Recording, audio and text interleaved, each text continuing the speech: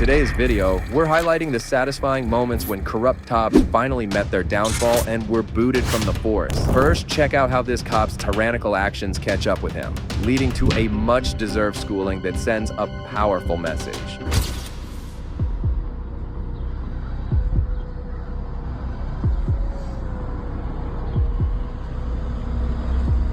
Hi there, how are you today? We got a call about you.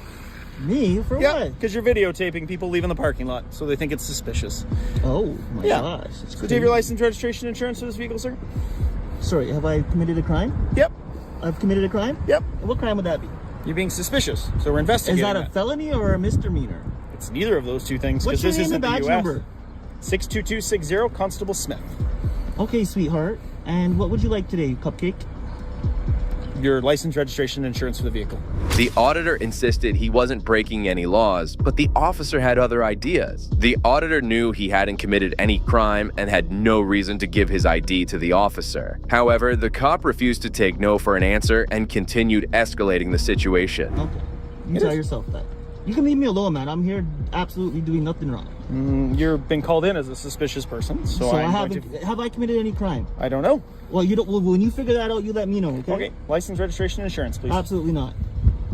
So the problem is now you've been called in, so we have to do an investigation. Yeah, you do your investigation, sir. I'm not stopping you from that. You can do that. What's your name and badge number? Constable Neufeld, regimental number All 609. right. So as your officer just explained, he said because I'm filming, That's which what is people my called you in. constitutional Canadian Charter of Rights, constitutional.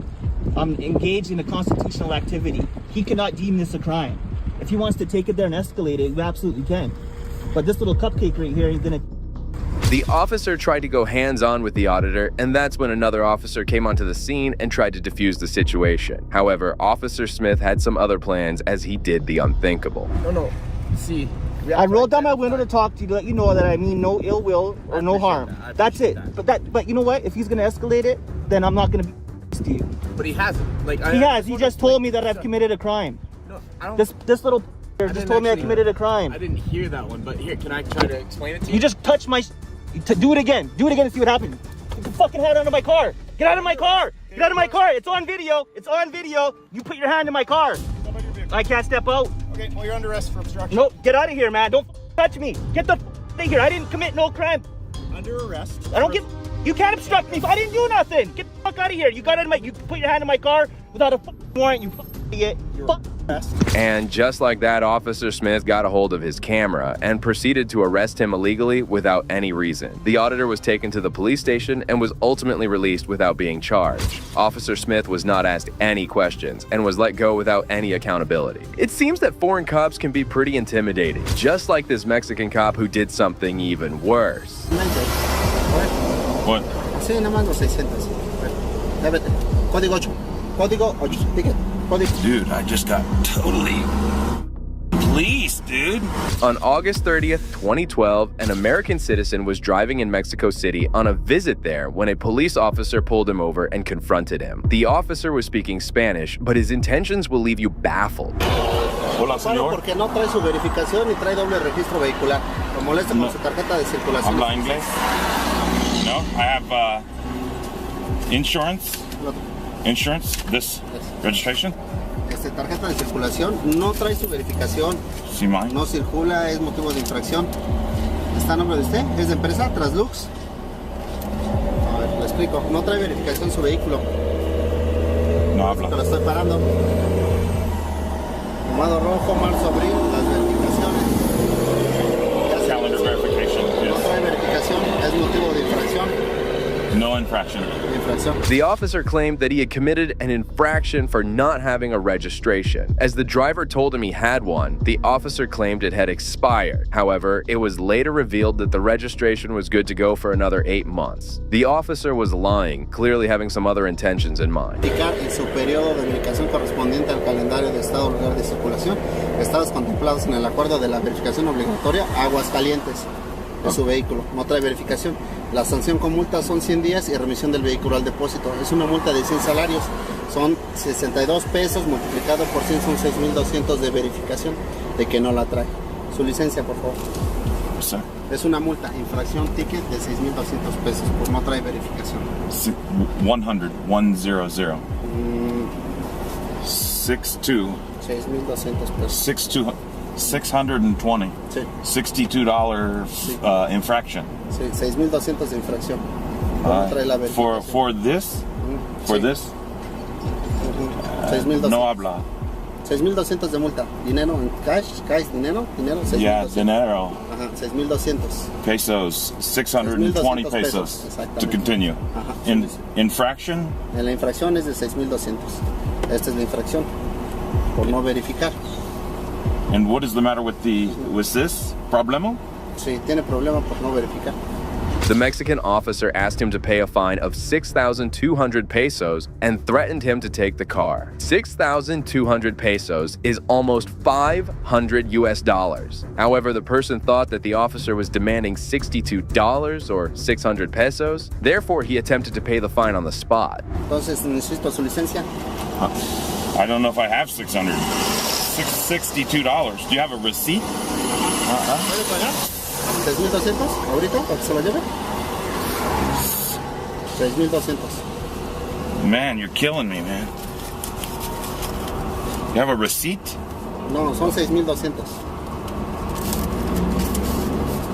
640. I feel like I'm getting shook down.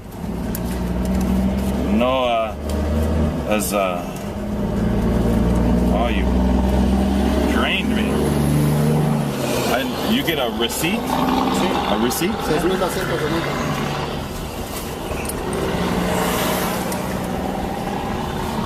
600. No, 6,200. No, 6,200 de multa. The cop also didn't have any receipts to give, making it obvious he was asking for a bribe. The man wanted to pay 600 pesos and go on with his day, but the cop soon told him the amount he actually wanted, adding to the confusion and stress of the innocent person. It's 100. 6,000. Sí, 6,200 pesos. No, I don't have that. This is it.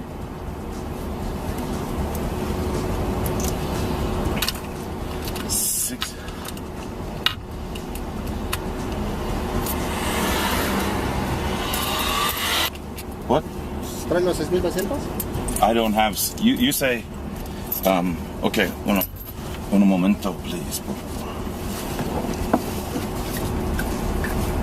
So you say 6,000. 6,200.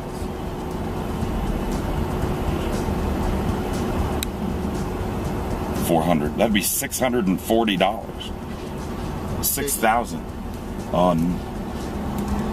Realizing that the man was refusing to pay such a hefty amount on the spot, the officer turned back and did something that would put the entire police department to shame.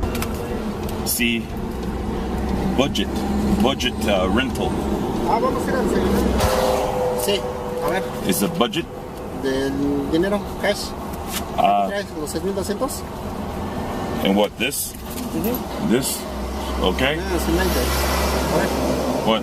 así nada más los 600. A ver, vete. Código 8. Código 8. Ticket. Código 8. Un momento? Código 8. Código 8. Go. Sí. Dude, I just got totally raped by the police, dude. Hola, Mexico! Viva la Mexico! The cop straight away asked him how much money he had and proceeded to take it all in the form of a bribe. This shows you the height of police corruption, as an innocent man was arrested and gave away his money for no reason. Well, the actions of this cop were pretty corrupt, but that even fades in comparison to this next cop. About a breath sample? We've all been trained to say no. So we've all been trained. All of us here. Oh, boy, God.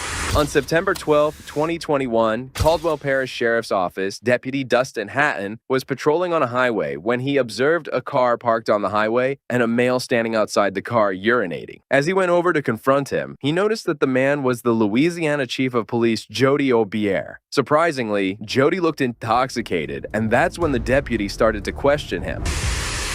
Oh, maybe. No, it's not true.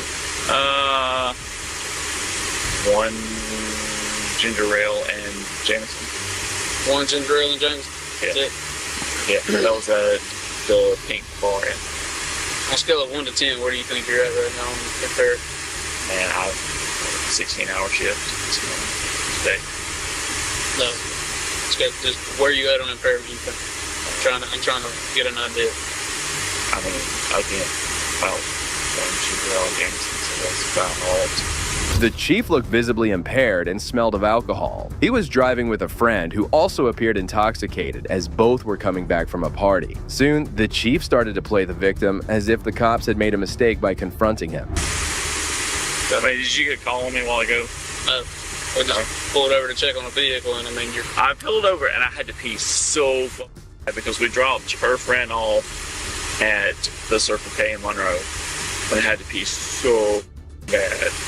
And I pulled over and y'all pulled up and I was peeing and I saw the Western toilet. And you said, Jody, and I'm like, yeah.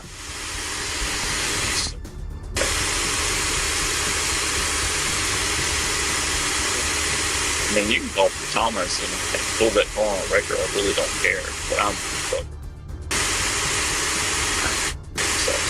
According to protocol, the officer asked him to perform the necessary field sobriety tests. However, the chief had a shocking reaction to this that would make you question the entire system. if I offered SFST right now, how would you perform? Cops, someone said, no. We've all been trained that way.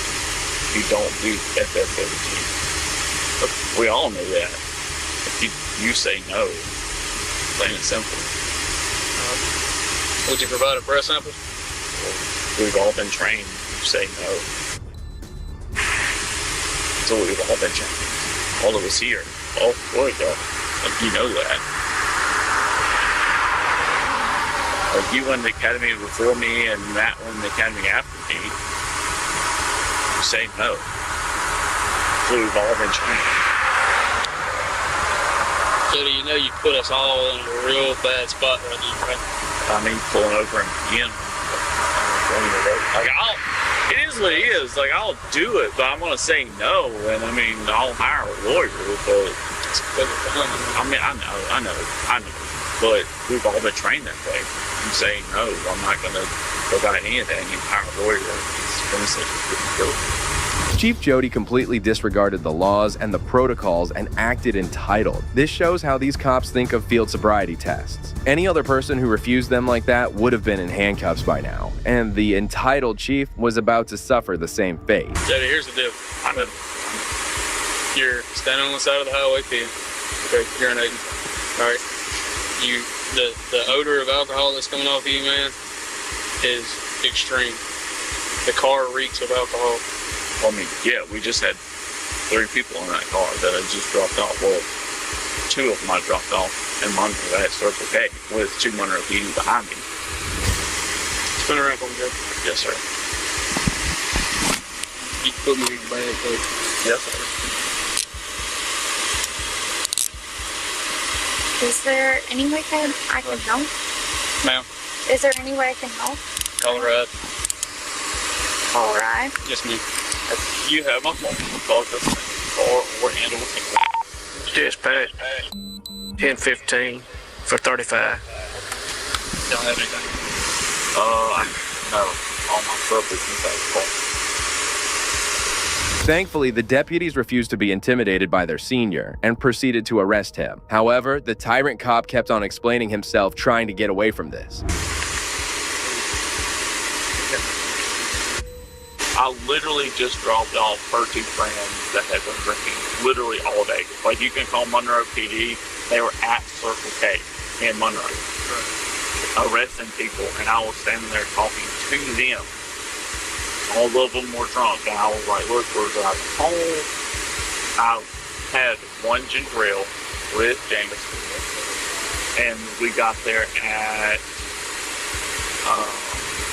9 o'clock.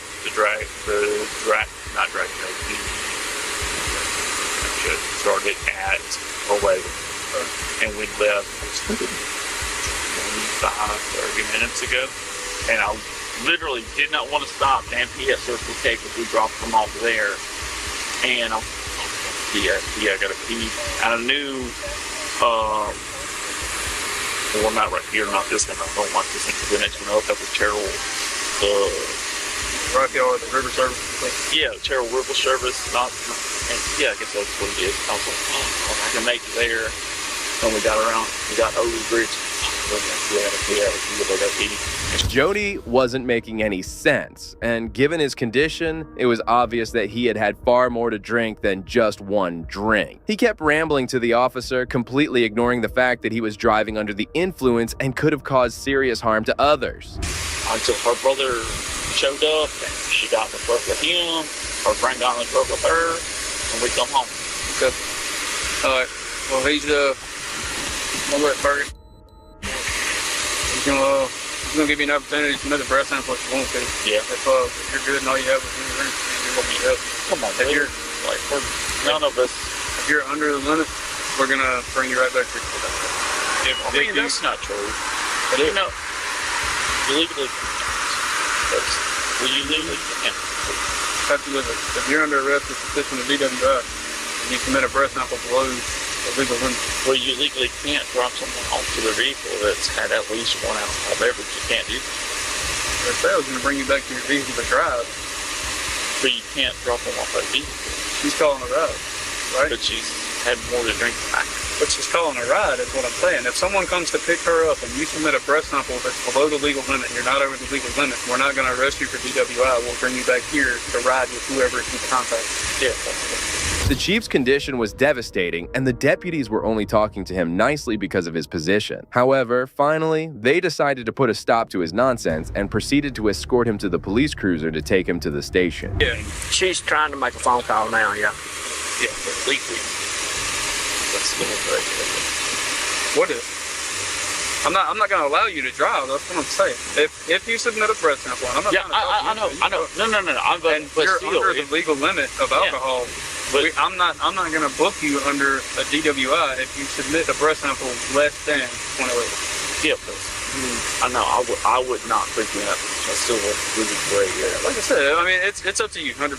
I understand. That's a really gray area. Let's walk back here real quick to his unit before any cars come. I don't want to get run over. Me and Matt almost got hit just a second ago. Good? To the Tahoe or the truck? No, the car in the back. Oh, yeah. Okay. Red is killing me. He's got some really bright lights on this unit.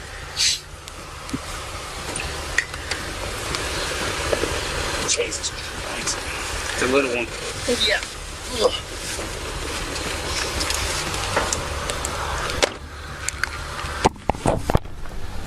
They can't even talk, man. Jody was taken to the police station where his handcuffs were removed, and another officer started to talk to him about giving a breath sample. However, once again, Jody appeared entitled, claiming that officers are always advised to refuse these tests. If you have refused to submit to the chemical test on 2 previous and separate occasions, the refusal to this test is a crime under the provision of RS 1498.7, and the penalties are the penalties for this provision. Let me back up. And the penalties are the same as the penalties for the first conviction of driving while intoxicated. For purpose of this provision, a chemical test shall not include a blood test. Evidence of the refusal to submit to the chemical test will be used against you. What we basically done once we offer you the breathalyzer, I have a few more questions for the follow-up interview. Yes. All right, Mr. Jody, what the deputy on the scene was trying to explain to you, okay, and I know you're familiar with, I was like, Yes. Okay, if you feel like you're not intoxicated, Yes. then if you blow and if you're under a .08, Yeah. you're not gonna get charged. Well, we that. both been through police academy, correct? Yeah. Yeah. They tell you first off, if you ever go through police academy and you go through field sobriety test, they say do not do field sobriety test and do not do intoxicants. They say that. Well, see, I've never went through the field sobriety test. Yes. I'm not qualified for that, so I cannot do that. But I am qualified to. But you just. Yeah, what I'm saying is I can run the machine, but I can't do the roadside. It's just something that. Yeah. That's odd. Yeah, it is, but. Well, when you go through police academy, they tell you, even if you're post-certified, and even if you're, do not.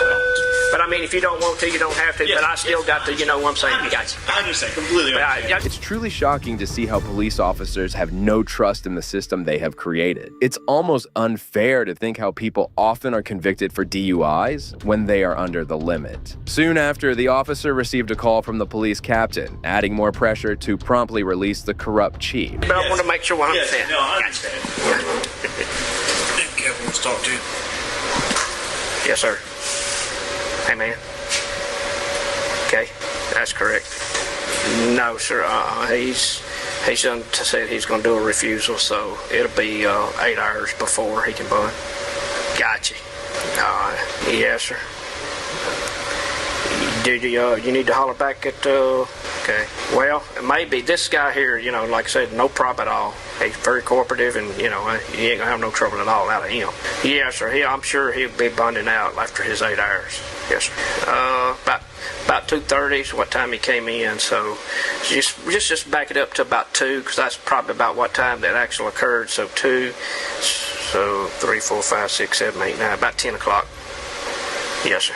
No, hey, you will be bonding out, correct? Oh, yes, sir. Yes, sir. Yes, sir. That's correct. Yes, sir. The officer asked the chief some questions regarding his night out before conducting a breath test. All right, we've got a few questions. Yes, sir. Do you have any physical defects? No, sir. Are you hurt? No, sir. Are you ill? No, sir. Have you taken any medication or drugs in the past 24 hours? Yes, sir. Okay. When did you last take any medication? About 11 a.m. Okay, so that would have been on the 11th? Yes, sir. 11. What did you take? Do you know how to spell that? Yes, sir. Which one you want? Yeah, first, it don't matter which. And what was the other one? And the amount did you take? 25 milligrams a week. Okay, and it said medication reason. What's that? That's for. Have you been to a doctor or a dentist recently? No, sir. Like I said, this is your copy. Well, I mean, do you want to get that? Yeah, we could. And look, when I get back to the office. Yes, sir. Next, we'll see how one cop resorted to racially blaming an innocent man who was just minding his own business. You Polo? What's your name?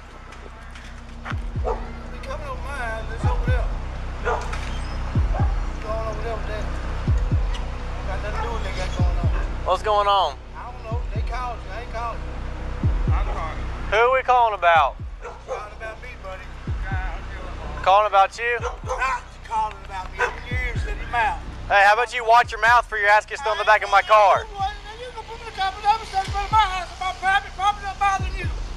You go here talking about who am I, Polo? And I told you no. This person was later identified as Nate Carter, who was in completely different clothing than what the caller had mentioned earlier. Despite this, Officer Cody Thomas considered him the suspect and did something shocking. No, get your over here. You're now part of this. Come here.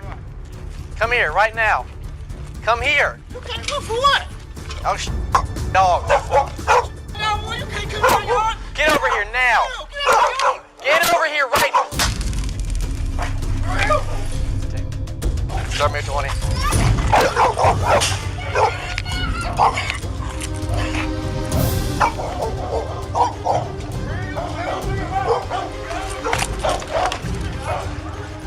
Hey, show me your hands! Without any identification or confirmation from the caller, Officer Thomas, Nate hurried into the house to avoid the tape. But the corrupt cop was not in the mood to stop. Clear the air. Start me some cars.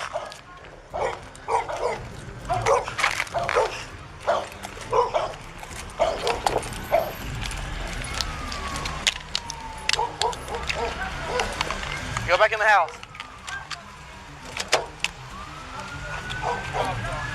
Yeah, I don't need that. Suspect just went back in the house.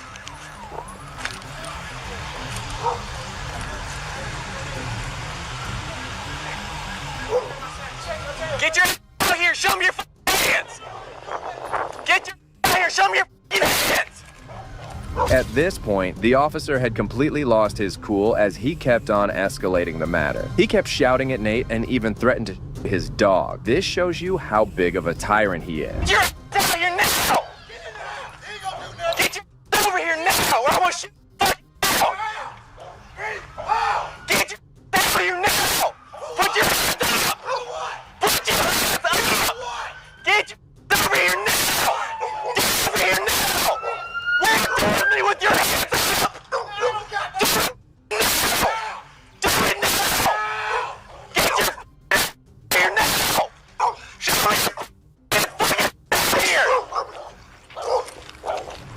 The officer proceeded to call for backup, and in no time, multiple units arrived. Shortly after, Nate was forced to come out of his house, hoping to resolve the matter. However, he had no idea what was about to happen.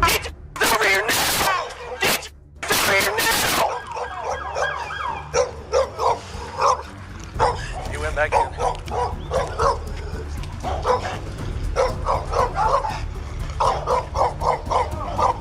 Hey, sweetie, come here. Come here. It's okay. Y'all come here. Hey, y'all come here. Everything's okay. You stay right there. Hey, you come over there. You go over there. Come here. Come here now. Come here now. Get away from the dog. No, see, boy. It's okay. I'm glad you ate this. No, right? I'm checking my mailbox. Man, what you sleeping on the ground for? This is necessary. Man, for real. For real. You gotta check my mail. For real. Man, for real. Get close. I got him. Get out. Nate was visibly in pain and tried to explain to the officers that he was only checking his mail. However, the officers refused to listen to him and proceeded to arrest him barbarically. I got him. For real. For real. For real. I ain't even resisting y'all. For real. For real. I'm on. For real. So when you get your hand in my head. For real. They ain't cuff me, dude. I'm not even doing nothing. For real. No, for real. So you ready to hand the ground? For real. For real. For real. And put my kid. I'm taking my mail. I'm taking my mail. For real. Are you serious?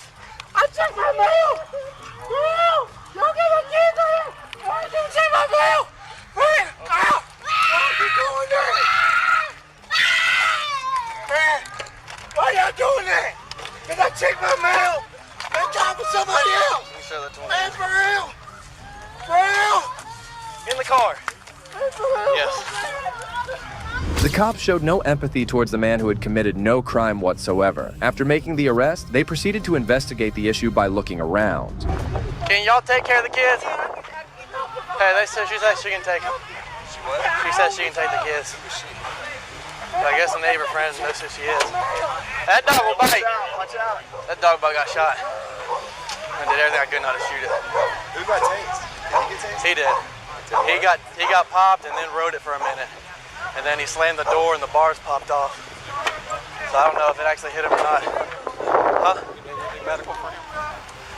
He got barbs in his back. However, just a few minutes later, the caller arrived on the scene and exposed the truth to the tyrants. They were shocked to find out the truth, as they had mercilessly beaten an innocent individual. Alright, you called, y'all, correct? yeah. Was this about him, correct? No. It was another guy, but he ran through. He had the Glock. He was standing by that telephone pole, and he was talking about shooting up. Me and her was in there playing cards, and he was talking about he was talking about shooting up in her. Because when I walked up, you said, yes, that's him. No, I said yes, you did. Because I walked up and I said, who are you here about? And you said, yeah, that's why I'm here. And so when I started confronting him about going in the house, that's when all this erupted. I asked you, and I said, I misunderstood what you said. Because when I walked up here, I said, is this him? He was like, no, you're talking about open your ears, blah, blah, blah. And I said, is this why I'm here? And you said, yes, that's why you're here. Yeah, because when you started going toward him to the steps, I was hollering, that's not him. But he was all, he just ignorant. He always I know. Talk and just act a total fool. Yeah. Any other good cop would have immediately released Nate and even offered him a sincere apology. However, these tyrants kept him handcuffed and tried to cover their error by manipulating the facts. He's calling you shoot. He's like going like this, like shoot. And I was like, well, I'm trying to figure out why I'm here. And he's like, he called you, not me. Now go deal with him. And I was like, I said something to him.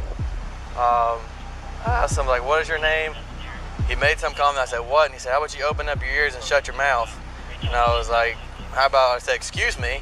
And then so I asked him for his ID, and he was like, man, what you talking about? Leave me alone. Well, in my mind, that's the guy who has the gun.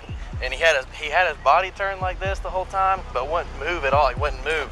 And I was like, I said something to him. I said, how would you come over here to give me your ID? And he's like, no, I'm going back in my mouth, or going back in my house. And I said, come here right now. And he said, for what?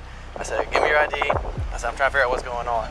But the whole time he's going like this, and then he got a step towards me and started walking back in the house. So I'm thinking he's going to go either do something with the gun. So I tased him right in the back. And then that's when he rode it for a solid 3 seconds. And then tripped up the stairs. And that's when he slammed the door. And that's when the barbs, I guess the second barb came out. Despite knowing the truth, the cops tried to make up charges against the poor man. These cowards didn't even have the guts to own up to their actions. Well, see, the way you described it is fine, but make sure you, exactly how you described it to me, it needs to be written down. Yeah, he bladed himself in the doorway to keep one hand hidden. Yep. Was the disorder with a weapon and a gun? Yeah, the guy said he has a Glock. And I pull up, and the first thing I said is, "This is why I'm here." No. I said, the first thing he said to me, I said, "Is this him?" And he was like, "Yeah, that's why we're here, or that's why you're here." And that's when he was like, open your ears, shut your mouth, and go over there. Disorderly and resisting. And if Panes can help me with make up anything else. But that's what I have right now is disorderly resisting. I need to figure out, do you have any of this information? Nate, who was in miserable condition, was then escorted to the hospital to receive necessary medical aid before being taken to the police station.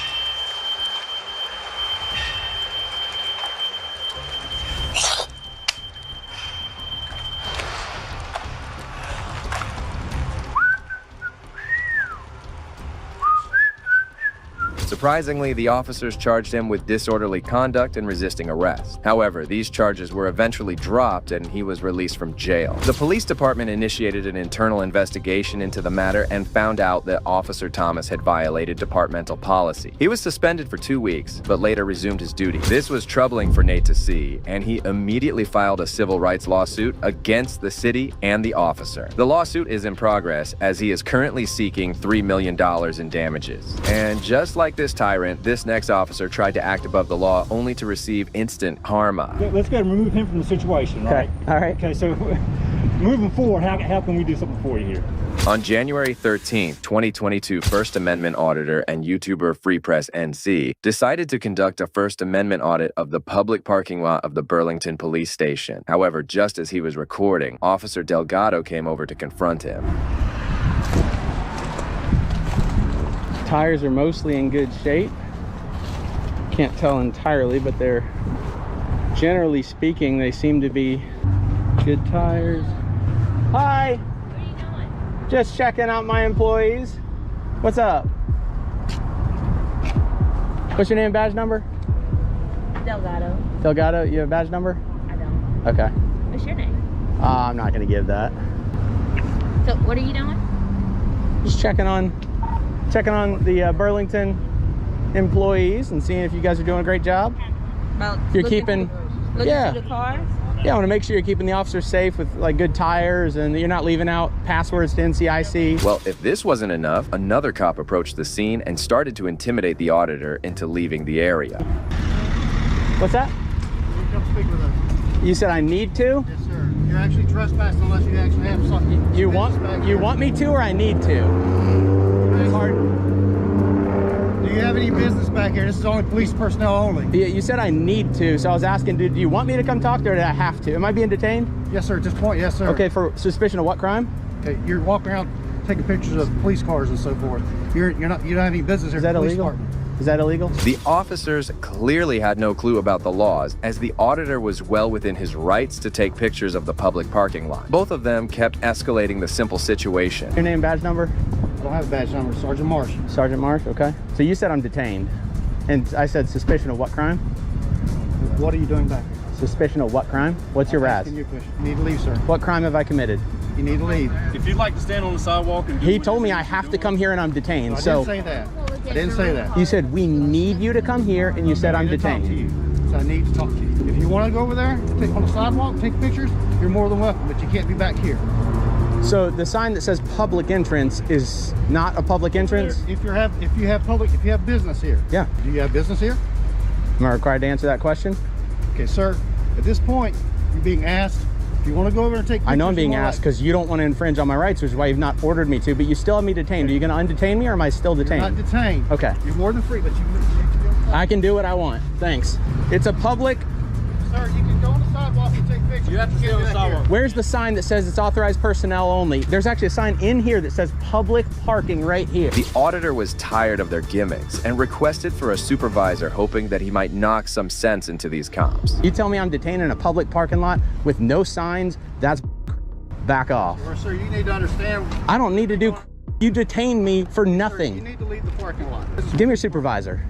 I am the supervisor. Give me your supervisor, the LT. This is. I don't want to do it.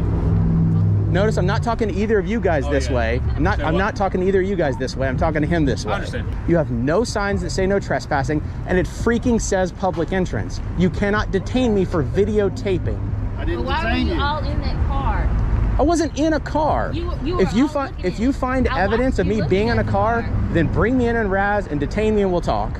And that's why we started speaking with you, because of that. Because You can't detain me to figure out if I committed a crime. You're a freaking sergeant. Once again, the auditor was making fair points, as the sergeant had no legal grounds to provide his ID. He had not committed a crime and was only exercising his First Amendment rights. I asked him what he suspected me of, and he said filming. So I seen you and I called my sergeant. And that's See, why I got but out. that's what you need to articulate. You didn't do that until now. He was telling me that I was suspicious because I was filming around vehicles, but he doesn't get to detain me because I'm filming. I don't care how suspicious it looks. You will not get my name. I am not trespassing, and I will not leave. You know, if you guys have signs up that says this is a trespassed area, authorized personnel only, you got gates up, of course I can't come in. Well, usually He's making up laws. like I was saying, usually it is. We only allow police cars and people back here, but due to the front lobby, people do come, public citizens. Right. They do come back. Which is why I'm here. Yeah. The lieutenant arrived on the scene and took the officer to the cleaners and calmly listened to the auditor. Fantastic. What's going on, man? Howdy. How are you? I was doing pretty good. Okay. Till I met the sergeant. These two folks are incredibly professional. Good enough. He hasn't escalated a single thing. She said she had razzed me breaking into a freaking car. She was very polite at first. Once he escalated, she jumped on the bandwagon. But generally, they've been good. Okay. He is a train wreck. How you just treated me was a train wreck. I should say that. I don't know you, Sergeant Marsh, so I shouldn't have said that. I apologize. All right? Basically, I was told by Officer Delgado that he was actually looking at vehicles, possibly breaking into cars. That's why he's here. He didn't tell me that. He didn't say that's his razz. I said, you got razz, detain me. And he said, you were filming, walking around cars. So. Let's go and remove him from the situation, right? Okay. All right. Okay, so moving forward, how can we do something for you here? You can Allow me to film go all by you want in the visit. back lot. Thank You know you. what I mean? If you need paperwork, tell me what you need. We'll All try right. to get it for you. They're going to close pretty soon. Understood. Yep. You know what I mean? I'm good to go. I'm just here to quietly exercise my rights and not be impeded. Okay. And not be detained. We good? More power to you. Awesome. Yeah. Thanks, Lieutenant. Yes, sir. Take care. Be safe. Peace. Keep it up, bro. The lieutenant did what every law enforcement officer must do: de-escalate the situation and always follow the law. The auditor proceeded to film the parking lot before he decided to conclude the audit. Well, if you think this cop was bad, wait until you witness the actions of this next tyrant.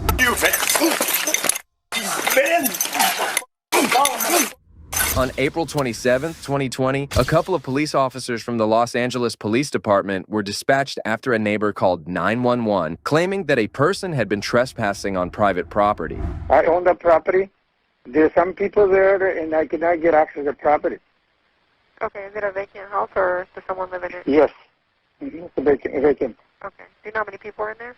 See, black, white, Hispanic, or Asian? Hispanic. Okay. How old does he look approximately?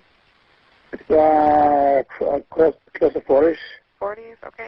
30 some. Okay, and then the woman that's there, is she black, white, Hispanic, or Asian? Hispanic. So did you want the officers to call you when they're done since you're not there? Please. Got it. All right, sir. We'll send a unit out. We'll have them call you when they finish, okay? Thank you. Okay, bye-bye.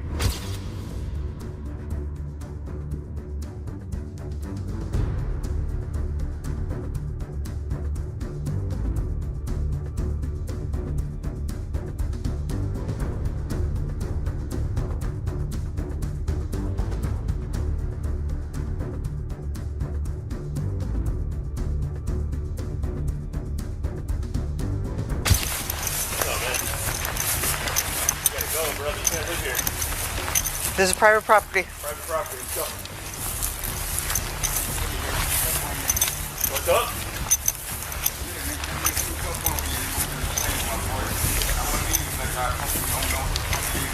Hey, nobody's creeping up on you, homie. Okay? I'm not creeping up on you. I'm a cop here. Someone called us to be here. Yeah, you need to get out of here. Let's go. Let's go. Let's go. Hey, you don't scare me. Let's go. The man was frustrated with something and wasn't being docile. However, he agreed to leave the space and was on his way out when the male police officer started to get into a heated debate with him. This entire altercation was about to get pretty intense. But don't come back either. Trespass. You go to jail next time. I'm not going to argue with you. I'm going to just let you leave. Go. Your job is your job.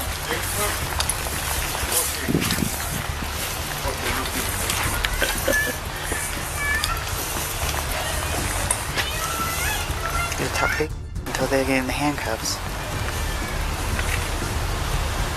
You don't live here anymore. Bye. Want to bet? Yeah, I want to bet. Whatever you want, my boy. I want to bet, yeah.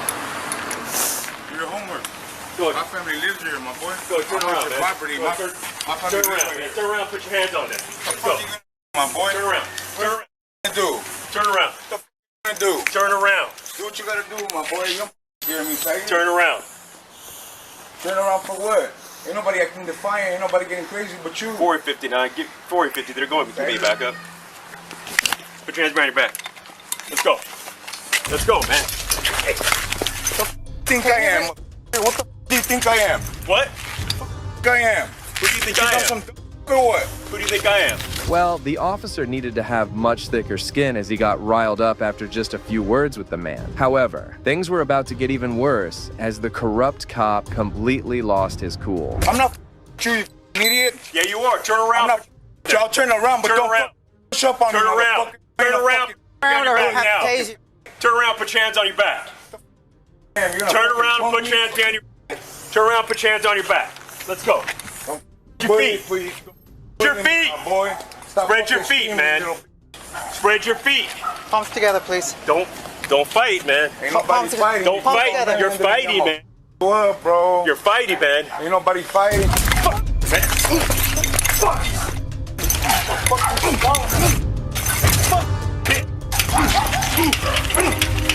Right there, I need to back up. Come on, fuck. What's wrong with you, bro? The poor guy had his hands behind his back and was posing no threat to Officer Hernandez. Despite this, he kept beating him mercilessly, making things worse for him. What's wrong with you, What the fuck wrong with you, Frank, what's wrong with you?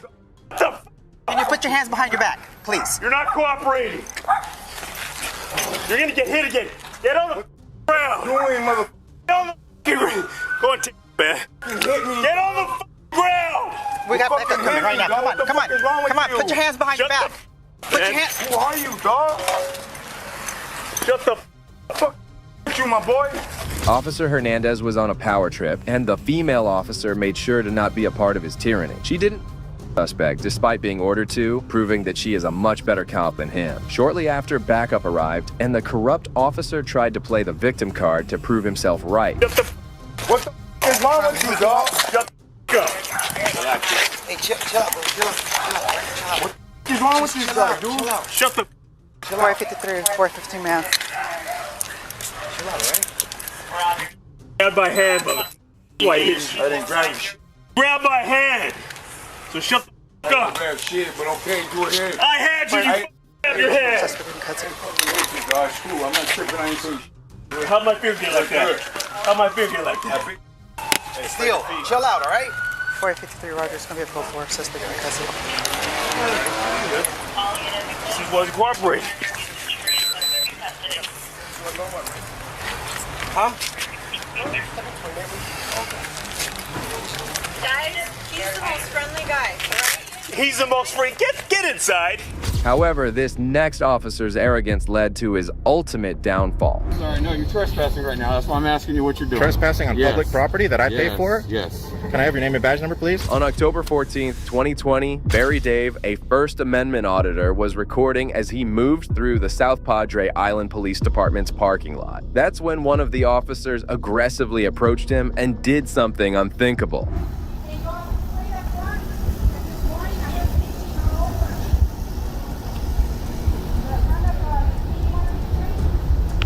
This morning she was itching all over. Yes, sir. Sir. How can I help you, sir? You can go back to work. That's what I pay you to do, isn't it? What's that? Go back to work. I'm sorry, no, you're trespassing right now. That's why I'm asking you what you're doing. Trespassing on public property that I pay for? Yes. Can I have your name and badge number, please? Yes. You can also take this.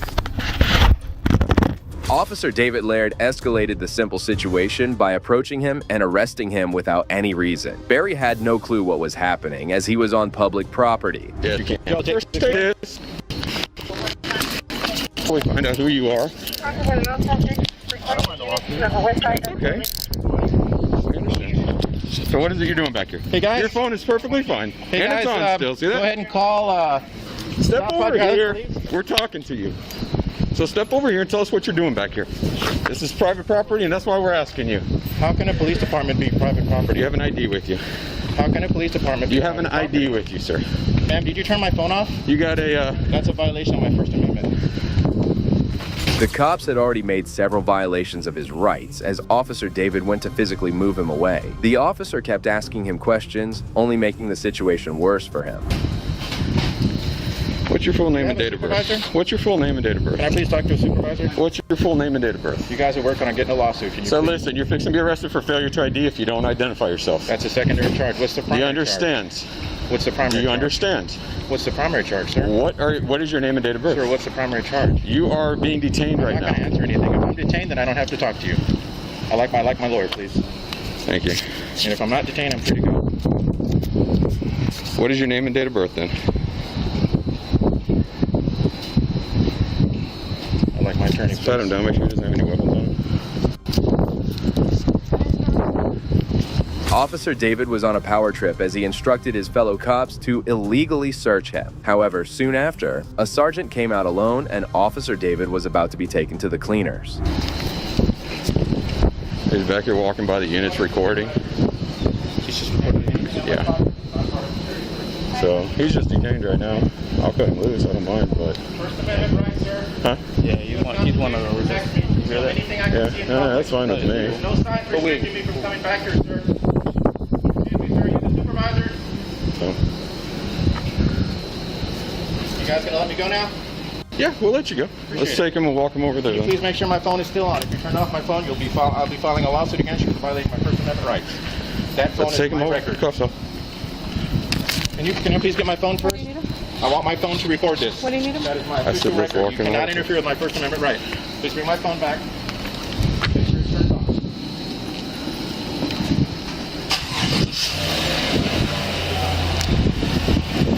I don't know who that was. Please record them taking my cuffs off. Ma'am? Please record them taking my handcuffs off. The sergeant took no time to order his release, and Barry was now all over the tyrant officer. However, the cop had no remorse for his actions and never apologized for detaining an innocent individual. You gonna calm the down next time? Oh, I'm very calm. I'm always calm. You ran up and grabbed me, threw handcuffs on me for a First Amendment. I don't know what you're back here for. You just got yourself in a world of... Go ahead. You don't need to know what I'm back here for. Yes. What did I do, sir? What was your reasonable, articulable suspicion that I had committed a crime, was about to commit a crime, or had just committed a crime? You're standing around and walking back here recording us in our unit. Oh, so that's against the law? Recording you is against the law. Did you hear that, guys? This was Officer... Sorry, what's your name and badge number? David Laird. Sorry? David Laird. Good, I'm going to get to know it very well. Okay. You'll be listed in the lawsuit. You have that card for that other one? Yeah. It's up there in the front. Yeah. They're already starting to cover up. I need everyone's badge. I need no, I'm pretty long, pretty safe. So we need fences back here. You have your card? Or the card? Yeah. No, they're waiting over here so I can get to them. Officer David calmly left the scene as if nothing had happened. However, Barry was not going to calm down so easily as he kept following these cops demanding some accountability. I need the lieutenant out here, or I need the chief of police out here. You guys are not just going to walk away from this. I'm sorry.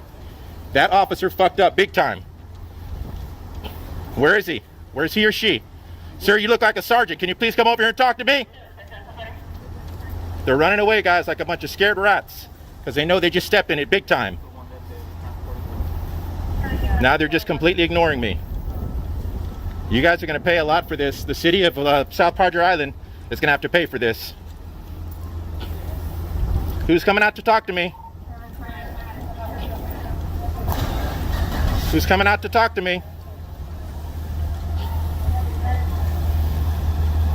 They're all trying to ignore me, you guys.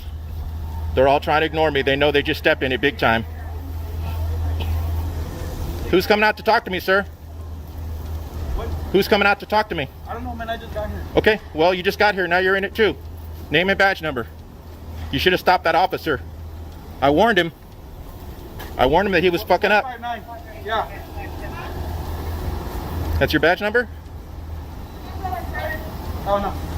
Surprisingly, no officer came out to even have a conversation with him as they considered themselves too entitled to be held accountable. However, Barry soon decided to file a lawsuit against Officer David and the city. As of now, the lawsuit is under proceedings, but we can only hope that he gets the justice he deserves, along with a hefty compensation. However, this isn't the last time a police officer got some poetic karma. The camera. 1, Whoa. 2, Don't shoot 3. me. You're under arrest. Whoa.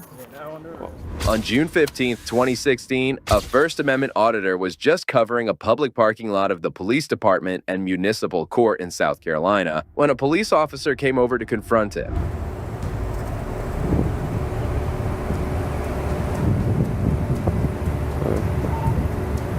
Really?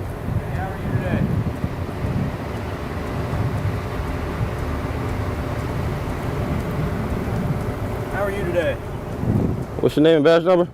I'm Corporal Shroud at the Greer Police Department. How are you? I'm alright. Okay. Is there any reason why you're videotaping? I'm just curious. You're not in any kind of trouble. There's nothing here other than we got called and told that you were walking around the parking lot. So, any particular reason for it? No, you're not going to answer. So we're just going to have a stare off because I'm recording you and you're recording me. Is that what we're going to do? Do you have your ID on you? Have I done anything wrong? Well, you're recording a suspicious activity, which puts this into a category of suspicious activity, which means that Terry versus Ohio, I can detain you until I can determine or deny that there's no criminal Terry v. Ohio says suspicious activity is not enough for reasonable cause for ID. The auditor, Mr. Valentine, was well versed in the law and refused to be intimidated by the officer. He kept on filming, which was his constitutional right, and kept ignoring the officer. However, the officer wasn't alone, as he was soon joined by a corporal. There's already a call on it, so yes. So suspicious activity, is that a felony or misdemeanor? That's a misdemeanor. No, it's not. Yes, sir. And I can't believe you just sat here and lied. Yep. Go ahead and give me your ID. Can you call your supervisor to the scene? I am a supervisor. I need another one. Okay. I need a lieutenant or somebody else. Okay.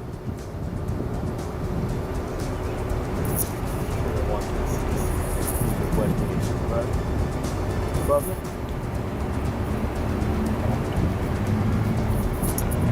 Actually, I'll go and do this type of thing. Okay.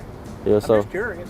I mean, hey. Criminal activity, there's nothing to worry about. So why are you asking for my ID then? Because you're not answering me, and when you're not answering me, how do I know you're not filming this parking lot to come shoot it up? It's called the Fifth Amendment, right?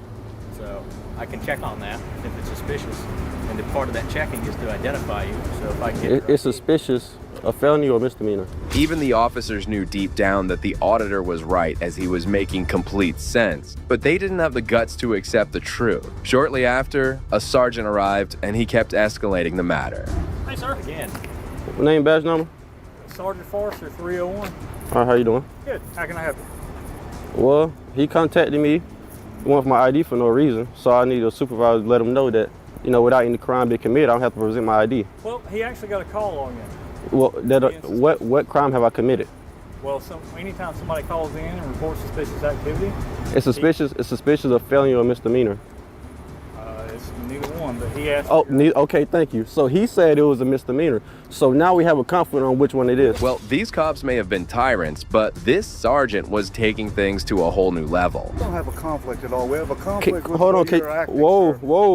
Taping on the parking lot in today's day and age. That's fine. Whoa. That's fine. You ain't got to whoa nothing. Whoa.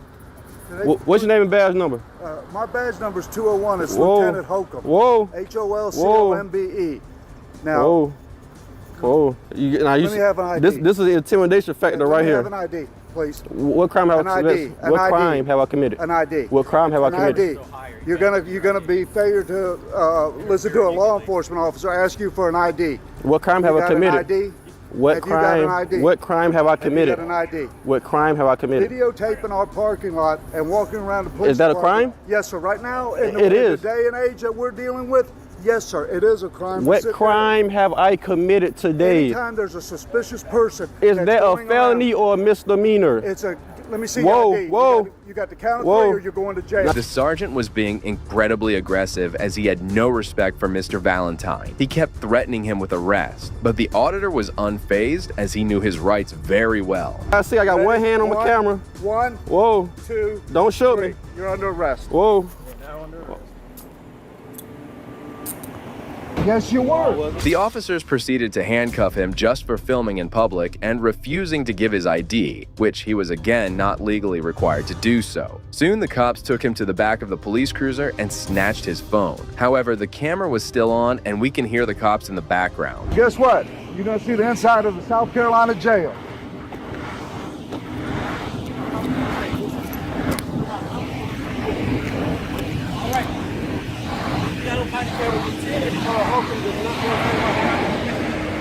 Right here. There you go. Like I heard you say something.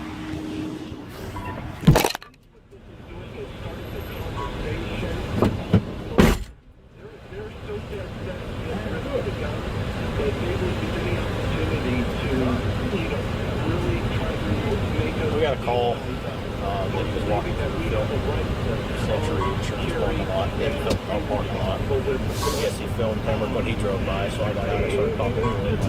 He wouldn't answer me at all. Put your hand back. The only reason these cops came over was because of a call. It's bizarre to think how a 911 call made by any unknown person can have you in jail while you are breaking no laws. And I told him, I said, we're Terra versus Ohio, now you're being suspicious, so I can detain you and I didn't see your ID. What crime have I committed? Didn't have an ID.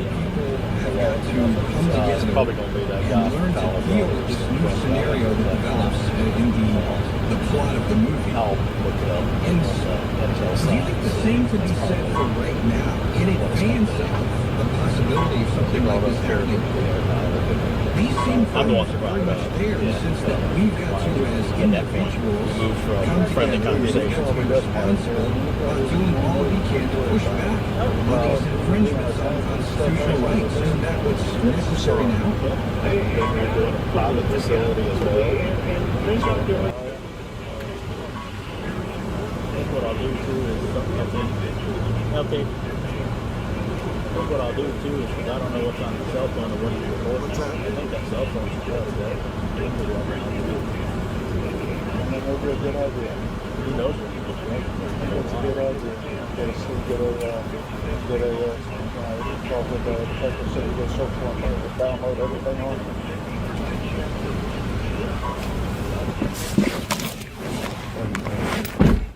I'm sorry? I've got your phone.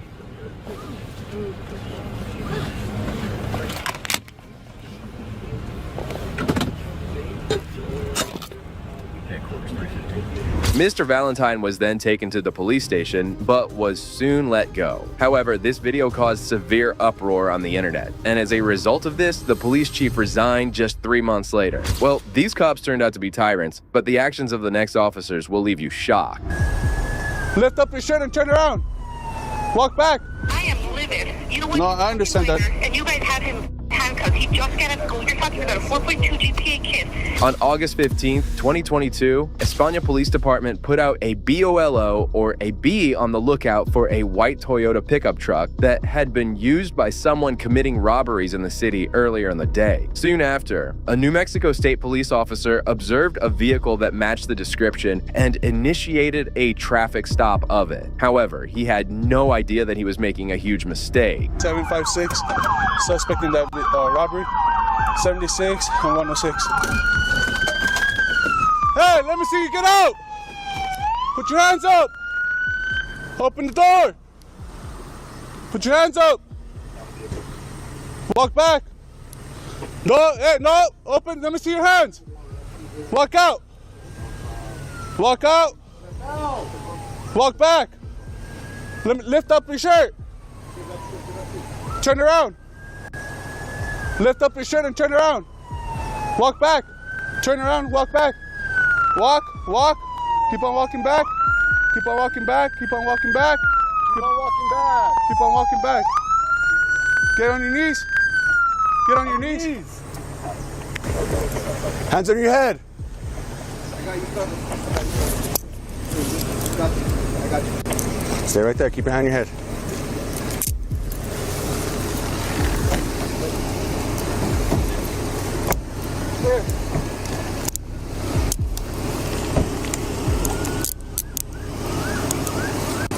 Up. I'll back this way. The person sitting inside the truck was not the suspect they were looking for. In fact, he was a 17-year-old high school student, Adam Pacheco, who had been mistaken as the suspect. That's your truck? Yeah. I just got out of school. You were in school the whole time? Yeah. I live here. This is my house. I don't know. That's the same truck? Same truck, bro. Yeah. Who is this?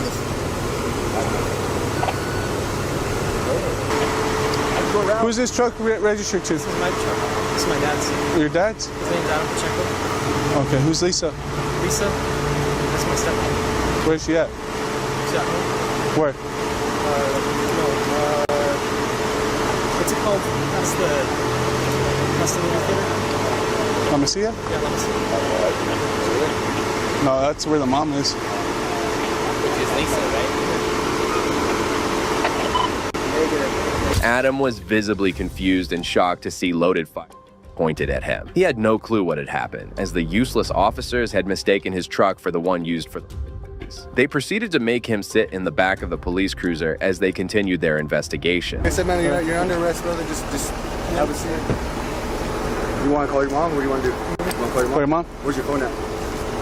It dropped, I think. I think you left it in here. No, it dropped. Oh, it dropped over here? I think it dropped now. Okay, I'll go get it. Hey, I'll go get it. And then we'll call your mom, okay? This is it? No, but I don't know if it's like the actual truck they saw on something. You know my mom's Huh? I know, that's what I'm saying. There's no way. That truck's registered to Lisa, right? Yeah, to both of them. No, it's just under her. It's just her? You got nothing on, no weapons? No? I'm gonna take off the handcuffs, sir. Hi. I don't know. So there's cops here at the house. And I tried to pull into the house and I got pulled over. And then, I don't know. The teenager soon called his mom, who was furious at the police officers for this misconduct. This was extremely unprofessional and embarrassing for the cops. Right now, so the truck that he's driving matches the description of an armed robbery that took place in the city. Okay. Well, like I said, it just matched the description, so we're just. So he's under arrest, but the police department wants to talk to him. Okay, he's a minor. You will not talk to him without consent. That's fine. Like I said, we're just holding him for Espional Police Department to get here. Where is here? It's outside the house. Just outside the house.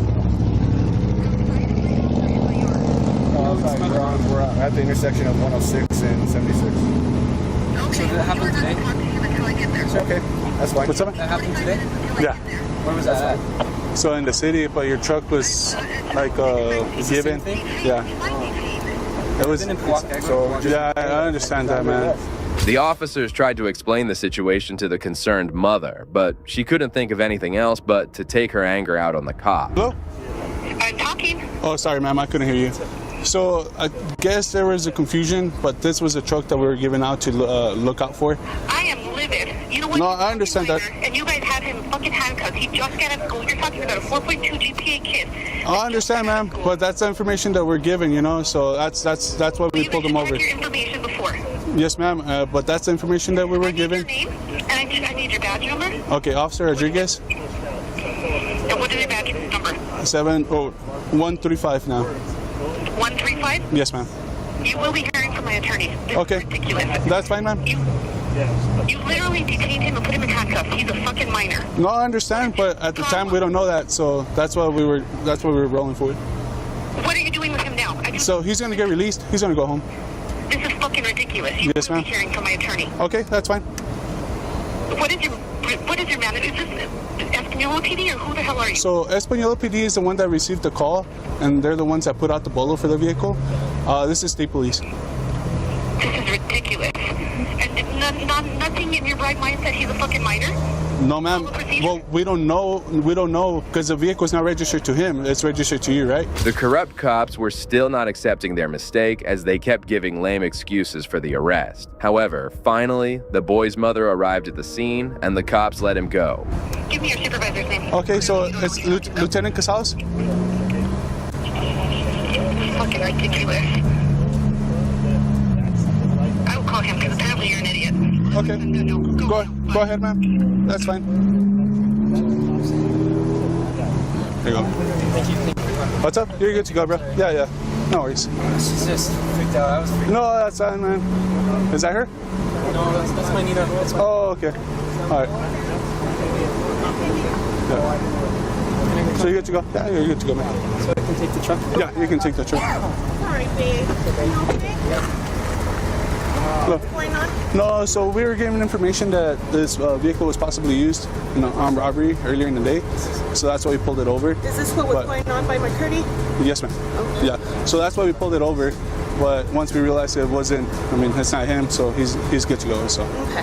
Yeah. Okay. Then watch as another officer's violence is exposed, resulting in a swift and well-earned termination. Marshall 2 off 10. We're going to be on 200 east about 600 north. Hi. Hi. How you doing? Oh, good. How are you doing? Good. We had a call about a disturbance here. There's no disturbance here. I'm not here. We're just talking. Okay. Well, it looks like We haven't yelled or nothing. looks like you're trying to talk to someone that doesn't want to talk. No, he had his window down. We've been talking. We had some house stuff to talk about and stuff, and we're just talking. He's just keeping warm, I reckon. I don't know. I didn't ask him to get out. Well, his window was rolled up. That's weird. Well, you weren't here the whole time his window wasn't rolled up. He rolled it up when he turned on his heater. But She's leaving and I'm going. We're not. There's no disturbance. Officer Jean Joubert arrived on the scene and basically jumped to the worst conclusion, although the woman tried her best to explain. So are you doing okay? All good. I'm good. Good. I'm just going in and she's leaving. So. Yeah, we were just talking about some stuff. Was there somebody else here? Because I'm confused now. I am too. We didn't hear anything. Nobody's yelling. Maybe she was yelling through my window or something. No, I was not yelling. Talking loud, excuse me. No, I was talking just like that. I wasn't talking loud. What's your name? Monty. No, we haven't talked. I talk like this. Are you guys ex? Yeah. Ex-wife? Okay. So we still have some. Who's the landlord? Jeremy. Any idea why he'd be calling? Maybe she was yelling through the No, window. but maybe I don't know. Monty, I was not yelling. And Well, you know I had the window closed. Maybe. No, I was talking. This is as loud as I talk, so you can call that loud. And maybe tell him. How to come far out out are here. you? Considering how puzzled both were, it's obvious that for some reason the landlord had called 911. And he hadn't even. We don't have any issue. We were just talking about. Can I just talk to you inside later in just a sec? Sure. Excellent, thanks. Sure. Okay. No, I was just leaving. We were just talking. That's all we were doing.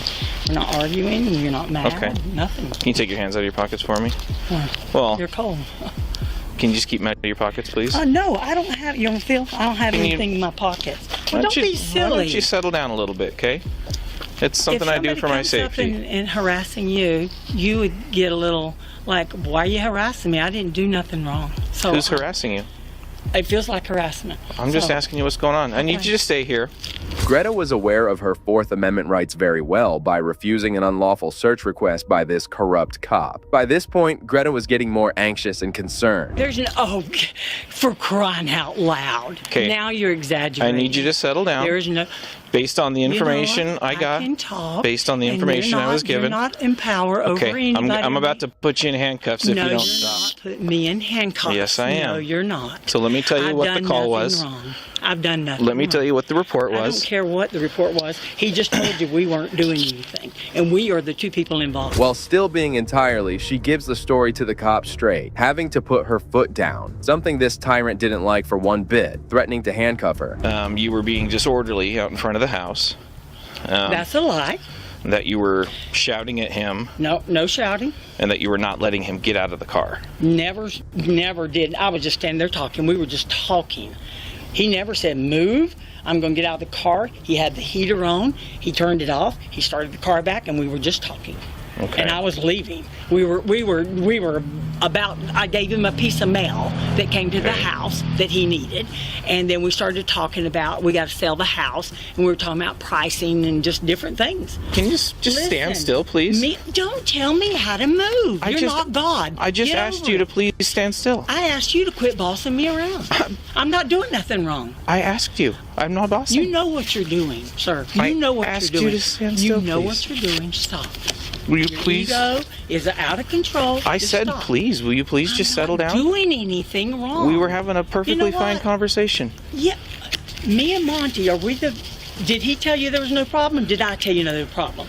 Well, people. And we didn't see anybody. So I need to speak to people separately when it's a domestic violence possible issue. Okay, I'm going. Stop. Stop. You're under You know arrest. what? Okay, you're under arrest. No, I'm not. Put your Don't- hands behind your back. Don't Put your hands stop behind it. your back. You're Put your hands behind your back. You are under arrest. Okay, I'm not doing nothing. Put your hands behind your back. Stop resisting. Her anxiety was peaking at this point, and the controlling nature of the tyrant made her merely walk away. As a response, this tyrant wasted no time in arresting her, turning this peaceful situation into a mess in a split second. I'm not doing nothing. Stop resisting. I'm not doing nothing. Stop Just stop. resisting. Just stop right now. Stop resisting. Okay, Put your hands behind your back. I am. Stop Put your right hands now. behind your back. Stop right now. Yes, Stop. expedite You're now. out. No, you're lying. Put your hands behind your back. No, Put your I'm hands not. behind your back. I didn't do nothing, sir. Put your other hand behind Please your back. stop. Put Please your don't make other this hand- something it's not. Put your hand I behind had your shoulder back. surgery. Will you stop? Put your other hand behind your back I then. didn't do nothing. Put your other hand behind your back. Listen, stop. Just stop right now. Stop. Behind you. You are harassing me. Please stop. Put your hand behind your back. I'm not doing nothing. I don't have a weapon. Put your hand behind your I'm back. not doing nothing wrong.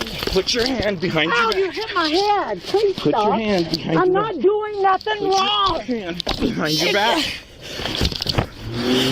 Greta eventually begged the cop to have a little mercy. However, at this point, this officer had made up his mind on brutality. Put your hand You know behind what? your back. didn't do. Put your hand behind your back. Ow! Ow! That hurt! Put your hand behind your back. He's hit me! He's hit me! On your back. He's hit me! Roll over. He Roll just over. hit me in the Roll face! over. Put your Christ. Roll over. I didn't do nothing!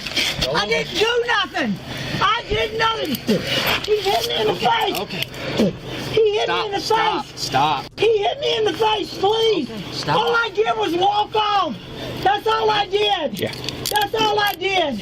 I didn't do nothing! Stop. We'll figure it I out. did not do nothing! He hit me in the face like 3 times! By this point, another officer enters the scene and takes over, but the damage was already done by Joubert. This clearly indicates that Officer Joubert had in fact assaulted Greta multiple times, not just what can be seen on the body cam footage. You got a lawsuit!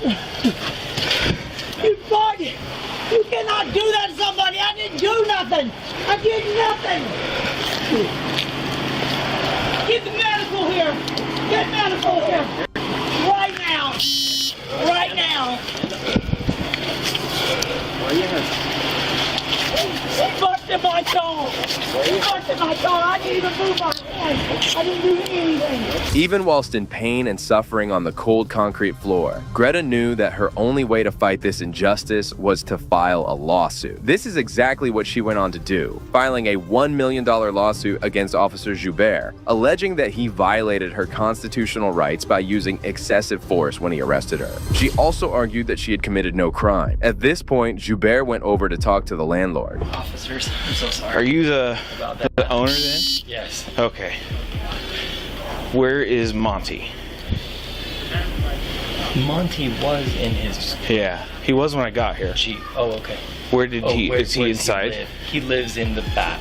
Of which one? The entrance. The entrance. Let me grab my shoes real quick. Give me 2 seconds. Okay. So what did you see happening? So I pulled in, came home. I'll give you just a brief background and then tell you what I saw. I got home.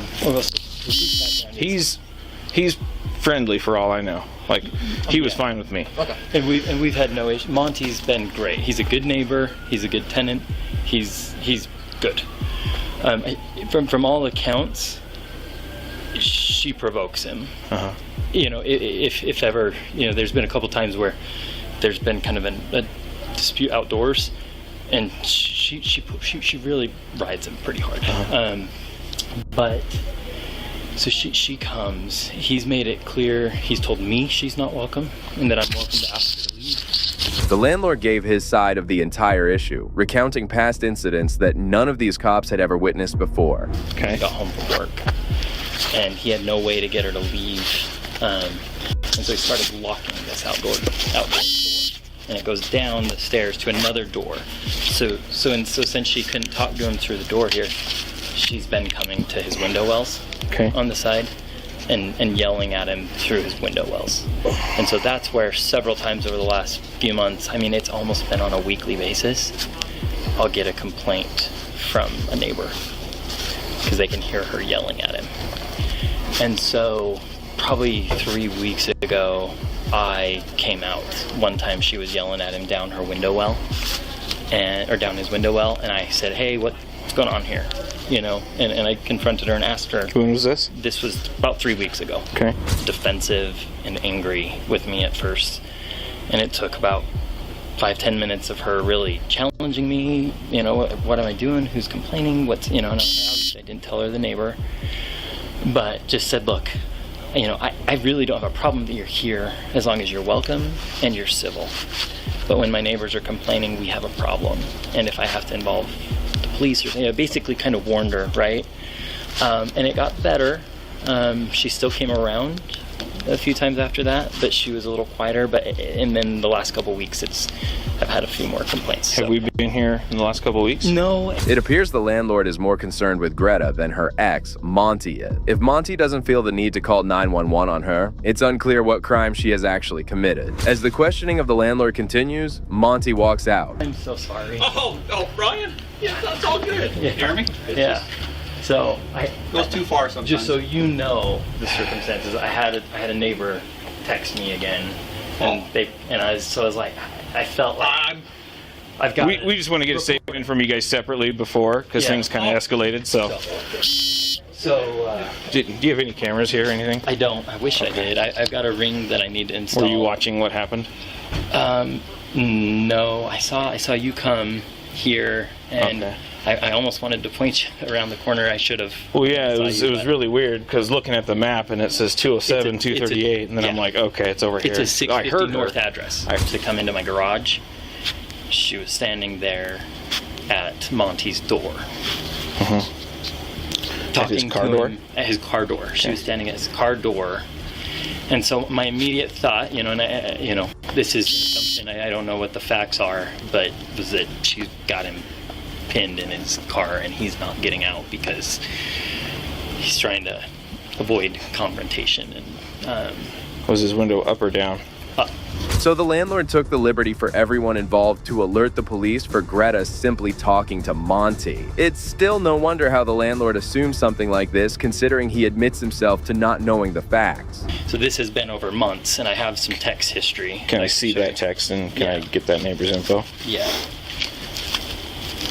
That's what I just did too. Can you? Oh, we got the whole crew. There's an upstairs. Wow. There's an upstairs neighbor. Up here? That heard. Will you get a statement from her? Yeah. Actually, can we have you guys do witness statements? What's that? Just basically, you sign your name saying, yeah, this is what happened. Okay. Will you get statement 3, one for him, and then her upstairs? Yes, sir. Thank you. For someone who is being harassed and bullied by their ex on a weekly basis, Monty sure does seem more than cheery around the police. Further adding to the facts that 911 was alerted about an incident which didn't even come close to being an actual crime. Nevertheless, it doesn't stop these corrupt cops from building their case and charging her with interfering with an arresting officer, a Class B misdemeanor, and disorderly conduct. However, these charges were dismissed by the Bountiful City prosecutor only a month later. Following these disturbing events, Greta filed a federal lawsuit, and the Bountiful Police Department had taken notice of this event as well. In a formal hearing concerning allegations that Joubert had violated several department policies during the arrest. Chief Edward Beeler issued a written reprimand, finding that Joubert striking Greta Jensen in the face was unreasonable and unnecessary. Jensen said Bountiful offered her a $20,000 settlement, but she turned it down after she was advised the city was lowballing her. Therefore, her case remains ongoing. If you think that the police just abuse those citizens who may be doing something unlawful, this next case follows the case of a completely lawful activity, which these tyrants turned into a crime. Go outside. No, sir. This is a public lobby. I'm doing legal business, sir. You have been told 3 times not to And come. I'm waiting Listen, for look at me. And I've been told by the commissioner that if I have legal business, I can come in this office, sir. In this case, we follow the account of Annapolis Audit, who visited the Maryland Capitol Police Department to file a complaint, which is a completely normal and legal activity for inside a police station. Hi, can I help you? Yep. So I was here a couple weeks ago, and I turned this in, and it wasn't, Hold on. Let me get a police officer for you. Okay. Have a seat right there. What's your name? I'd rather not give that. Well, the name is on your complaint, right? No, it's not. You'd rather not give your name for the officer to come out here and address you? Absolutely. Cool. Yeah, I checked, sir. There's no sergeant around. Okay. So what's that supposed to mean? I'm just not allowed to turn in my complaint now? It's not that you're not allowed to turn in your complaint. There's no one to accept it from you. Okay, well, we're during business hours on a Tuesday afternoon, ma'am. Well, this is session. Maryland General Assembly is in session right now. Right down the street. A lot of the officers are out on patrol. Okay, well, we're gonna have to call one over here to do their job, ma'am. Well, you can't. You don't talk to me like that. I'm not a police officer. Okay. I'm trying to assist you. I'm not talking to you like anything. I'm just saying you're gonna have to call a police officer down here. You can't deny me a public services. By this point, the public servant starts to become defensive and try to justify the reasons that his complaint is not as important. I'll sit over here and ring the doorbell then. How about that? Oh, wait, so now there is a sergeant here, is what you're saying? So what you're saying is there is a sergeant here? Oh, yeah. Let's explain a big lie before you come out here, because you just told me there's no sergeant here. So how are you speaking to a sergeant? How are you speaking to a sergeant then, ma'am? How are you speaking to a sergeant if there's not one here? You want to answer that question? How are you speaking to a sergeant if there's not a sergeant here? Hi, sir. Hi, who are you, ma'am? I'm Sergeant Alexander. Sergeant Alexander, can you tell me why this lady just lied to me and said there's no sergeant here in the building? And it's all on videotape. If you want to sit down and go over it, we can sit down and go over it and you can see where you're wrong. We can go over it and you can see where you're wrong. Okay, I hear you, sir, but what is it that you need? I'm here to turn in a complaint. Okay. All right, have a seat and we'll... I did that, and then she came out here and told me there's no sergeant here to take it, but apparently there is, so... Okay, I'm not in that track. There's still a sergeant here, though. Ma'am, regardless, it's during business hours on a business day. There has to be somebody to accept this. Can I help you? So then why did she say he wasn't here? Why did she say he wasn't here then? What is the issue? I'm trying to turn in paperwork. This is First Amendment protected activity. I'm here to turn in a paperwork. What's up, Chang? I'm here to turn in complaints. I don't know why the lady that came out there who was originally going to help me came out and said, oh, there's no sergeant here to help you, so... Due to the receptionist lady's incompetence and bad management, other officers were also attracted towards the commotion. The auditor, on the other hand, kept trying to explain how he's just trying to practice his Fourth Amendment rights. See how quick you got down here when you thought that I was causing a disturbance or when someone cried to call you down here, but nobody could come down here to help me 2 seconds ago. You see how quick both you just walked down here to try and infringe upon my rights, but yet neither one of you could walk down here and help me. Yeah, sir, I have paperwork to turn in. Don't walk away from me. Don't you tell me what to do. Sir, you're a public servant. I'm telling you. No, you're not telling me. I'm telling you. Do you want to get arrested again? Sir, I'm doing... Sir, this is legal. Give me the papers. Yeah, it's going to be date, stamp, and a copy to return to me. I don't have a date stamp. Well, that's how it's done, sir. That's the official way it's done. You can't change protocol. You can't change protocol just because you don't want to deal with me, sir. I do want to deal with you. Okay. This tyrant of a cop couldn't bother properly practicing his own protocol to file a complaint and is just trying to wash his hands of the auditor, showing how he couldn't care less for the everyday concerns of citizens. There's a legal, sir, there's a legal way of doing this. Can you show me what you're talking about? Yeah, it's a complaint right here from your... what else do you need to see, sir? You don't sir, you don't decide out here if the complaint's viable to get filled in or not. I get to turn it in, and then the review process process goes through the complaint, and then they decide if it's viable, and they're going to do something with it, sir. Cooperate with us right Sir. now, or you can leave. They're sergeants. That's who you turn a complaint to. Okay, so then why is it that I'm asking them to simply stamp it, sir? I'm asking them to... Stamp it as received. The auditor explained how the receive stamp is most important to confirm whether the complaint has been officially lodged. This is legal business. I have legal business. No, ma'am, this is legal business. I'm in a public lobby. I'm going to be here and I'm going to help you. Okay. Outside because you're disturbing. I'm not disturbing anything, ma'am. You're disturbing. No, I'm not, ma'am. I'm asking them to do their job. They're disturbing it by refusing me services, ma'am. What do you need? I need these stamped and returned to me. I need these dates stamped, receipted, and returned to me, ma'am. I'm not. Is this the second one that you've done? Yeah, it's the second one. I'm allowed to fill it more than one. No, it's not the same thing.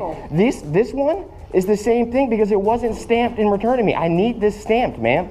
This was not stamped and returned to me. I need these done properly. I'm not interfering with the flow of business. They're refusing to do it. Hey, I want 2 sergeants here and a lieutenant. That's it. Everyone else can go. What's up, Barnes? How you doing, buddy? Good, man. How you doing? Good. I'm hanging in there, buddy. I'm hanging in there. I'm trying to fill out complaints for what happened that day, but they're being ignorant about it. And then they're trying to say that I'm interfering with the flow of business. I came down here, I rang the doorbell, a lady came out. She goes, "There's no sergeant here to help you, so I don't know." She goes, "What do you mean?" Then she walks in there and goes, "Hey, Sergeant Alexander." What do you mean there's no sergeant here? You're speaking to one right now, man. Why is it you're lying to me? Then both of him and Chang came down here. Okay, that's pretty quick for someone not here to help me. You came down here pretty quick to try and arrest me. But that's fine. They came down here pretty quick to try and arrest me, so why is it they can't come down here pretty quick to try and help me? Obviously, the auditor's job is to try and push our government facilities and our public servants to the limit. This is what is standard to try and assess whether the police are professional enough to deal with any kind of citizen. This explains why the Annapolis audit has to be so stern and strict. You said you can leave or you're going to be arrested. So that's how I thought you were going to arrest me because you said it, sir. It came out of your mouth.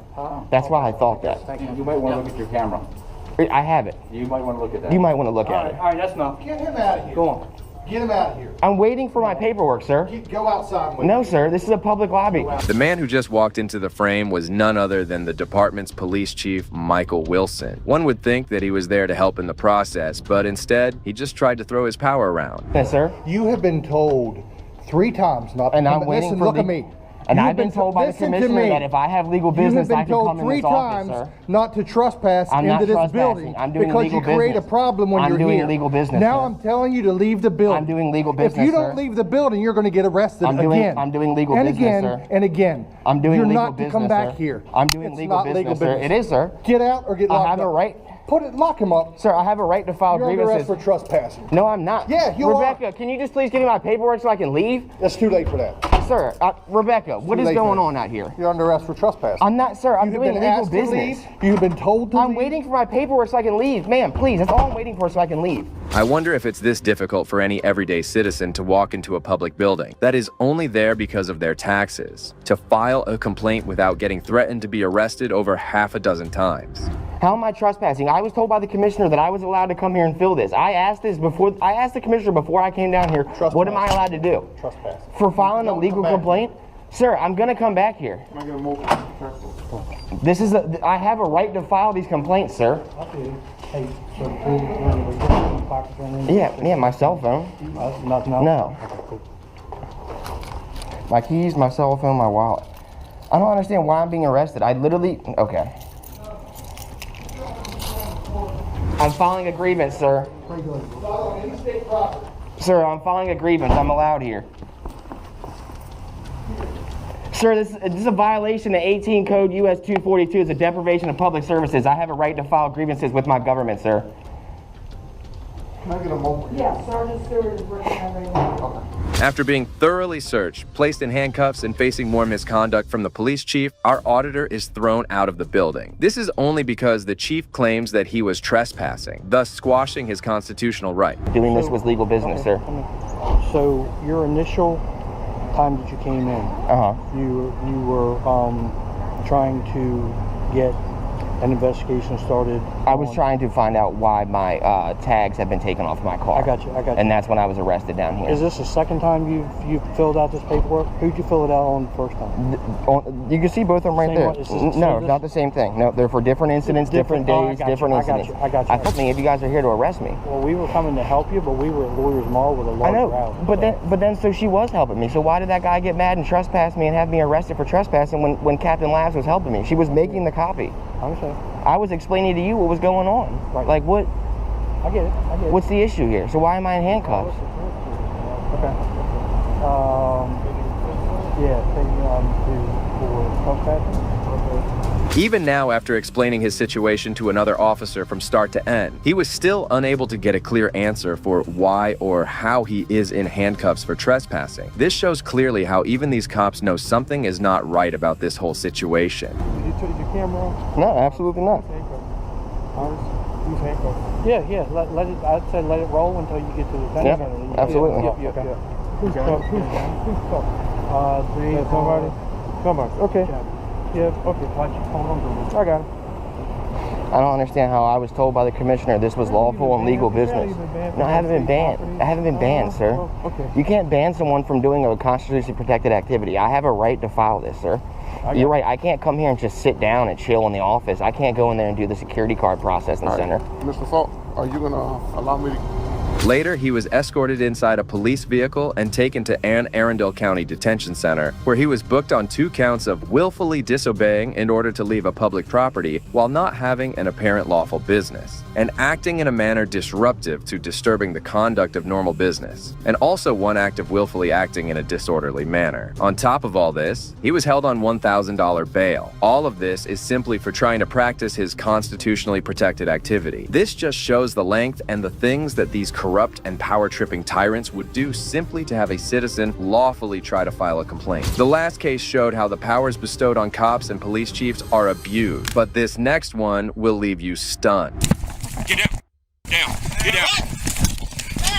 Down. Do you think I'm... On December 5th, 2023, Deputy James Henry Carter III made a series of decisions that would cost him very dearly. He went completely crazy on a suspect during a chase, which he didn't realize was being recorded by his body cam the entire time. Hey, you done, son? Get down. Get down. Down. Do you think I'm... Waistband, dude. The suspect and victim of this brutal act of violence and racism was Rashard Keithan Duncan. Reach into your waistband. You think I'm messing with you? You got a gun? You got a gun? You don't know? No. I got him. I'm back here.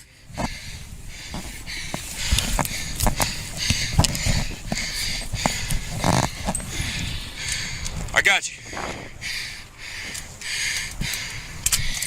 It's your boy. You'll see. It's your boy.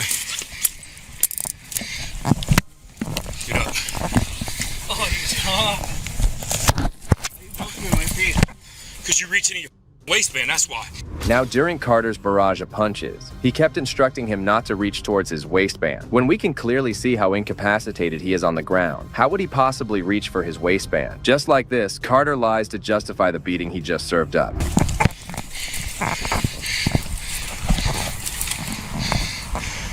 Negative, just one person.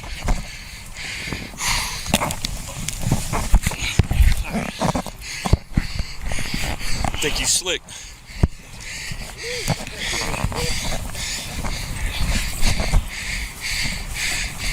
Enjoy that little nap. These cops violated several departmental policies, but that's nothing when it comes to the actions of this next tyrant.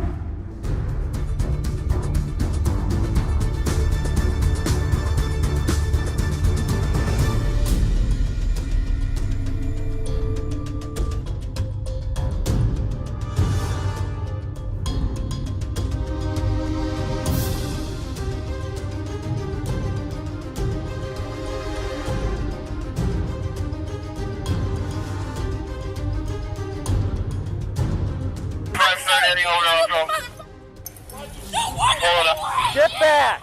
Get back! Palmer shot the poor golden retriever 4 times, and surprisingly, his body camera was also muted during the entire event. Seeing their dog's condition, the owner, Tammy Kearns, completely lost herself. Get me a bunch of cars out here. We got a bunch of people coming out.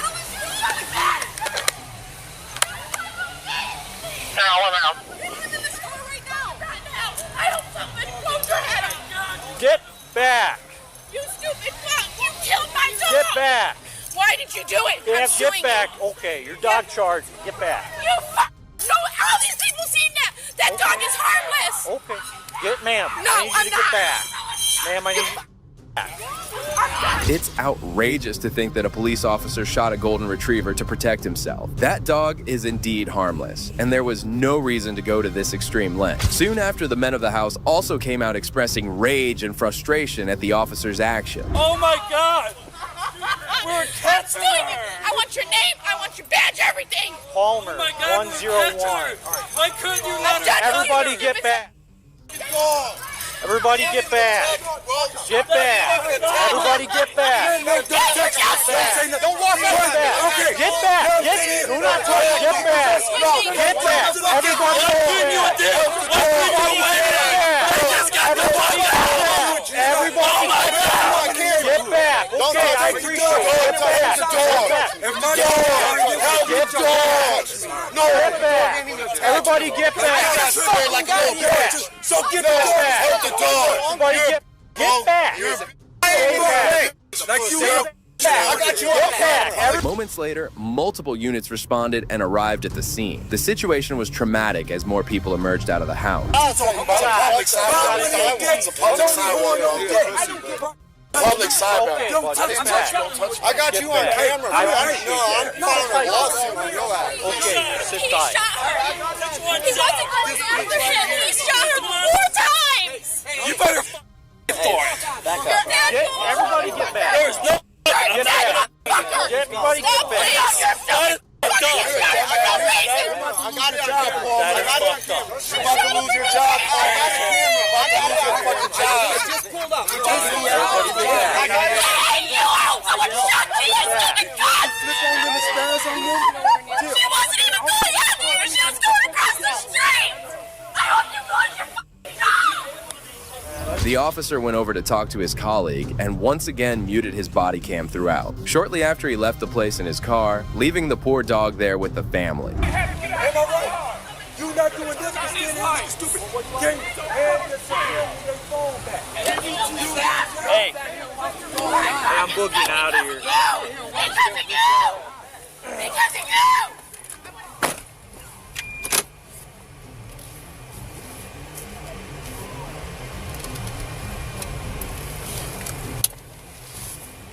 The poor dog was taken to the hospital, but he tragically passed away. The Lorain Police Department analyzed the video footage and surprisingly claimed that the officer did not violate any departmental policy. However, he continued to remain on modified duty and will be facing disciplinary action for muting his body cam. This officer might have gotten off easily, but this next cop was owned for this huge mistake.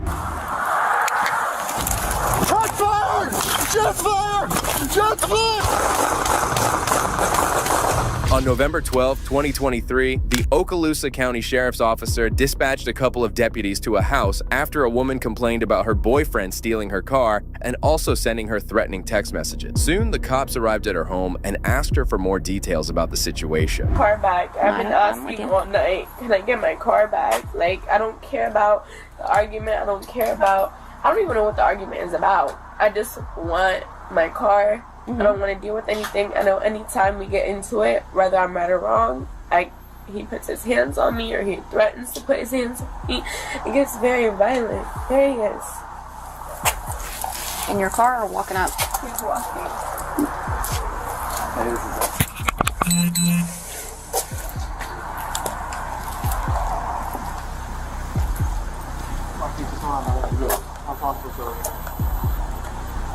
Surprisingly, as the officers were talking to her, her boyfriend came onto the scene, who was soon caught by the cops. What are you getting patted down for? Because you're getting patted down. Why? Do you have any weapons on you? No, I don't have no weapons on me. What's out like that? This is key.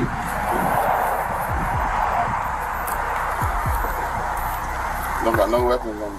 Hands on your pockets.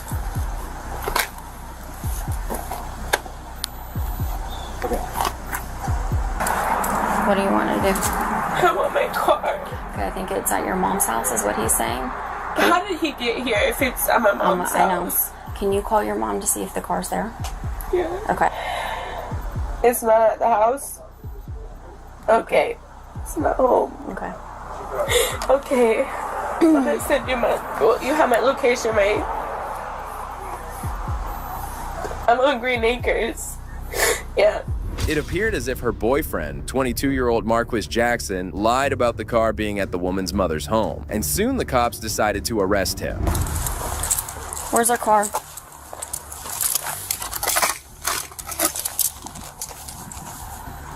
Where's our car, Marquise? Can I talk to her? No.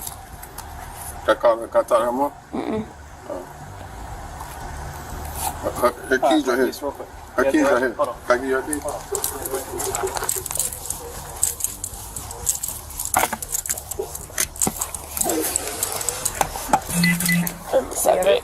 Have you ever filled out an affidavit with us before? Okay, so the suspect is going to be his information. This, where it's the narrative, that's going to be what happened, the incident, okay? The officers patted him down before they cuffed him and placed him in the back of the police cruiser. They started to investigate the stolen car, but had no idea that something bizarre was about to unfold. My screen. Right. You know, so it's like, why would you send me a picture of that? I'll show you again and tell me what that is. I don't know. Wait, I don't know what that piece is because that's not ordinarily there. Right. Does he have anything on the firearm, like any aftermarket? Like a silencer? Mm-hmm. That's what that is. We couldn't even tell, but more than likely it probably is a weapon. And he's like, I'm gonna bust your whole up. Like, I'm gonna bust your windows, I'm gonna bust your radio, whatever. He's like, I'm gonna bust your whole like, okay. By the time you get to your car, it's gonna be over with. And I'm like, okay. At this point, I want to be done with it. I don't even want to entertain it because he is known for playing games. Mm-hmm. So it's like, I need to show you, like, I'm not playing. I want my car. That's that. Like how much I paid for my car? Yeah, or how much you think that it would value out right now. So okay. They got it. Okay. They found it. Where is it? 1656 Hunt Club over here off MLK. Shortly after, Deputy Jesse Hernandez decided to do a secondary search on Marquis, and as he went near the police cruiser, something shocking happened.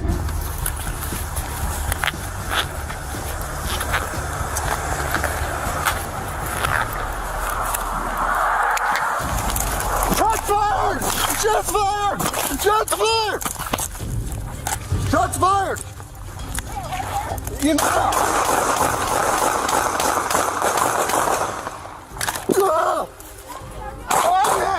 I'm hit! What? I'm there! In the car! I was shot through the car! Oh!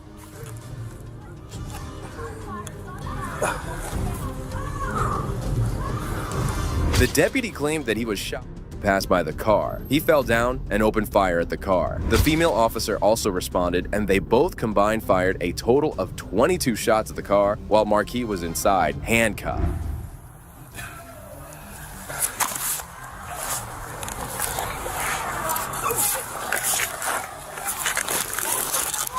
I'm good. I feel weird, but I'm good.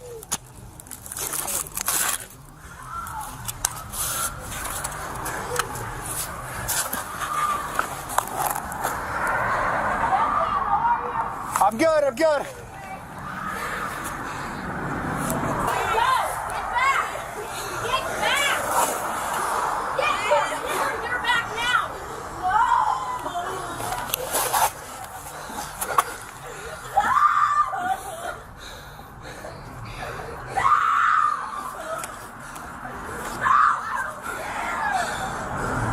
Soon, chaos emerged and multiple units arrived at the location with pointed at the car. They thought Marquis had shot him, but they completely forgot that he was handcuffed and was also searched beforehand. I'm not.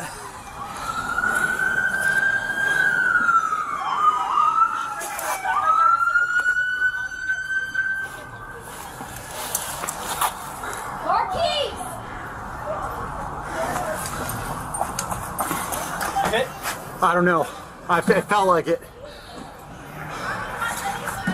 Jesse, move over to me. I got you. Move over to me.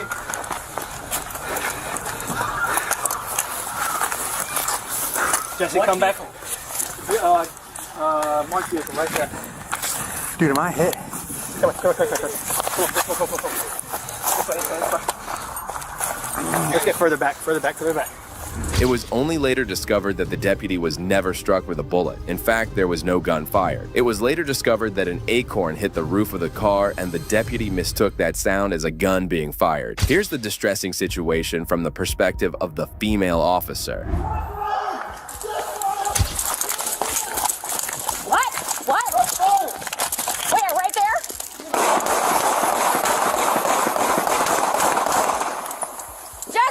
Jesse, are you okay? Get in the house! Get in the house! Jesse! Get back! Where is he? In the car!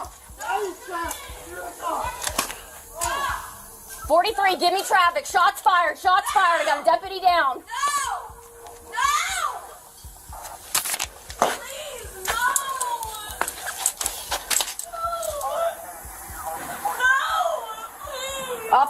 We're off of McLaren. Shots fired. I got a deputy down.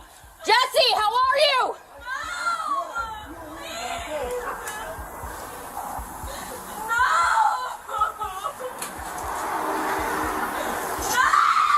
The cops kept firing at the car where Marquis sat completely unarmed and helpless. His girlfriend was also terrified and kept pleading with the officer to stop, but to no avail.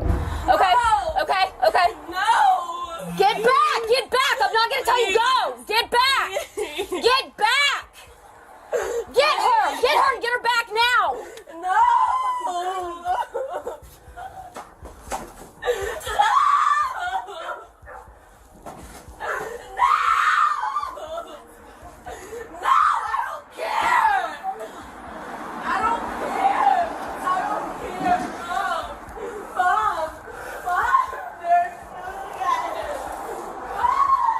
Stay inside your house. Stay inside your house.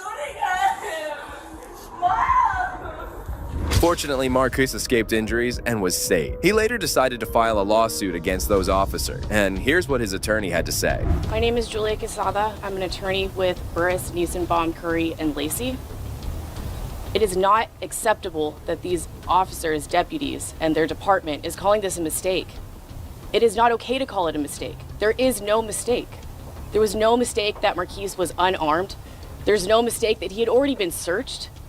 There's no mistake that he was already handcuffed in the back of a patrol car when these deputies opened fire. And there's no mistake that the department hasn't released all of the footage or the information related to the shooting. This is not okay.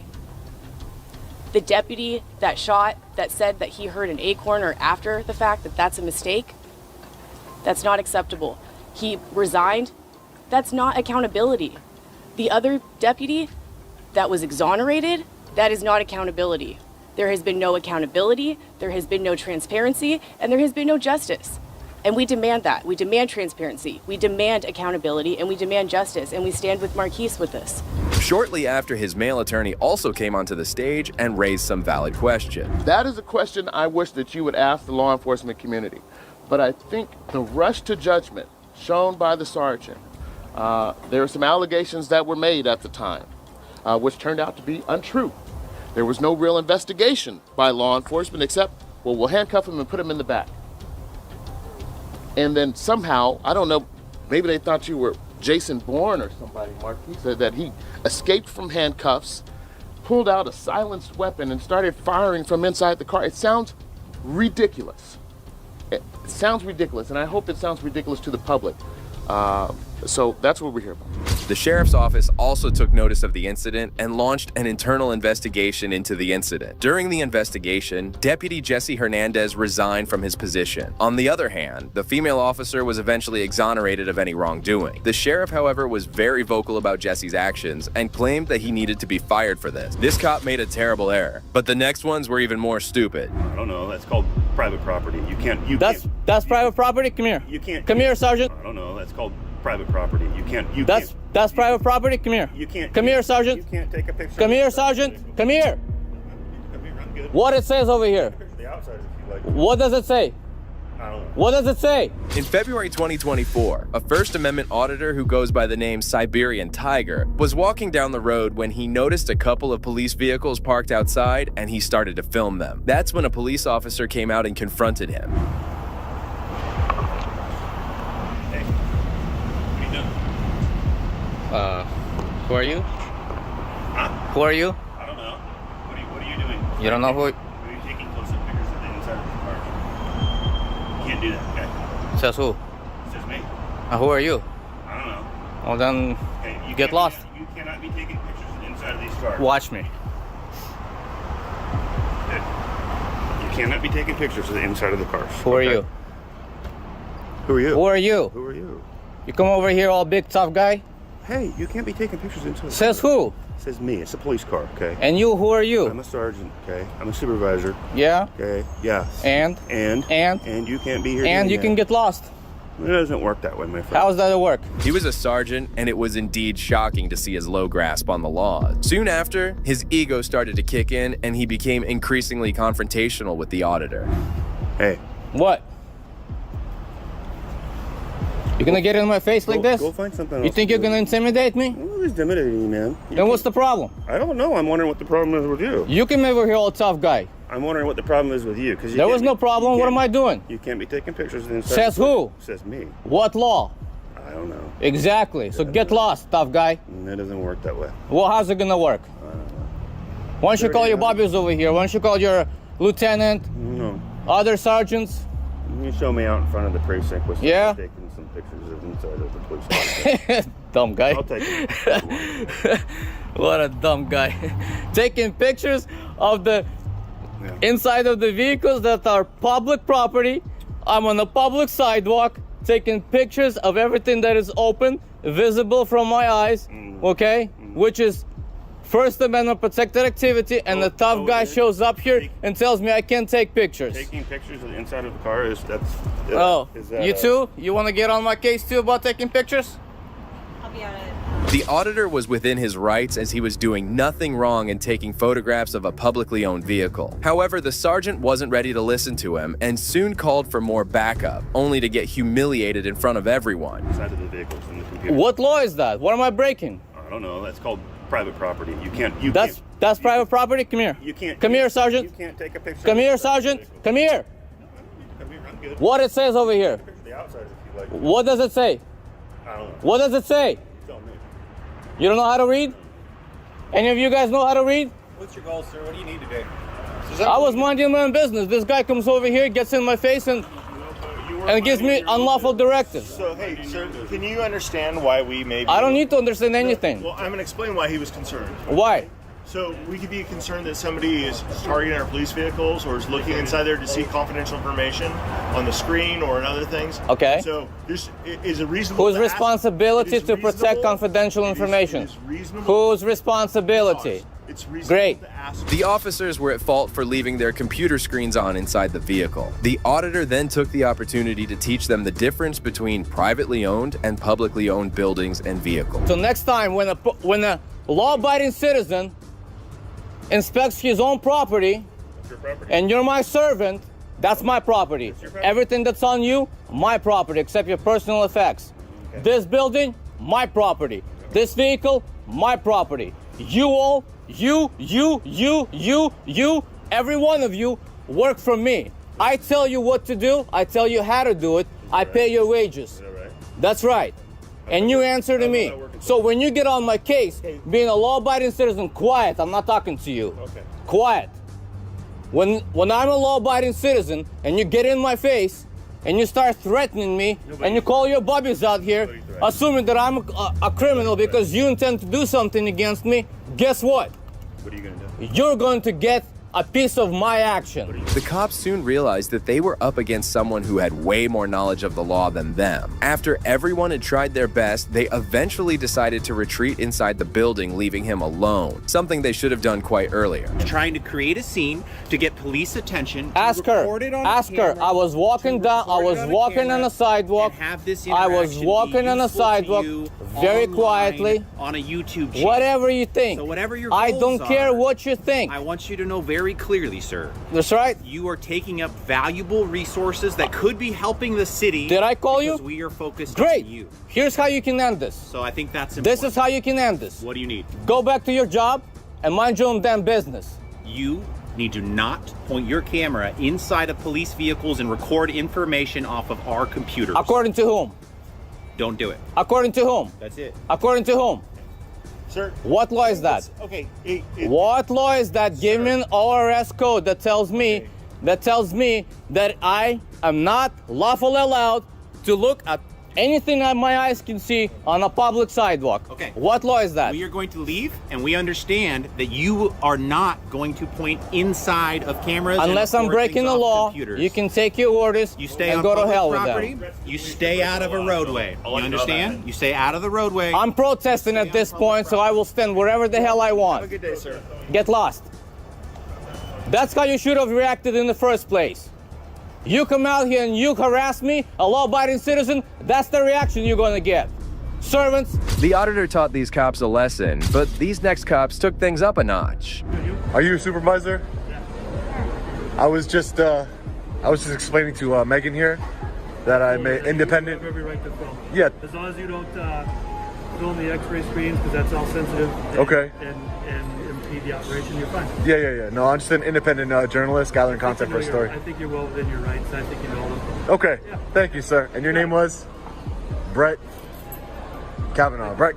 Wow, like the Supreme Court Justice. He spelled it with a K. And that's really Brett Kavanaugh, the Supreme Court Justice. The officer was polite and friendly and had no problems with Sean filming inside the airport. However, suddenly State Trooper Lavoie came over and started to ask his ID.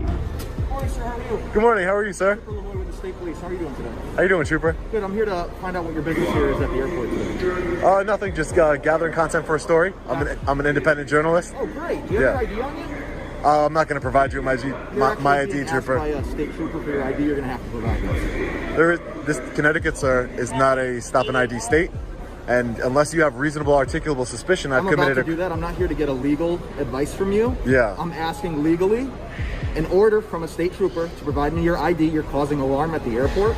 Multiple people have come up to us asking what you're doing. There's a TSA supervisor who just told me I was well within my rights. Please? Sir.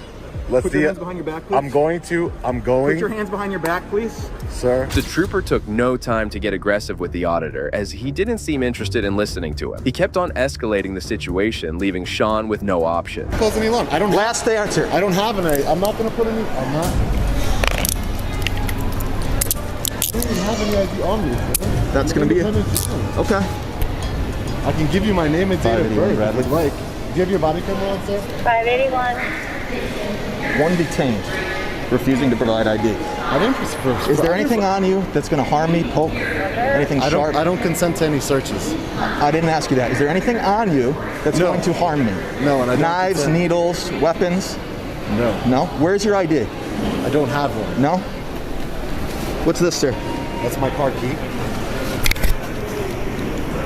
Sir, I'm an independent journalist working on gathering content for a story. Okay. I have not broken any laws. No one said that you did. You're not under arrest right now. You're being detained. But why are you detaining You're interfering with my investigation. Sir, you need to have reasonable, articulable suspicion. Trooper Lavoie had completely lost it as he proceeded to arrest the auditor without any reason. He then proceeded to search him, while Sean kept on trying to knock some sense into him. You need to stop trying to teach me Why legal. are you shaking? I'm not going to hurt you. You need to stop and listen to me. I'm trying to identify you because you're causing a disturbance at the airport. You refuse to provide me your ID. You're clearly doing this on purpose. I'm not. So we're going to go through the books. I'm gathering content for a story. I told everybody I'm an independent journalist. I get that. Now we're going to prove that, sir. There is no proof of that. The First Amendment grants me the right. What's your last name? I'm going to ask you a question, and then I'm going to ask you again. What's your last name? If I do not give you my name, sir, you're going to be placed under arrest and taken to be fingerprinted to identify you. Okay, my last name is Reyes. How do you spell that? R-E-Y-E-S. Yeah. As long as you say that, if you say you're going to put me under arrest, I will give you my name. That's what we would have to do to identify you. It's not what I want to do. You have no idea. I came over here just to identify you. John wasn't posing any threat to anyone, as he was just carrying out his constitutional right. But the trooper didn't seem to have any understanding of the law, as he kept on prolonging the illegal detainment. One word. Can I get your supervisor here, Lavoy? One, under threat of arrest, I'm providing you that information. It's not a threat. It's me telling you what has to happen. Can I speak to your supervisor, Lavoy? Absolutely. Thank you. I appreciate that. Thank you. Sir, I don't want to, since I'm being detained, I gave you my name under threat of arrest. I'm not going to answer any more questions till your supervisor gets here, please. Not a problem. I'm going to invoke my fifth. Okay. Detaining me, I'm not going to answer any more questions. I'm going to invoke my Fifth Amendment right to remain silent because I want to speak to a supervisor, please, because you're making a big mistake here, Trooper. I'm telling you, you are. Unfortunately, sir, you made the mistake by not identifying yourself. Sean kept pleading his innocence to the corrupt trooper, but it wasn't changing anything. Both of them kept going back and forth with each other, while he was still handcuffed inside the airport. Mr. Reyes. Yes. There was no need for you to be handcuffed. You made it this way. You put yourself in this situation. Absolutely not. Not until my backup arrives. But why are you shaking? I'm not a threat I'm not to you, shaking. Sir. I'm not a threat You're detained right now. You're my responsibility. If you fall over, you're my responsibility. You're saying that, but I don't know that. I don't know that you're not a threat to anything here at the airport. Sir, the way the world works, you can't handcuff people because you don't know if they're a threat or not, sir. That's dangerous that you're acting like this, really. Just because you're an officer doesn't mean give you the right to. You're trying to provoke this, but it's not going to work. Sir, how am I trying to provoke it? I'm trying to instruct you and educate you. That's not your job. Sir, are you a supervisor, sir? I am not. Can I get a supervisor here? My rights are being violated. We're working on that. Why are they being violated? Because I'm in cuffs and I haven't broken any laws, sir. Sir, there is, as you know, an unlawful detainment. This is you know what that's going to happen, right? Are you trying to scare me? I'm just saying. Are you trying to intimidate me? I'm trying to tell you that this is unlawful, sir. I've been nothing but cordial with you since you came up to me. Absolutely, except you interfered with my investigation and failed to provide your ID. Trooper Lavoy was just not willing to listen to anything Sean had to say, as he was anxiously waiting for a supervisor to arrive. The crime, Can you articulate I to did me a not crime? say that there was a crime committed, sir. I tried to identify you to make sure that there was no issue here, and you refused to do that. If I were you, then you would not put your hands behind your back. If I were you, I would invoke your own right to remain silent, sir, because you're just digging yourself deeper in the hole. You just said there's no crime. Come on, man. Not at this point, there isn't. There was never. Okay. Yeah, see, the problem is you think you're above the law, and you think you're above. Absolutely you think not. you're above a citizen. You see, now you're projecting your thoughts because I'm in uniform. So you assume because I'm in uniform. I'm assuming because you put me in cuffs. Yeah, you're detained. That's 100% right. For failure to comply. An unlawful detainment. Okay. Is the supervisor is coming? Yeah, absolutely. Okay. I'm sure he's going to explain it to you. I'm sure he is. All right. The trooper himself accepted that Sean had committed no crime, but despite this, he remained in handcuffs. He clearly needs to get some additional training on the law. De-escalation. If you do a little bit of de-escalation, things might go a little bit better for you and anybody else. You could have too. All I did was tell you I want to invoke my right. Is this a supervisor? No. Come on, man. Can I get a supervisor here? He's going to explain to you guys to release me immediately. I haven't broken any laws. This is insane. You can't. Just because you have trust issues, that doesn't mean you can put free citizens. We have trust issues. You can't put free citizens in handcuffs. It's the nature of our job. This is an unlawful detainment. And when the supervisor gets here, he's going to let you guys both know that, and he's going to tell you to release me. We're going to release you as soon as we're able to do that. I'm not keeping you detained just because I feel like I want to. You understand that, right? Yeah, no, you want to, because you put the cuffs on me. You definitely did. While I was here by myself, and you weren't cooperating with me. Yes, you were handcuffed. I was not aggressive. No one said you were aggressive. And all I told you was I'm not providing my deed because I don't have to. Finally, after waiting for a long, the supervisor did arrive, and before getting a briefing from the state trooper, he went over to talk to Sean, who made sure to narrate the entire incident. Sergeant Drummond. Yes. Sergeant Drummond, I would like to be released immediately from this unlawful detainment.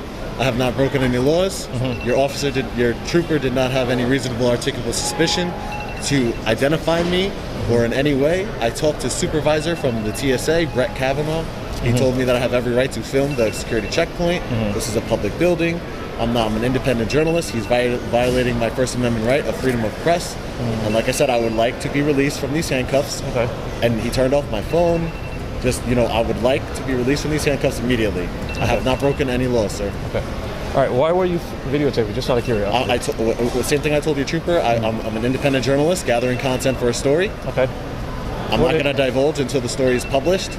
Now I guess the story has changed to an unlawful detainment by your officer, by your trooper, sorry.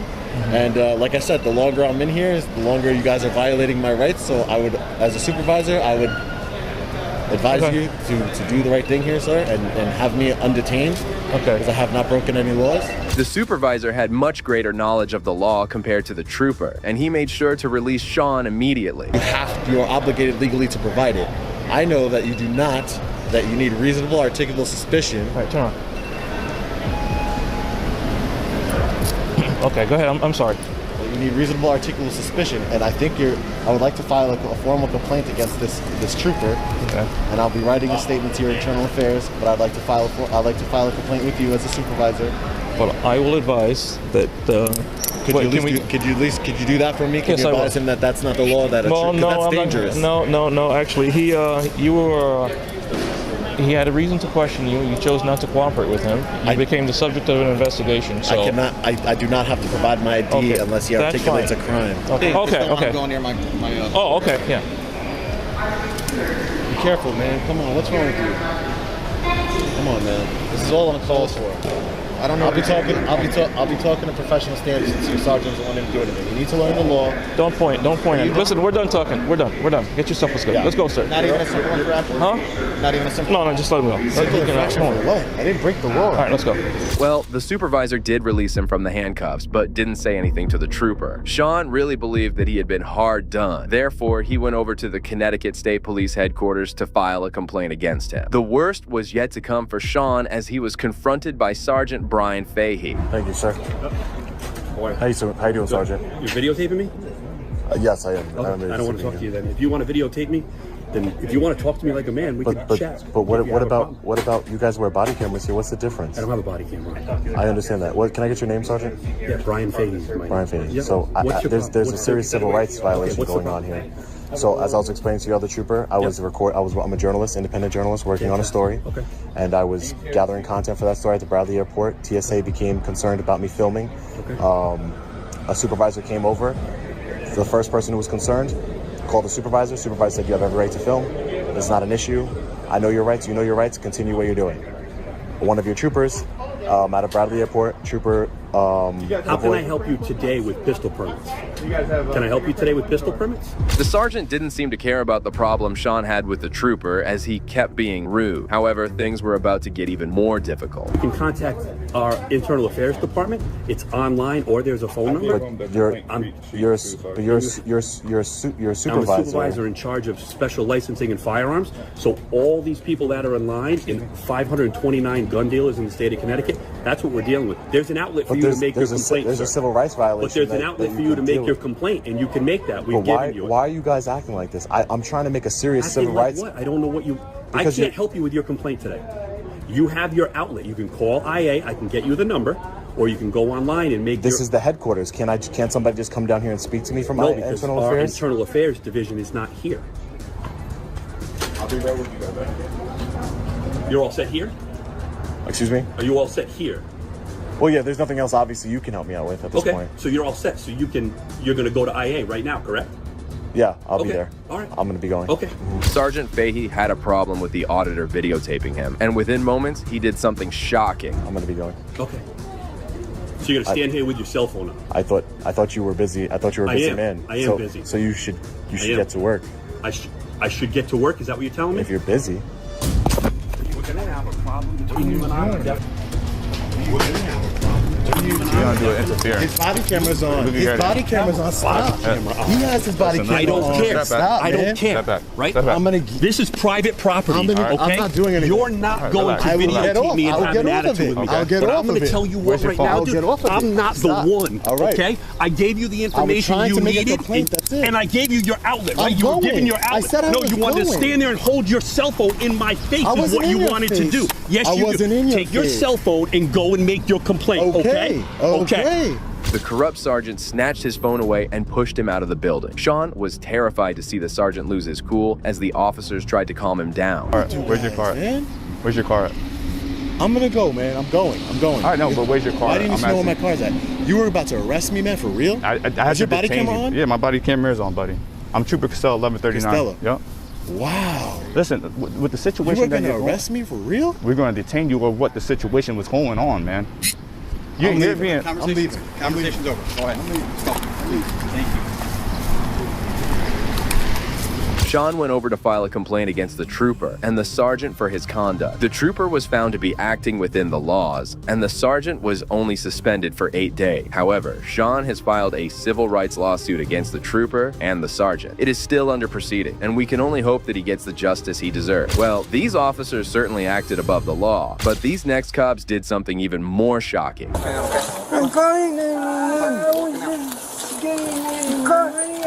In August 2022, a disabled man was trying to pay for his bicycle at a self-checkout lane in a Target when several police officers approached him. Go ahead and grab all your money. Let's walk out, okay? Take your money out. Do you want to walk us to walk you out, or you want to walk? Go ahead and put your money in there. I'm going to move this bike, okay? You're coming with us, okay? You gotta go. Gotcha. Take your money out. You're coming with us now, okay? So go ahead and grab your money, sir. We'll be walking out, okay? Go ahead and take your money out. So we're going to take your money out. Do you want to walk us to walk you out, or we're leaving, okay? Put your money out there. You're going to be issued a criminal trespass so you can't come back to this business, okay? The disabled man was just having trouble while paying, but he had the money for his purchase. Instead of helping the poor guy out, the officers proceeded to do the unthinkable. Here's your money. Put it in your pouch. So we're going to grab the money for you, okay? Can I please? I got all the money. We're leaving, okay? Walk down, okay? And you're going to be identified, okay? You're not going to be issued criminal trespass. That's okay. Come back and walk down, okay? I'm calling 911. I was just getting in the car. I got it. I don't want to lose it. I got my I'm calling 911. I'm calling 911. That's okay. You're walking out, okay? Walking out. We'll just grab you. I got my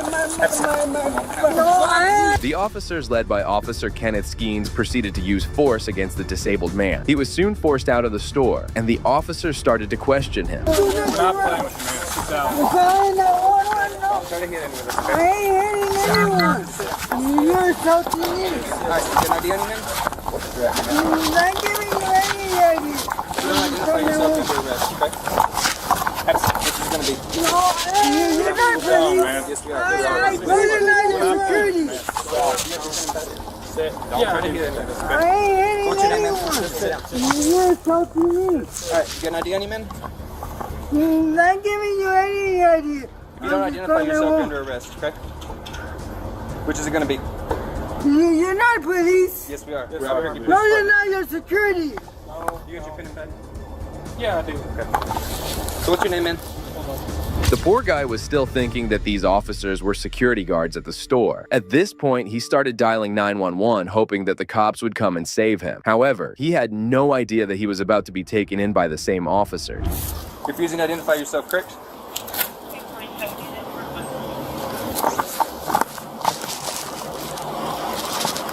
Who you calling, man? You ain't even He's calling 911. That's what he said anyway. So yeah, just go ahead and put him in handcuffs because he's refusing to identify himself. Okay, hold on. I was just paying. I was just had my stuff locked in my fanny pack. And the security guards came, and I didn't take more time than anyone else. The other ones. Just as he got on a call, the officers proceeded to do the unthinkable, much to the person's dismay. So now you're going to be charged, okay, with concealing identity, resisting officers, okay? No, And you're going to be trespassed, so you can never come back here again, okay? Stand up. No, that's not right. I was just paying my things. Henry's And I didn't know you were police officers. Yes, we told you that already. I didn't see your badge. Okay, well, we told you, right? You We all have badges. It's not our fault you didn't look, man. Security guards say they're police officers all the time. We identified ourselves as Albuquerque Police. Let's go ahead and get him stood up and search. The reason to talk to you was they didn't want you in there no more, okay? So we have the reason. We asked you your name. You didn't give us your name. That's what was the reason? It was later established that the store had called the cops on the poor guy. However, still, the cops should have investigated the issue before passing their judgment. Sound good? No, it don't sound good. Well, that's what's going to happen. Hey, I didn't do nothing. Come on. Go ahead and stand up, man. Take a step for me and stand up. No, because I didn't do nothing. 911, help me, please. No one's on the phone, man. I think there are police officers right there. No, I didn't see their badge. I didn't know they're police officers. I didn't do nothing. You got a knife? I have a knife. No, you better not take We're gonna have to get him standing up, though. I'm not gonna. Can you stand up, man? Are you gonna work with us at all? Because we gotta stand you up. You're under arrest. Okay, that's not changing now. For what? Concealing identity, resisting officers. Okay? I didn't know you were police officers. How can I told you. That's your own fault. You didn't listen. Okay? I can't help you with that. He immediately realized his mistake and even told the cops that he was sorry about his behavior. Unfortunately, the officers had no empathy towards him as they proceeded to drag him to their police cruiser. Can't believe it. Like security guards. Go over here. No. Don't resist anymore. Stop. Just walk, man. No. Just walk. No.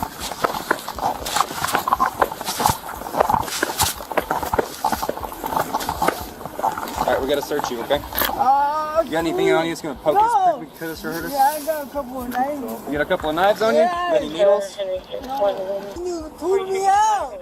You without even identifying you. That's And then different, you we can't separate now. We're the subject's highway you 39. said later you said you were All right, police sir. officer. Don't make movements, man. Just hold on tight.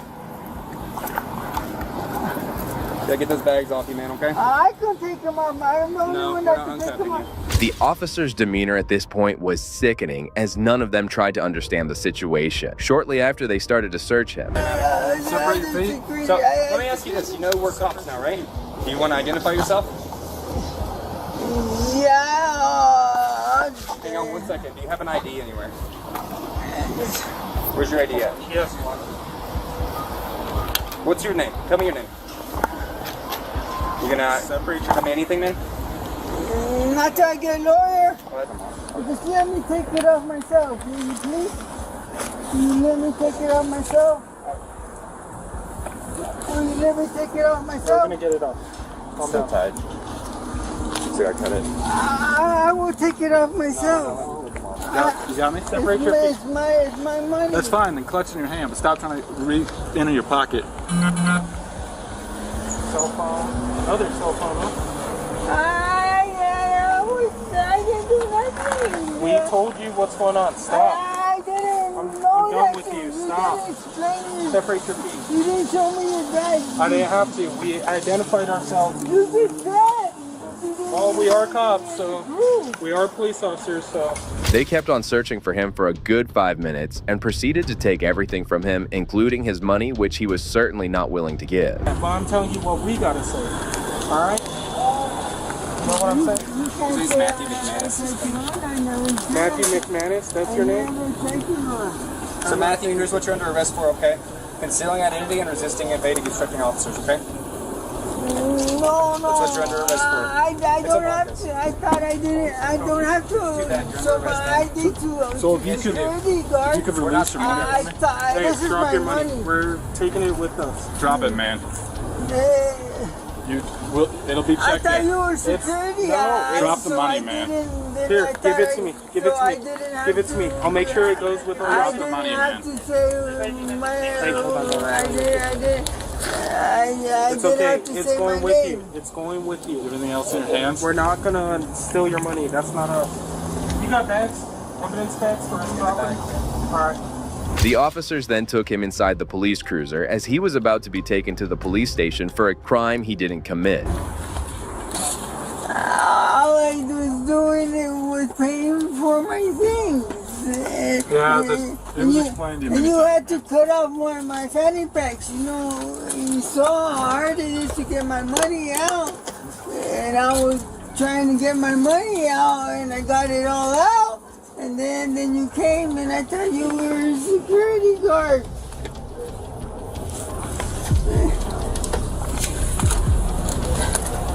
Next, we see a cop who thought he was untouchable, but was proven wrong by his own partner.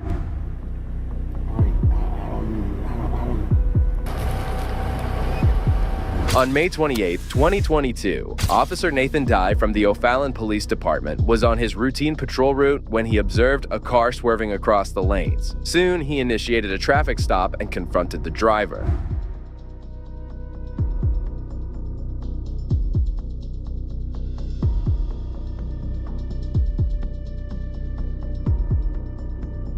Alright, I'll see you in a second.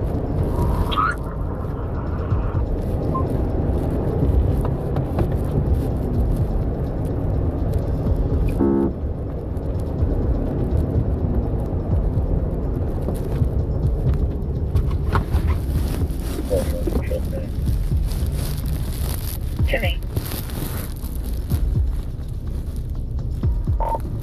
495 traffic. 495.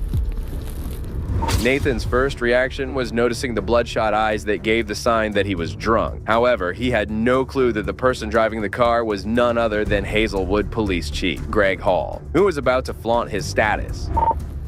K and N. 4 Henry Frank, Charles 89, 4 Henry Frank, Charles 89 on a white Honda Ridgeline. Take that.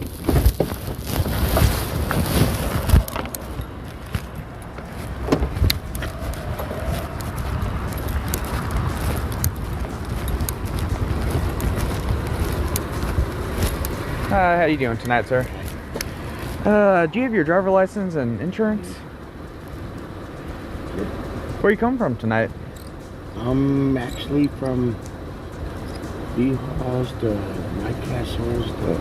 Oh, okay. Even the officer was perplexed once he discovered he had pulled over a veteran police chief. Soon, he proposed a simple test to the chief, but that was him only getting started. You've been weaving quite a bit. Well, I know, because I was eating okay, eating while driving. Okay. Well, how long has it been since your last drink? Couple hours. Couple hours. Okay. I'm a police officer. Where you work at? Hazelwood. Hazelwood? Okay. How long you been out in Hazelwood? Since 1979. Oh, wow. I'm actually the police chief. You're a police chief? Hazelwood? Alright.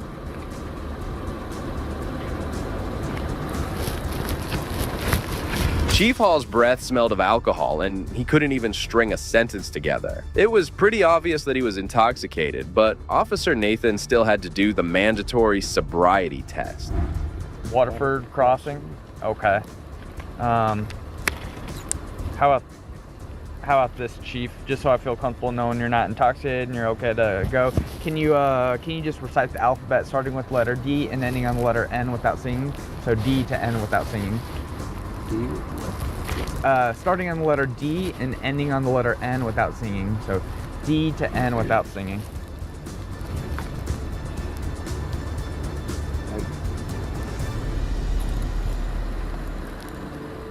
However, the chief never agreed to those and straight away asked for a breathalyzer test. And, all right. Chief, do you have your police ID and stuff with you?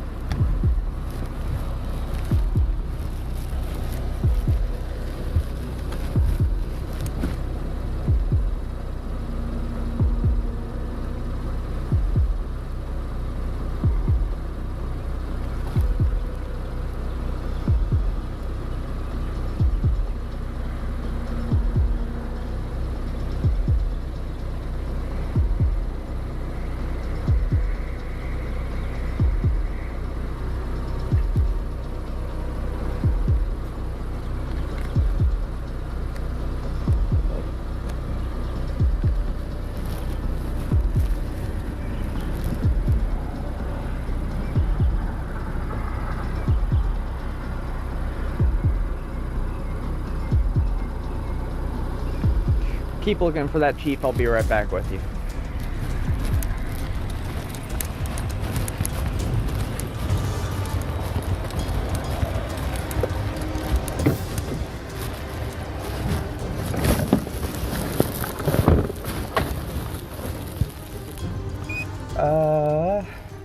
Craig Hall. Says he's the chief of Hazelwood.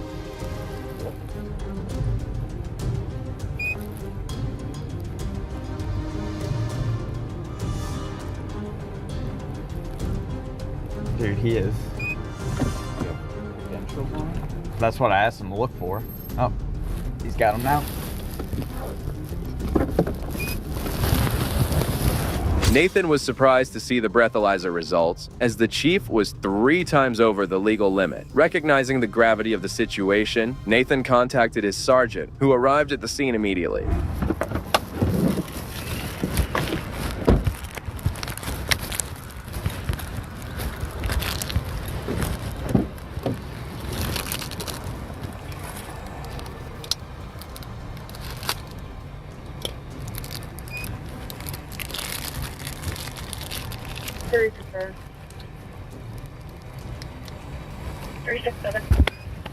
You got it with him? 209 J108. Talking about him. Oh yeah.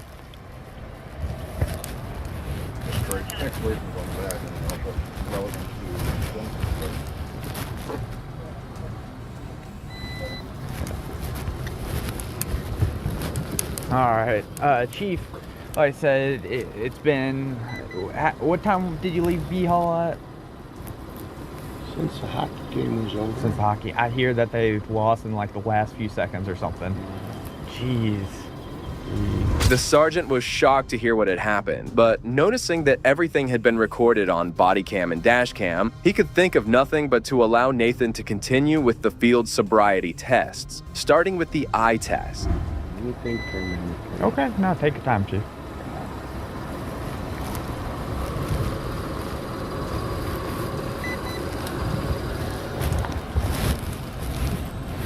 $495.62.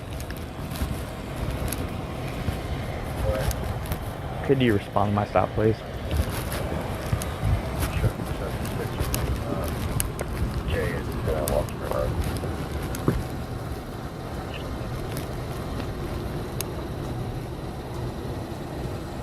What do you, Zachary?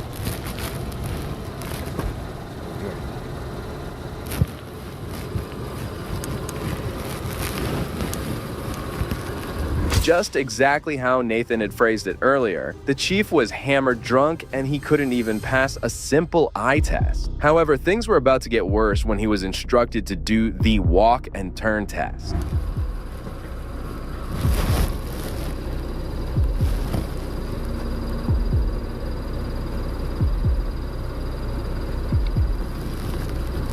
How much longer do you have left out at Hazelwood? Pardon me? How much longer do you have left out at Hazelwood? Are you just... 9 months. 9 months? You ready to be retired? So yeah. Yeah. It's, I can only imagine how much things have changed since you started in law enforcement and seeing the way it's gone.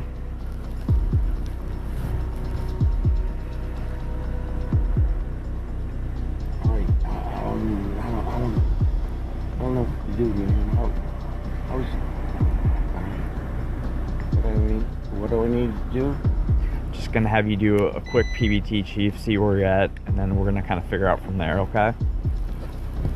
Chief Hall never looked confident, and that's when the officer stepped in and calmly guided him through the entire test. However, the chief called it a day this time and had a unique proposition for the officers. As you know, this isn't admissible in court or anything like this. It just gives me a better idea, you know, where you're at, how much, you know, alcohol is still in your system, whether we need to figure out something, get you a ride or something like that. John Neske, the police chief of the O'Fallon Police Department, was summoned by the cops because they had no other chance. Seeing how the law was bent for a law enforcement officer is saddening. I'll get back with you, okay? You just live right up the street. Do you have your service handgun with you in here? No? You don't carry off duty? No? Yeah.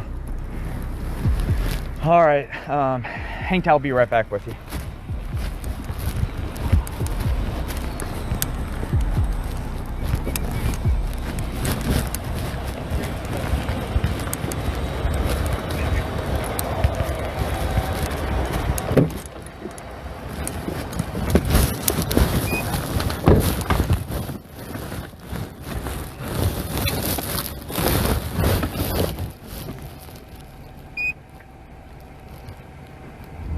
Instead of being arrested and taken to the police cruiser, Chief Hall was made to sit in his car while he waited for John Neske to arrive. Meanwhile, Officer Nathan and his sergeant discussed how helpless they felt at that moment. Chief Hazelwood, he is hammered drunk right now. Oh. Yep. Yeah, he's over it too. Yeah. He is hammered. He was dodging sniper fire out there. So weaving all over the place. Is it all on the dash cam? Yeah. The driving and all the contacts so far? Yes. So he lives not too far from here, up the street, off K, I think.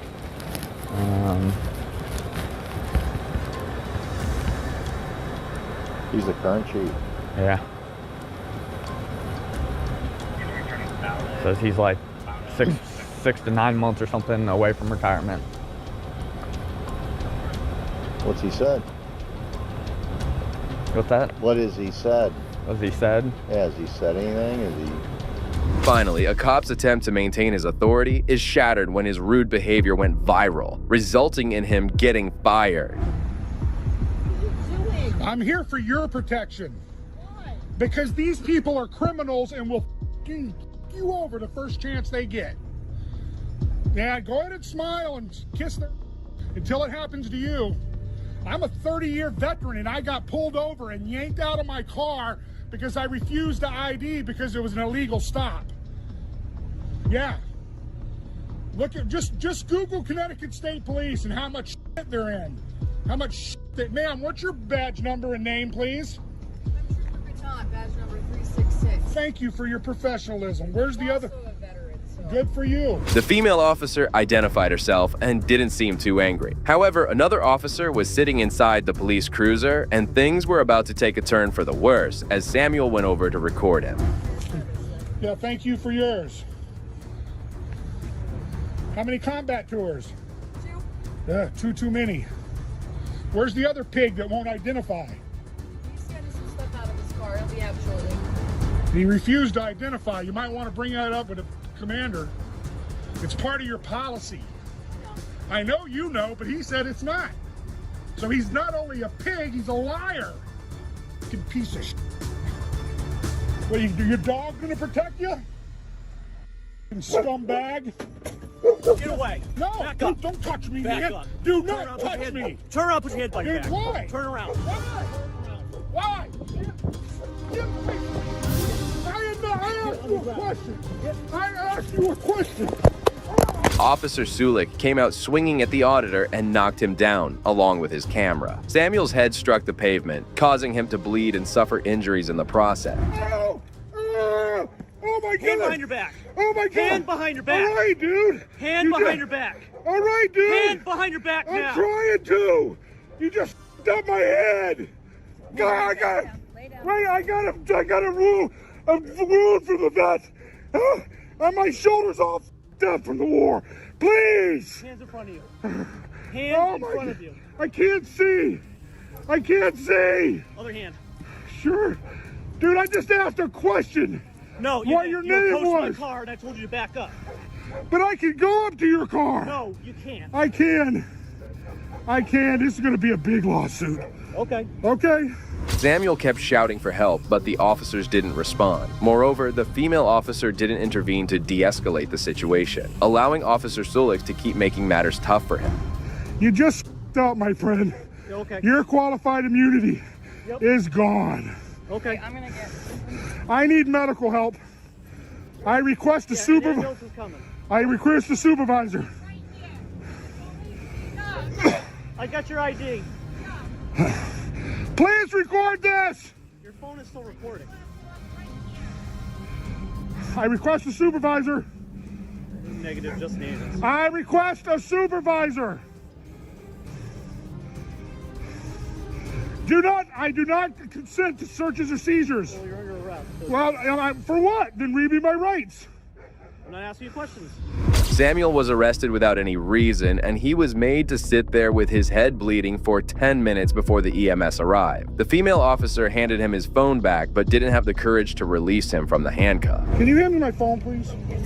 Thank you.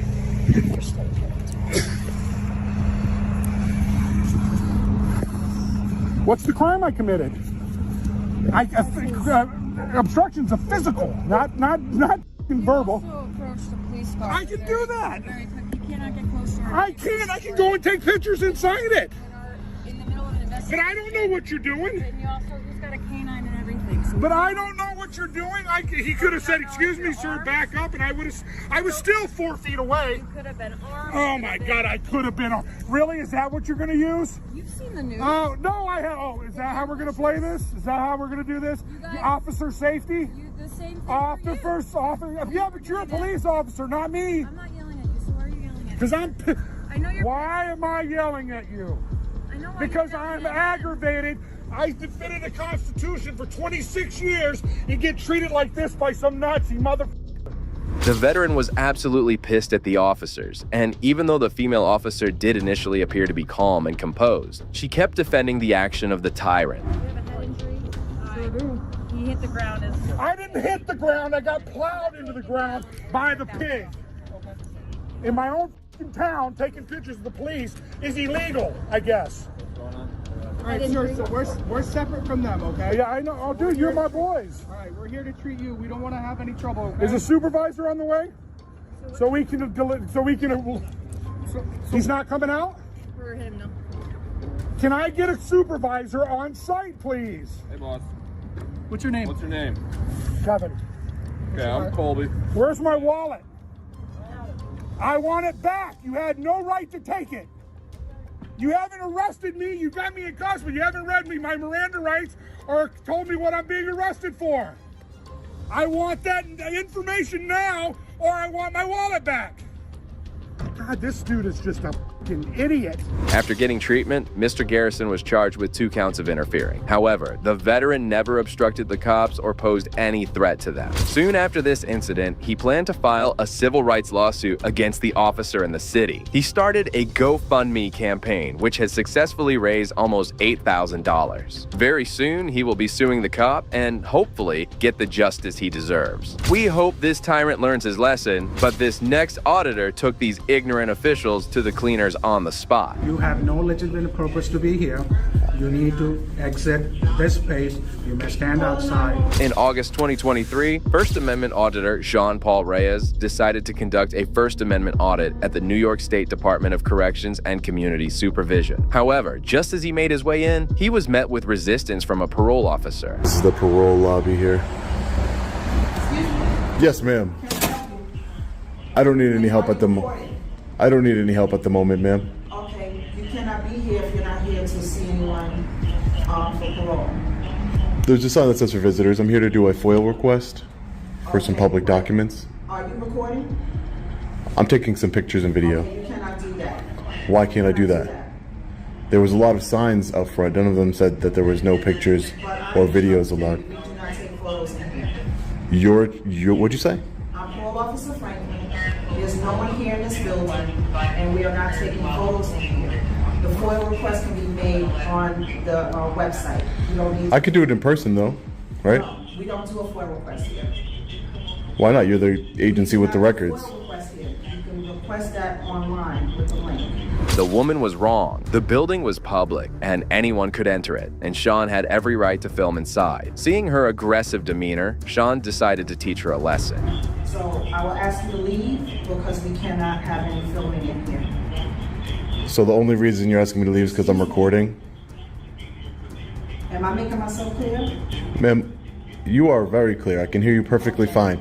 I just, you're not my parole officer. I don't have a parole officer, and you don't have no authority over me. So I would ask that you de-escalate a little bit and talk to me with some respect, the same way I've been talking to you with respect, ma'am.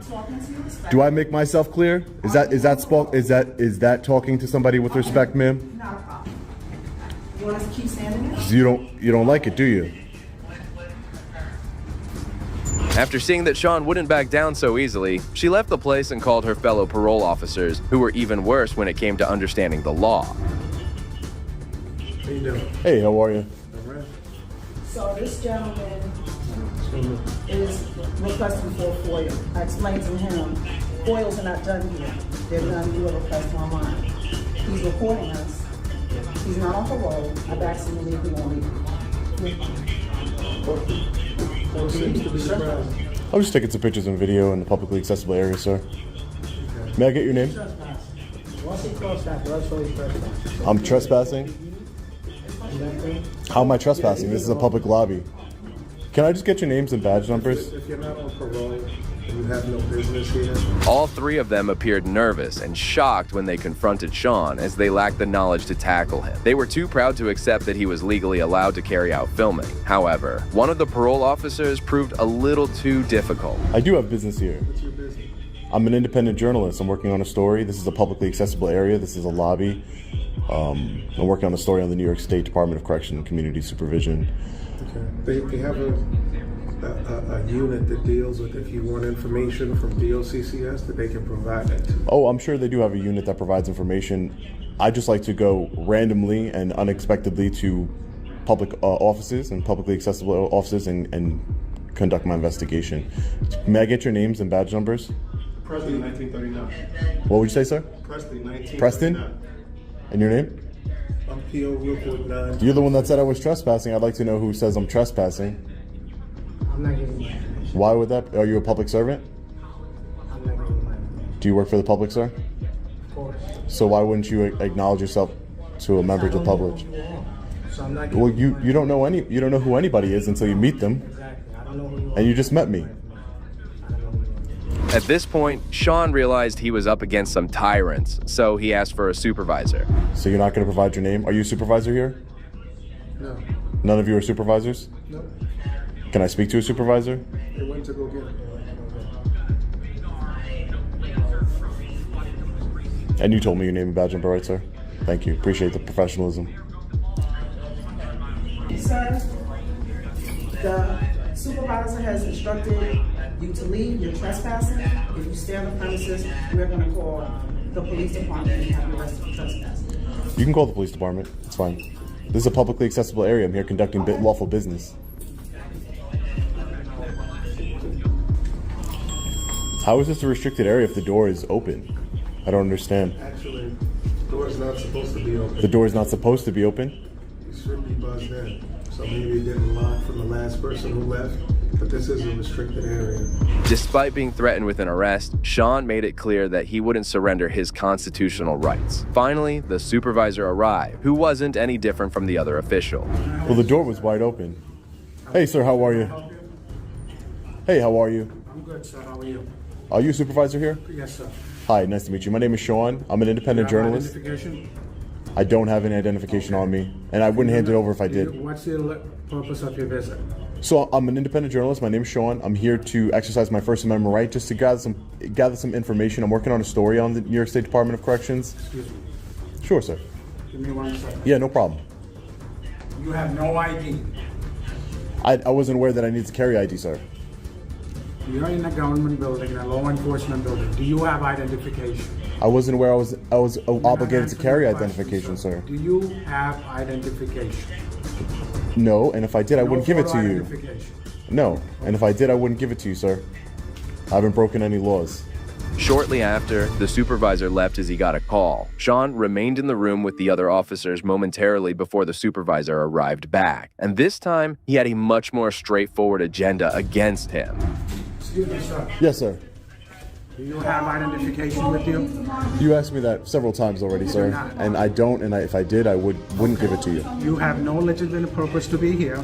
You need to exit this space. You may stand outside. Otherwise, you will be arrested. For what?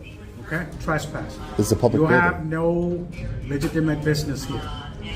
Please leave. My legitimate business is asking questions of government officials. I'm here to ask We do not questions. speak to the media. I can give you a number that you can call and speak to. Please exit Okay, so the can you building. grab me the I number? will give it to you. Please exit the building. All right. I'm just gonna take some pictures of these There's publicly no- accessible. I need you to exit the building. Sir, now. this is a small lobby. I'm just here to Excuse grab me. some content for Sir, my story, and then I'll be on my excuse way. me. Okay? I need you to leave the building. And I Do you will understand? as soon as I'm done No. conducting my lawful business, sir. You have no lawful business here. I do, Please, sir. No. You have not produced identification as requested by me. I'm the supervisor in this building. I don't have to provide need you to- identification. Okay, then you have to leave. The supervisor was getting increasingly impatient with each minute, and his demeanor worsened. Despite this egregious behavior, Sean wasn't to be intimidated, as he kept questioning him back. Maddie's on the phone with him now. There's- Get him on the phone. There's no need to waste law Sir, enforcement's please time. exit the building. This is a constitutionally protected activity. You have to leave. This Are you is law a enforcement? Yes. You're in law enforcement? Yes. Please exit the building. You have no legitimate. So you're saying purpose if I to don't leave. exit the building, you're going to arrest me? You will be arrested. Please exit the building. And your name is? My name is Officer Koshin. Koshin? Koshin, Officer Koshin. please. All right, officer. Your name, Koshin, will be on the federal civil rights lawsuit, Please okay? exit the building. Thank you. And your name? You have refused to And your name? provide any documentation. I'm asking one Please of your officers their name, and they're not providing their They do name. not have to answer you. Please leave. All right, If you have we'll figure out who he provide is. identification, we'll be more than happy to talk to you. I will So check because that. I don't will have give you identification, that you're not going Please to leave. talk to me? Please leave. It's truly bizarre to see public officials acting like this, and Sean was visibly frustrated by this treatment. He went on to give them one final lecture before departing the building. Sir, this is ridiculous. This is a small lobby. This is a small public lobby. I've already seen everything that I can see. This is ridiculous for you to be acting this way and for your officers to be acting this way, especially her. Do I make myself clear over there? Because that's not the way you treat members of the public. I don't care if they're on parole or not. Do you understand me? Sir, you do not Okay, have a legitimate great. business here. I'll wait for law enforcement to come and we'll talk to them, okay? I'm law enforcement as myself, so I'm directing Then you are in direct violation of your oath that you took to uphold the United States Constitution, sir. Yes, you are. I'll wait for law enforcement to come and I'll speak to them and see what they have to say about this. Because you're violating my constitutional rights right now, sir. That's what you're doing. And your other officers here are being unprofessional, which makes sense because you're their supervisor, right? After being illegally trespassed from the building, Sean contacted the New Rochelle Police Department to come over and serve justice. Soon, a couple of officers arrived at the scene, and the auditor briefed them about the earlier encounter. How you doing today? You mind if I get your name and badge number, sir? Yeah. Cruz 1013. Cruz 1013. Thank you. Hi, ma'am. And your name and badge number, please? Duncan 1049. Thank you. Thank you. So I guess you were called here just because I'm filming in publicly accessible areas of this facility and around. I'm an independent journalist. My name's Sean. I'm working on a story for the Department of Corrections. And they didn't seem to like that I was in the public lobby. I was in the lobby. It says visitors welcome this way. There was no restricted access of anything, no signage that said it was restricted, but they're claiming that it's a restricted area, even though it's a public lobby. So they said they were going to call you. I said I would wait out here until you guys came to see what you guys had to say about it. All right? Yeah, sure. No problem. Okay, yeah, no problem. No problem. The cops entered the Department of Corrections, and Sean hoped for an apology. However, they had a pretty unusual claim to make, which left the auditor puzzled. So we're going to be able to get all the body camera footage. Hey, Sarge, how are you? You mind if I get your name and badge number, Sergeant? Sure. 34. 34, Murphy? Yes. Thank you, Sarge. I appreciate it. Thank you.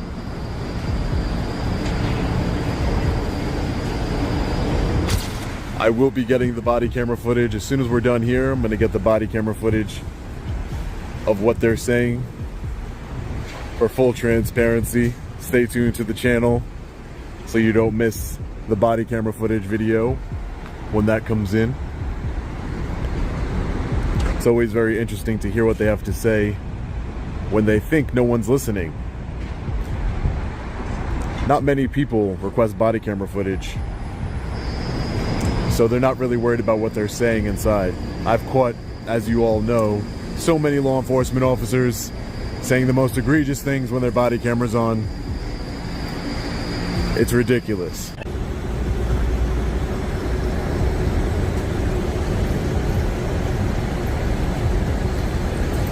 Hey, Sarge. Hi. So I'm just trying to find out what's your reason. What are you doing to be exact? Oh, so my name is Sean. I'm an independent journalist. I'm just gathering content in publicly accessible areas for a story I'm working on. Sean, S-E-A-N. It's part of my story. Okay, are you aware that this is a private property? This isn't private property. This is public property. As far as I'm concerned, I was told by Mr. Barry Jacobson, the owner of this property. It's a private property, so I'm just trying to find out right now, did he give you permission to video record? Barry Jacobson? Yes. A private individual? He's the owner. According to these cops, the building was owned by a private individual. But despite this, it was currently serving as a public office, and Sean had every right to be there. He once again countered the cops, proving his competency regarding the law. Oh, so he leases the section out to the New York State Department of Corrections Community Supervision? There's two companies inside this building. Okay. We have the Department of Corrections and what is like a drug rehab? Yes. Yes, we were informed that Mr. Barry Jacobson owned the building. We called him. We asked him if he had give anyone any permission to be on this property currently right now to be able to record in. He said no, he didn't give anyone any permission, but he would like to know who's out here.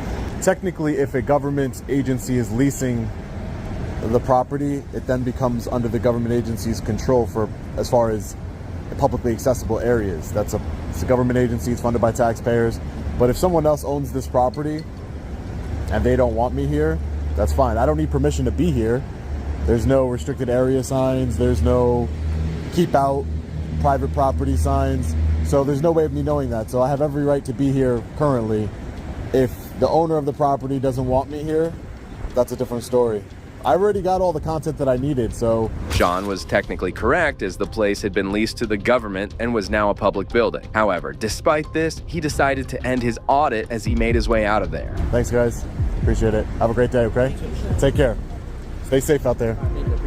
Next, see the dramatic moment when this cop's unethical behavior is brought to light by a citizen who just wouldn't back down. On July 4th, 2024, a correctional officer, Latina Washington, was pulled over by Officer Duncan Koch for a suspected window tint violation. This traffic stop should have been routine, but the officer seemed to be looking for drama.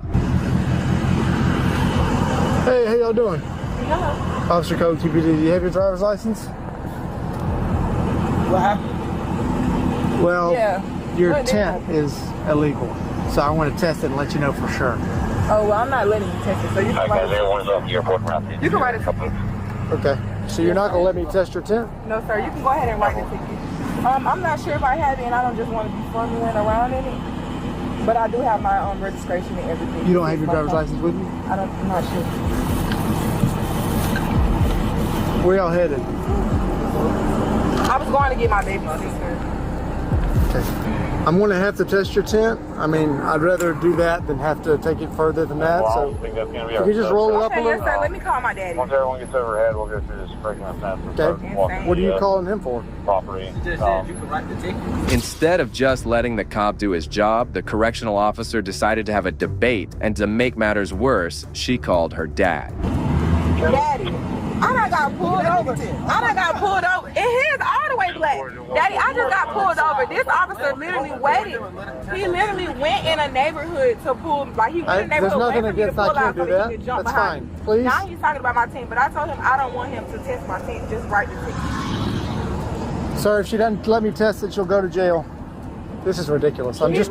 He said if I don't let him test my tent, then I'm going to jail. Yeah. But this man is literally targeting me. He literally purposely drove through a neighborhood. That's what I thought. I know you can't go to jail for. Right now, she's resisting this investigation. So if she can't roll the window up... You can't. Sir, What? I don't have to cooperate. Daddy, can Excuse you me? please come here? Really not trying to do this today? Yes, sir. Ask him, is that an order? Yes, it's an order. It's a lawful order for you to roll your window up a little bit so I can test it. I'm not trying to do this. But what if she don't want to let you test it? Then she'll can't take her to jail, Then correct? she'll be resisting the whole investigation. Not resisting. That's not resisting. Yes, it is, because you're not allowing me to do my job. Okay, listen, she don't have to help you do your job. Yes, she does. She don't have to help you investigate. Okay, take her to jail and I'm not gonna a just do y'all. lawsuit. Do your job then.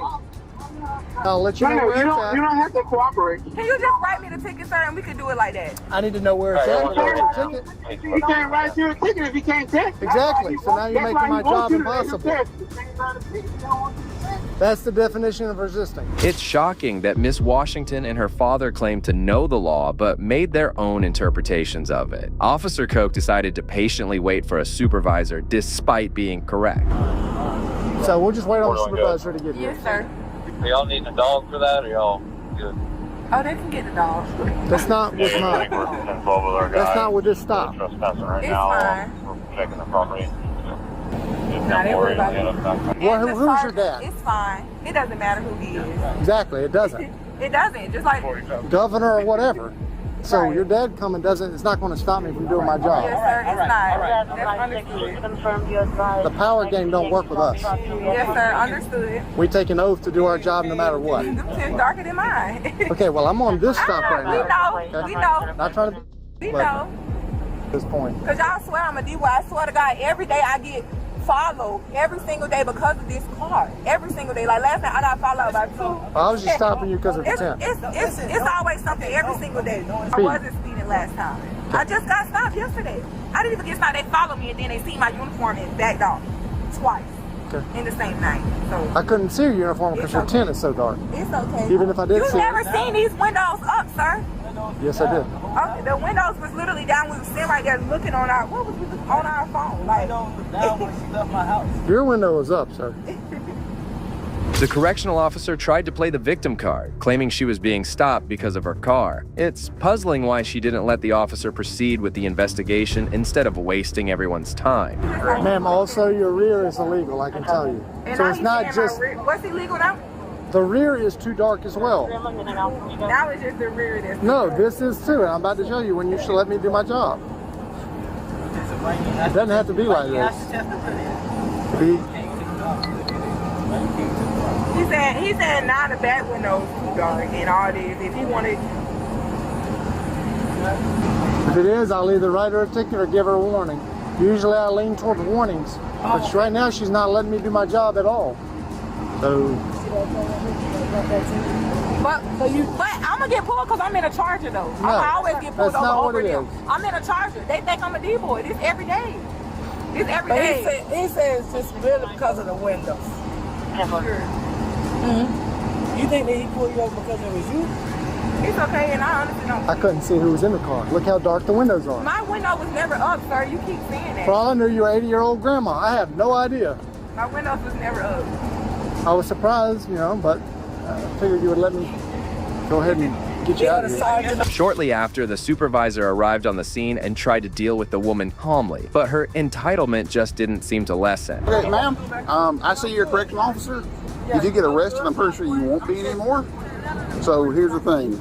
For window tint, you have to roll the window up. It's a lawful command. If you fail to obey a lawful command, you'll be arrested. Being an officer, then I need to pull my window up. Well, no, as a citizen, you need to do that. I'm just saying, you have a significantly more powerful consequence of getting arrested. I understand. Most people don't. That's why I called him out here, because I know that that's... Why would they tint windows too dark if they know you? Why would they sell you the car and they know the windows you could get arrested? It's not getting arrested for the tent. It's getting arrested for resistance. She's not complying. Well, don't I have a right also, right? I have a right to not permanent myself, right? Yes, sir. Not what? I plead the fifth. I don't want to get my tents tested. That's right? not an option. By driving, you forfeit certain rights. I.e., you can't say, when we pull you over for a traffic violation, let's say you're speeding. You can't say, I'm not giving you a driver's license. Because once you drive, you basically have implied consent that I agree to the rules. But he got the driver's license. She didn't say nothing about the driver's license. That's not even the same thing. It's the same thing. It's a traffic violation. Well, this is what happens when you've never studied the law and base your entire thoughts after watching a few YouTube videos. The officer had every right to check the window, and Washington should consider herself lucky that she hadn't been yanked out of the car yet. The tent's a ticket.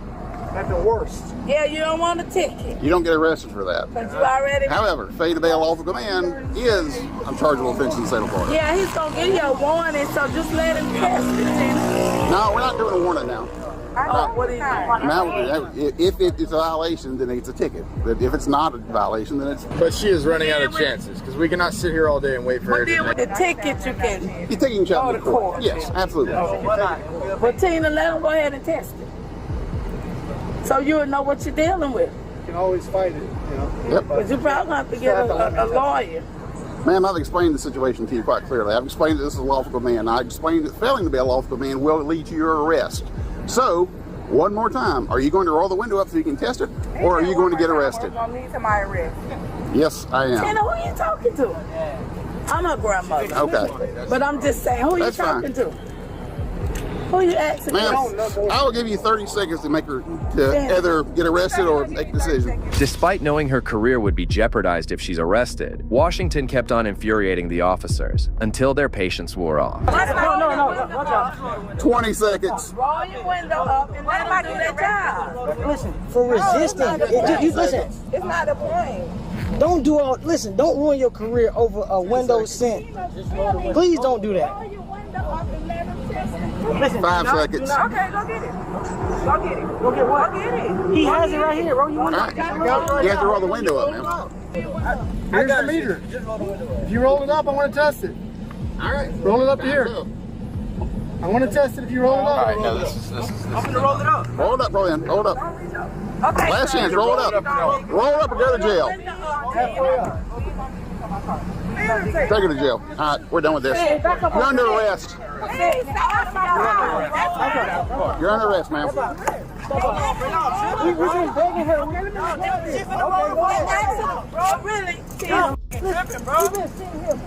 Again, had she rolled the window up, this would have. How win? Win.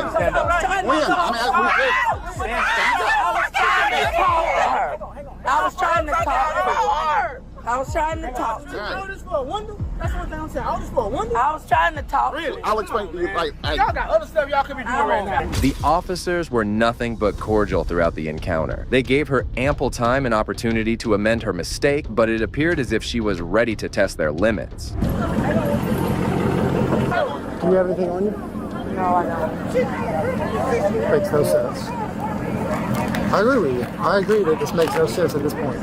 But you pushed it this far instead of just rolling the window down. so here's the thing. I've been standing out here for the past 3 minutes. Explaining to her, look, you have to roll the window up to test for the tint. That's once you start driving a car, there are certain things you agree to by driving the car. That's one of them. I have nothing. We have to check. Is that your boyfriend or something? Is that your boyfriend in the car? All right, I'm gonna have you sit down in my car for a second, okay? Go ahead and put your foot in. I'll get them for you. I gotta do it. Have you done the course? Hold on, never mind. 5%. Okay. It's illegal. Okay, we already. Okay, we know that. Okay, bro, you don't have to keep it. Okay, we know. All right, write the ticket. You can turn the car off now, man. Thanks. Washington was issued a citation for the window tint violation and charged with resisting arrest without violence. Soon after, she was removed from her job as a correctional officer and would definitely be cursing her decision on this day for a long time. While this officer learned her lesson, this next tyrant went a little too far ahead by going hands-on with this auditor. Don't touch my phone. Turn it off. Don't. I have a body camera on too. Don't touch my phone. I have a right to freedom of press, ma'am. You do not have the right to film in this building. I do. This is a public building. $5,000 This is In December 20th, 21, veteran auditor Sean Paul Reyes was conducting a First Amendment audit at the Orangetown Town Hall building when he encountered an official who wasn't much impressed by his antics. Hi, are you filming? Hi, ma'am. How are you? Good, how are you? Are you filming? Who are you first? Who are you first? No. Who are you? I'm sorry, you're in my building. Who are you? I'm in your building. This is the town of Orangetown's building? This is yours? This is the town of Orangetown's building. I work here. Oh, okay. This is not your building. You don't own it, right? I'm sorry, are you filming here? You don't own the building. The people own the building, ma'am. This is a public building. And respectfully, you need to have, do you have a permit to film here? Do I have a permit? Yeah. I do not have a permit, no. Okay, so in order to film in this building, you need a permit. That's not true. That's not true. Oh, who are you? Yeah, really. Who are you? So I know who I spoke with? I want to know how come you think you don't need a permit? Is your name on your shirt? I can't really see. You work for the supervisor's office? Because you're not allowed to film here without a permit. The lady clearly had no clue about the photography laws inside the building, but handling Karens like these is no big deal for Sean. However, things escalated when a police officer arrived and sided with the lady. Ma'am, why are you becoming so hostile? How you doing, sir? Officer Caleb, Orangetown Police Department. How you doing? What's going on today? Nothing, just filming. Okay. Doesn't have a permit. I don't need a permit. I'm going to ask you to leave. I'd like that shut off, so I don't want anything this on way, it. you can turn it off, or I can take it from you. Don't touch me. If you are you ordering me to leave? I'm ordering you to leave. But I want that filming, whatever's on his Turn it phone, off. shut off. I'm walking out. Turn it off. This is not against the law. This is a constitutionally protected activity. I'm trying to. You're trying. Turn off the phone. I am trying to walk past you to leave. Off the phone. I want to make it clear. I'm trying to walk past you to leave because you're going to need some complaints. Don't touch my phone. Turn it off. Don't. I have a body camera on too. Don't touch my phone. What are you guys doing? This is against the law. Give me your license. This is against the law. License. This is against the law, sir. On your ID. This is what crime have I committed? I can ask you for your ID. You're in a government you facility. can ask me for Where's my your ID and I can decline. Where's your ID? I'm gonna decline to give you my ID. It's my right. Oh, you are? You It's can't my be at a right. government facility. Do you have reasonable articulable suspicion that I've committed a crime, sir? You don't have a permit to film in this That's not a crime. facility. That doesn't mean this is a public building. Go get your supervisor, please. I'm asking for your supervisor. I'm gonna wait right here. I'm sure your policy states that if I ask for your supervisor, you have to get me one. So can you get me a supervisor? Officer Calaf turned out to be a bully in police uniform, and there clearly was no limit to this pig's arrogance. What's my mistake? Your mistake is you're violating my rights. I'm not violating your And I'm going to rights. hold you You're accountable. You are in a government building. You just that doesn't matter. This is a public building. Yes, I am. This is a public building. I'm a journalist. I have freedom of press. You want our supervisor? Yes, I want your supervisor. Go down to the police department side and we'll bring our supervisor. Great. Tell him not to touch me. Don't touch me again. You touched my camera. You need to turn it off. No, I don't. You need a permit to film in this building. No, I do not. Yes, you do. No, I do not. Yes, you do. Is that a law?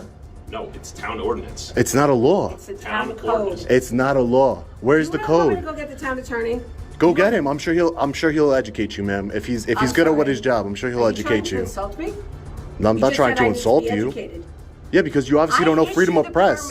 I issue the permits in this building and the town of Orangetown. You for obviously don't filming, understand and I have a right to freedom of press, ma'am. You do not have the right to film in this I building. do. This is a public building. $5,000 and This did I is issue a permit? you're talking about for commercial film. Again, you need education. Go get the town attorney, please. You're talking about commercial filming, ma'am. I'm not going to have you dismiss me like I'm some peon. Okay? Ma'am, you've been treating me bad. You've grabbed my camera. Please get me a supervisor, sir. So come with me to this side and we'll get the supervisor. Please get me a This is supervisor. the town hall side. Come with me to the police department side. We'll get the supervisor. This is a classic Ken and Karen duo known to intimidate people and abuse their authority. Meanwhile, another cop intervened and tried to bring some justice to Sean. Don't touch me ever again. Please excuse me. Get out of my way. Thank you. Excuse me, sir. Sorry about that. Come on. No, I don't trust this guy behind me. He's a loose Have him cannon. walk in front of us then. I'll Loose walk with cannon. you. He can walk in front. Loose cannon. Uneducated. Come on.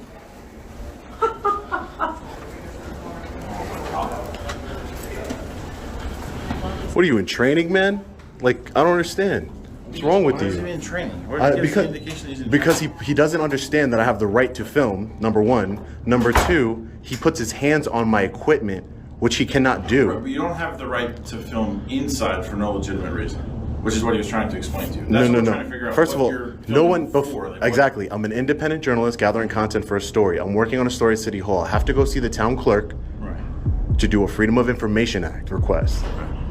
But you don't do that at the town clerk, though. That goes to the records department. No, I'm not talking about for the police department. I'm not talking about for the police department, sir. I'm talking about for the town. And it's on this camera. Right. You tried to grab my phone, not you. When I say you, I meant the police. Right. I don't even remember his name at the moment, but he tried to take my phone from me. What authority does he have to do that? Well, that's what I said. I wasn't there. I don't know. So I'd rather not speak on that. Okay, 'cause I well, don't that's know why what we're going to get a happened. So, supervisor, right? Yeah, he went in to get him now. Moments later, a supervisor arrived, and Sean explained to him the entire situation regarding the tyrant cop. Good morning. All right, my name is Mike Boyce. I'm a sergeant here in Orangetown PD. What was your last name, sir? Boyce, B-O-Y-S-A. Boyza. Yes. Nice to meet you, sir. You requested to speak with the supervisor? Correct, sir. Okay. Yeah. What do you want to talk to me about? Officer Califf. Okay. Completely unhinged and out of control. Okay. Completely. All right. Attempted to take my phone from me. Like, when I say attempted, grabbed my phone and I had to wrestle it out of his hands. Okay. Ordered me to leave a public building while I'm conducting lawful business. Okay. And just completely unprofessional and unaware of the freedom of press that we have in this country. I told him, no de-escalation technique whatsoever to try and figure out who I was, what I was doing here. Just allowed an employee from the supervisor's office to put a battery in his back. And like I said, immediately, I'm ordering you to leave this building right now. Didn't even ask who I was, what I was doing. no type of prerequisite questions as to figure out what my purpose is. This is our building. This is the town building. You need a permit to film. Again, all things that a police officer, I don't know if he's new. I don't know, if he's been here for 20 years. I don't know. But the point is that a police officer should know. They should be properly trained not to put your hands on law-abiding citizens. Let me see your ID. Give me your ID. I don't need that. These things concern me, sir. These behaviors by law enforcement who took an oath to uphold the Constitution really concern me, and I want to file a formal complaint against this officer. Okay. Do you want to provide me with your ID? I can give you my name, sure. Okay. All right. What's your first name, sir? The supervisor was much calmer and more composed than the previous officer. He also wrote down the complaint himself and assured Sean that action would be taken against Officer Calla. All right. So right now you're telling me you want to file a formal complaint? Correct. Okay. I'll get the paperwork for you. At this point, do you want to tell me why you came to the building today? Well, sure. I mean, it's not a secret. I'm an independent journalist, just like I told anybody else who took the time to ask me. I'm an independent journalist gathering content for a story, doing some Freedom of Information Act requests with the town clerk. Okay. That's it. And documenting my experience to disseminate to the public. That's all. Peacefully. Okay. No issues. This is a public building. These are public areas of the building. All right. So independent journalist, right? Correct. And you're gathering information? Correct. As far as the layout of the building, public records requests. Okay. Civilian complaint against a police employee. So I'm going to give you a pen here. Do you have a pen on you or no? No. You know what? I'm going to fill this out. Can you give me your email or internal affairs email, and I can email it over? And I'll definitely follow back up on it. Would you be able to bring this original back here? Could you fill it out and bring it back to the police station? Sure. Yeah, that's not a problem. Will you notarize it and then give it back to me? Give me a copy so I have you know what I mean? Like I have a signed copy that you received it. I'll look into that, whether or not I can give you an actual copy of it. But what's going to happen is you'll fill it out when you come back here. I'll sign the bottom, confirming it. Okay, but we want to keep the original. No, yeah, but I would just need a copy. That's all. And I'll check on that at the time that you come back with it. Okay. Okay. Great. So I'll fill it out. Hold on to these forms here. Any other questions for me today? Nope, that's it. Okay. And I asked to speak with Sergeant Boysa. Boysa, yes. Okay. Thank you. Have a good day. Sean filed a complaint against Officer Calla, but he wasn't finished. He also wanted to file one against the Karen who started it all. Can I speak to a supervisor here? Somebody in charge? Regarding a complaint. Regarding I don't know her name. She didn't give it to me, but a woman came out and was very rude. I would go as far as to say unhinged. Yelling at me. Had a police officer try and take my camera from me. I have freedom of press, and no one even asked me what I was doing first. They just said you can't film in here without a permit. Do you have $5,000? Just escalated the situation. I'm an independent journalist, exercising my freedom of press right. There was a police officer who I'm going to file a complaint against too, but she doesn't work for the police. She works for the supervisor's office. Excuse me? Yes, I am right now. Yeah. So yeah, no, I saw her jacket said supervisor's office, so that's why I'm here to try and speak with. I don't know what her name exactly was, but because she wouldn't give it to me, but yeah, I wanted to find. She said that she writes the complaints. So, I mean, she hands out the permit. So whoever that is, that's who she is. Okay. Why don't you go outside and have a seat? Sure, I'll wait. Hello. Hi. I just been advised that the police are handling it, so. So the police are going to handle the complaint against somebody who. So that's all I can say. So have a good day. So the police are going to handle it. Okay. It appears the department was just trying to hide her name. He continued his day and went over to file a Freedom of Information Act request. But even the town clerk seemed to have a problem with Sean. Hi, how are you, sir? Just wanted to do a Freedom of Information Act request. Sure. Do you have the? I don't have the form, no. Okay. Don't film me. Excuse me? Are you filming me? Please don't do that. Sir, I'm just permission to do it. Okay. I'm just trying to conduct business. That's all I'm trying to do. Understand. That's it. Conduct it when that's closed. So because I'm filming, you won't help me? I'm telling you, man, I didn't give you permission to film me, so please turn it off. Sir, you work for the public. I don't need your permission. I'm just here gathering content for a story. There's nothing nefarious going on here. I just want to conduct my business, be on my way. There's cameras all over the place. I didn't give you permission to film me. That's for the safety. What am I gonna do? What am I gonna do? Exactly. The argument goes both ways. I'll see if the form prints out. Normally it's done online. If not, you can really, there's not a form. It doesn't, yeah, it's a law, so I could just put on a blank piece. You want to hand me a blank piece of paper? I'll take care of it that way. It's not a big deal. I'll write down all the pertinent information, and I'll give it right back to you. Thank you. Sean handed over the complaint to the supervisor before he made his way out of the building. We're going to be submitting the formal complaint to the police department here. Hello again, Mr. Reyes. Hey, Sergeant. Here's the written statement. Okay. A little sloppy. All right.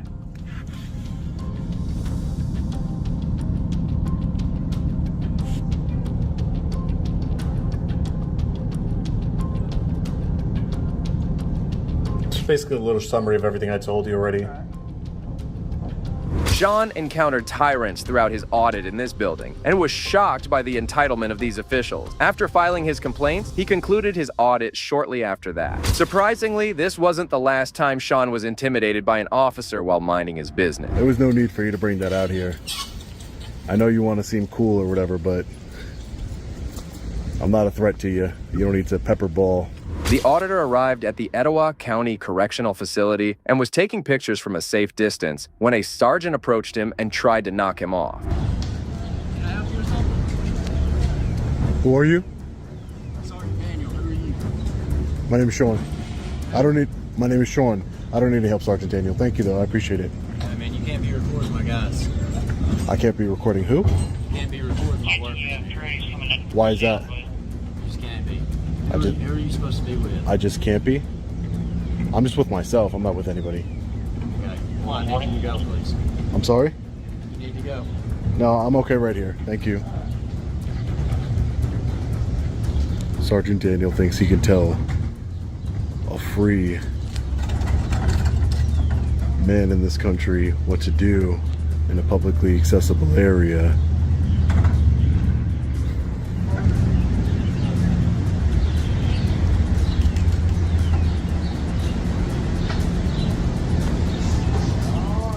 Because I'm recording his workers. You mean your slaves? They're not your workers. They're slaves. I mean... Sean continued to film, but he had no clue that he would be returning with some backup to threaten him. It looks like Sergeant Daniel brought backup with him to try and intimidate a journalist exercising his rights.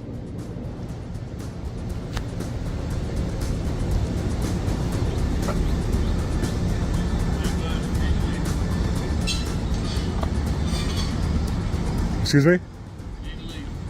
Who are you, sir? I'm just asking for your name. Deputy Phillips. Deputy Phillips? My name is Sean, Deputy Phillips. Is there a reason you have that firearm with you? Yes. Pepper ball rifle. It's used inside the facility. Well, you're not inside the facility. This is part of the facility. This is outside of the facility. It's still part of the facility. This is part of my job. This is my security. Right. I'm just... There's no need for... You are on county property. If you do not leave, I will call somebody up here and have you arrested for trespassing. This is publicly accessible area. No, it's not.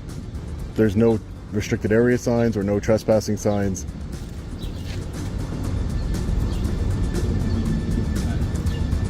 You all are correctional officers? Sean wasn't to be intimidated by these cowards, as he had been up against some of the very worst of law enforcement. He casually brushed past these officials and went on with his day.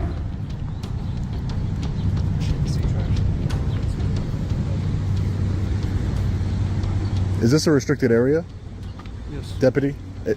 There's no signs indicating that it's a restricted area. Authorized personnel. Yeah, parking. It's still authorized. You're not authorized to do that. It says parking. I'm not parking, I'm on a sidewalk. There was no need for you to bring that out here. I know you want to seem cool or whatever, but I'm not a threat to you. You don't need to pepper ball, shoot me. Absolutely ridiculous. says parking for authorized personnel only. This is parking. Doesn't say authorized personnel only in this area. Shortly after, Sean exited the building and concluded his audit, but not before teaching these corrupt cops a lesson. Finally witnessed the satisfying conclusion as this corrupt cop is finally exposed for his corrupt behavior. Hey, sir, you do me a favor, step to the front of my uniform? Tell me what you pulled me over for? What do you want? What do you want? And it's showing to be insurance. Do me a favor, stand in front of my unit, please. I can stand where I want. You can tell me what you pulled me over for. Okay, so for my safety, I want you to stay in front of my unit. And for auditor safety, I would like for you to tell me why you stopped me. Who are you? I will in just a second. Hey, man, stand in front of my unit. I could stand where I want, dude. Not on my traffic stop. Not on my traffic stop. What do you want? What did you pull me over Do me a favor, you can put the cell phone down. No, I can hold my cell phone. When it interferes with a... It's not interfering. Recording. It is. Turner It versus is. Driver says it is not interfering. Louisiana, Texas, and Mississippi, as Turner versus Driver, have every right to film y'all. What did you pull me over for? So the reason why I stopped, I noticed you were veering back and forth. Oh, don't give me that. It's all on dash cam. It later turned out that the person driving the car was an auditor with a YouTube channel named Truth Be Told Audits. The auditor soon expressed an excellent knowledge of the law, and it was clear that the officer could not intimidate him so easily. So do you want Don't me give me that. It's all do you on want dash me cam. to tell you? Or are you going to let me explain, or are you going to keep bumping your gun? I'm going to keep bumping my guns because I have every right. Got to your talk. ID on you? What do I need to get my ID for? What law did I break? What law did I break? Improper lane use. Improper lanes. I was in my lane. I got dash cam to prove it. I never broke line either side. You don't have to break line. What do you mean I have to break line? I didn't. Statute says veering back and forth. It's improper Veering lane back. use. I was not veering back and forth. This ain't the courtroom. May I see your driver's license, please? This is not the courtroom. Nope. This May is I not see the your courtroom. driver's license, So you're pulling me over saying that what? I'm May drunk. I see your driver's license? You're saying please, that sir? I'm drunk? I'm not. Are you Okay. having a medical episode? Are you distracted? Are you tired? Have you been driving for a long time? I don't answer questions. How about that? Take a look at your driver's license, please. Okay. Who are you, Denham Springs? Who are you, Denham Springs? What's your name and badge number? I told you my name is Officer DeBoard, Denham Springs Police Department. Okay, and you're going to be one of the slow ones that just messed up. Now, what else do you want? Officer DeBoard claimed that he was swerving in his lane. Surprisingly, this is not a crime, as it is often advised to help people avoid potholes and bumps. The officer, however, kept on with his aggressive demeanor as the auditor refused to give in. Harassment. Y'all are harassing me because of who I am. I don't know who you are. Well, I'm telling you, I am your worst nightmare at this point. What? I'm going to tell you something. I don't care what you got to say. If you say that again, I'm going to take that as a threat. It's called freedom of speech. I will you take better that- learn the law. I will Learn the take law. that Learn as the a law. threat and act What? accordingly. How is it threat? I'm telling you. 2629 Look at this. Louisiana, What you 128. Oh man, you're gonna let this fool fucking do this stupid shit to Sanjay? Really? You know I don't do nothing wrong. I don't break laws. You know, I was just going to let you off with a warning, but I'm going to write you a ticket. For what?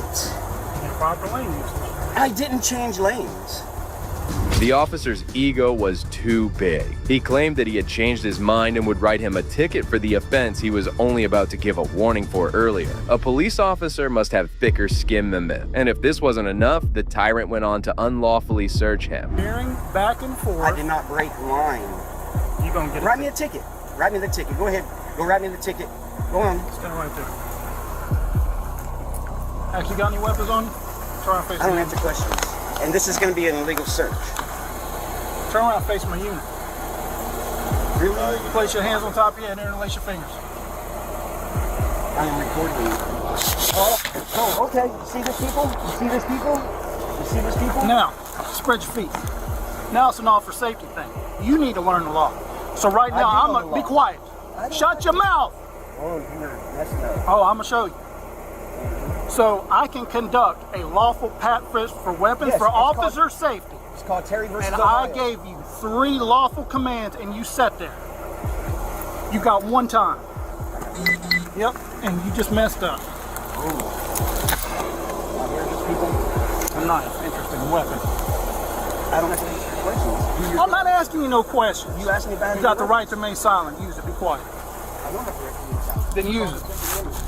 This traffic stop could have been avoided, and the officer certainly messed with the wrong man. He soon realized he also had a dash cam on. He got back in his police cruiser to write him a ticket. However, throughout the encounter, he had severe problems with his recording.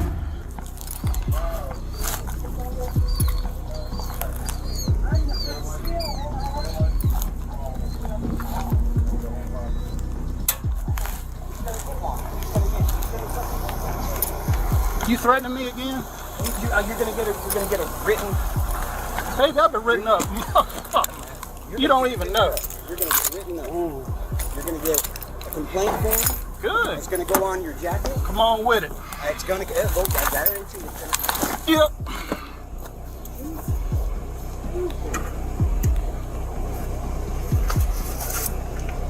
Put the phone down, man.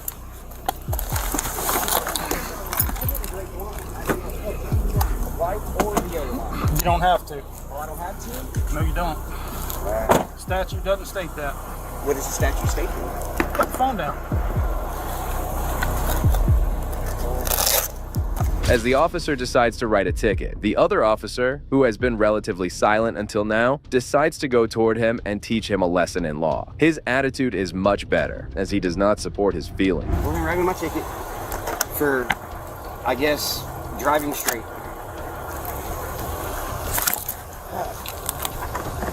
Don't retaliate.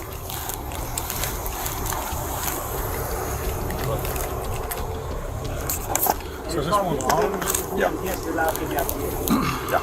I know law better than you do. It's up to you if you want to write a ticket. Have y'all dealt with him before? I dealt a couple times, see me. But he don't really cause any problems. Him and Payne get into it a lot. They really don't like Walker PD that much. Well, retaliation people right here. It's up to you if you want to write a ticket. Well, so I dealt with the cell phone thing when it interferes with investigation.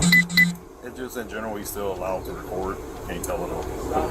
Well, but within a certain distance of a law enforcement officer. They haven't approved that yet. They're trying to get that approved. I don't think it's in Louisiana. It's in a different couple states. I think Florida approved it first. But Yeah, approved here when I dealt with it. Well, I have to double check. I don't know, to be honest with you. I'm gonna do that right now. Officer DeBoard returned to his car and tried to look up the law. Meanwhile, the other officer approached him again and tried to calm him down, as the auditor was messing with his brain now. Sergeant Payne put you in position. Sergeant Payne makes you position. Just not 415, 10-4. Get us all on gas cans. All on gas cans. You're about to look stupid. You're about to look stupid. Be quiet. Hey, don't. If you step any closer to me, What's your inspection? stand right over there. If you step one more foot closer to my unit, I'm gonna take it as a threat and I'm gonna act accordingly. I haven't even moved. I want it back. I'm trying. I'm trying. I want it back. I'm still waiting for a response back. The good cop also tried to warn him about the dash cam inside the auditor's car. Evidently, even this officer knew DeBoard was unnecessarily escalating the situation. That's really slow.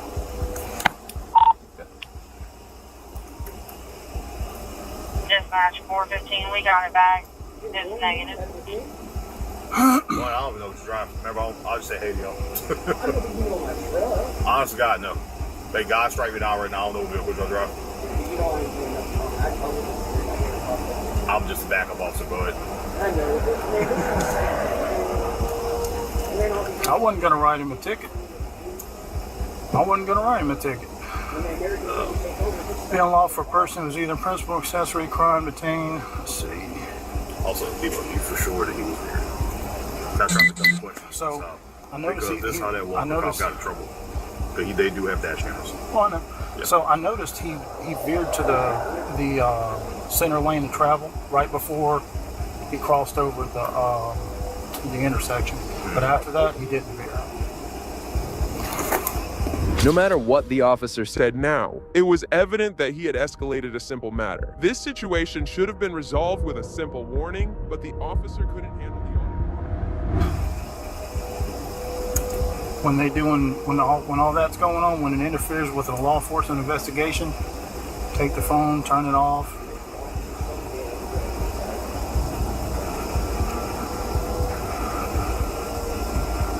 Give you a heads up. Yeah, I know. We'll go fight in this court. I know.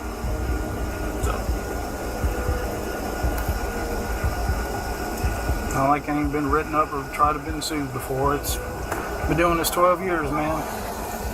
Not the first time that it's happened. Whenever buying a more clear lane track, in addition to all that tweak on is dial it back, don't feed into the gas wants. That's what the view's gonna get, that's what the camera wants. I just don't want him to keep walking towards my unit, because for me that's an officer safety thing. And I can articulate that all day in court, and he won't beat that.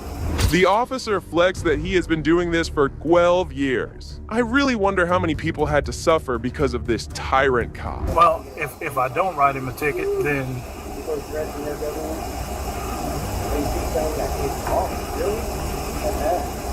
if I don't write him a ticket.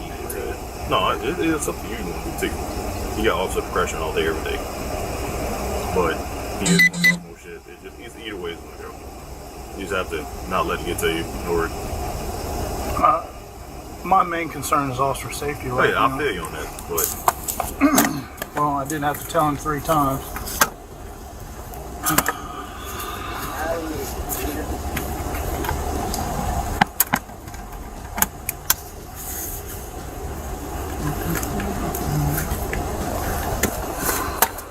it's up to you if you want to write them, but it is what it is.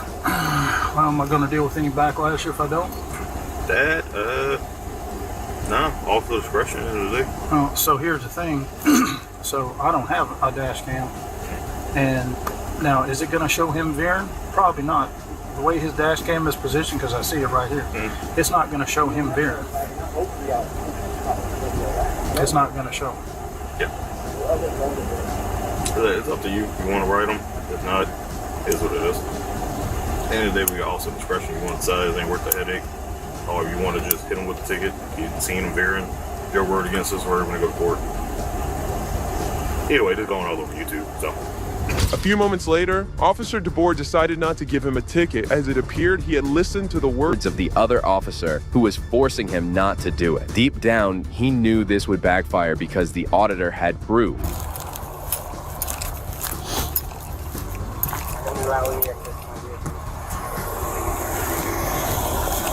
Don't get your knife till you pull off. I'm going to cut you a break tonight. Okay? Give me a break tonight. Cut you a break. Can I give your driver's license back? Yeah, my license. Hold on. How you pronounce your last name? I don't answer questions. How you pronounce your last name? Tulos? It's Greek. I'll give you that much. Well, I just want to be respectful. Tulos? Respectful? You pulled me over for no reason just now. I don't pull people over for no reason. So, next time we have this conversation, there'll be some paper. Next time we have this conversation, you're free to go. So the traffic stop over. Am I free to go, officer? You're free to go. I'm free to go. The officer had to leave the scene with his tail between his legs, as the auditor and his fellow officer had owned him. We hope that he learned his lesson that day. Well, this officer might have learned a lesson, but this next cop was shut down by his sergeant. Not a problem. You can videotape as much as you want. You don't have to get any form of identification. You can videotape, not a problem. In October 2015, a First Amendment auditor, Jason Unruh, was filming outside a police station when a concerned officer approached him and started to intimidate him into stopping filming. If you want my name, I'll give you everything. Who are you? I don't need to provide that. Yes, you do. No, I don't. If I'm asking you who you are and why you're videotaping our facility, you have to provide me with some kind of identification. So do you have identification? To require identification under the law, you need to be able to articulate a crime that I'm about to commit or I have committed. Okay. You're going around, you're videotaping our state police facility for no apparent reason, and if I'm asking you who you are, you have to provide me with identification. I don't have to, no. It's just like anything else. No, it's not. Yes, you do. I don't. Yes, you do. In fact, your public information officer already has dealt with this here, and so has a few other officers, so... I don't care who's dealt with it. I'm asking you for identification because I want to know who you are right now. The officer clearly lacked understanding of the law, as he was unaware of the First Amendment right and the right to film in public. He even claimed to ignore Supreme Court rulings, further aggravating the auditor. I want to know what your reasoning is for videotaping our facility. Well, first of all, Supreme Court has covered that filming out in public is perfectly legal. I don't care what the And that is not a suspicion of crime. So therefore you have no suspicion of crime. Listen, you can cite whatever you want. Right. Why are you videotaping? That's what I'm asking right now. I don't have to answer that. Well, I want to see a form of identification, identifying who you are, why you're outside my facility right now videotaping us. I don't have to provide that either. Why not? Why do you feel that you do not have to perform any form of Because that's the law. No, it's not. If Yes, you're it out is. here and I want to know why you're videotaping our facility and you have to provide me some form of identification, you just can't come and walk away anytime you want and just come up with your things and fly them over our lot. I want to know who you are and why you're videotaping this right now. You probably want to get a supervisor or somebody higher up. Sure, here's my sergeant. He's coming out right now. And he'll tell you. Okay, no problem.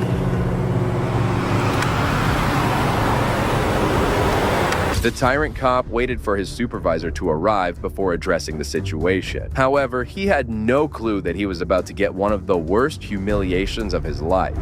Hey, Len.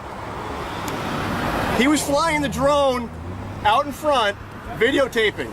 All I'm doing is asking for a form of identification so we can identify who he is. He's refusing. Go to the first sergeant. Not a problem. Not a problem. He can videotape as much as he wants. We don't have to get any form of identification. He can videotape. Not a problem. All right. So you were wrong? Huh? You were wrong? Going with my sergeant? Yes, I was. So you learned something today. That's good. Okay, don't worry about it. I'm pretty trusted. Have a good day.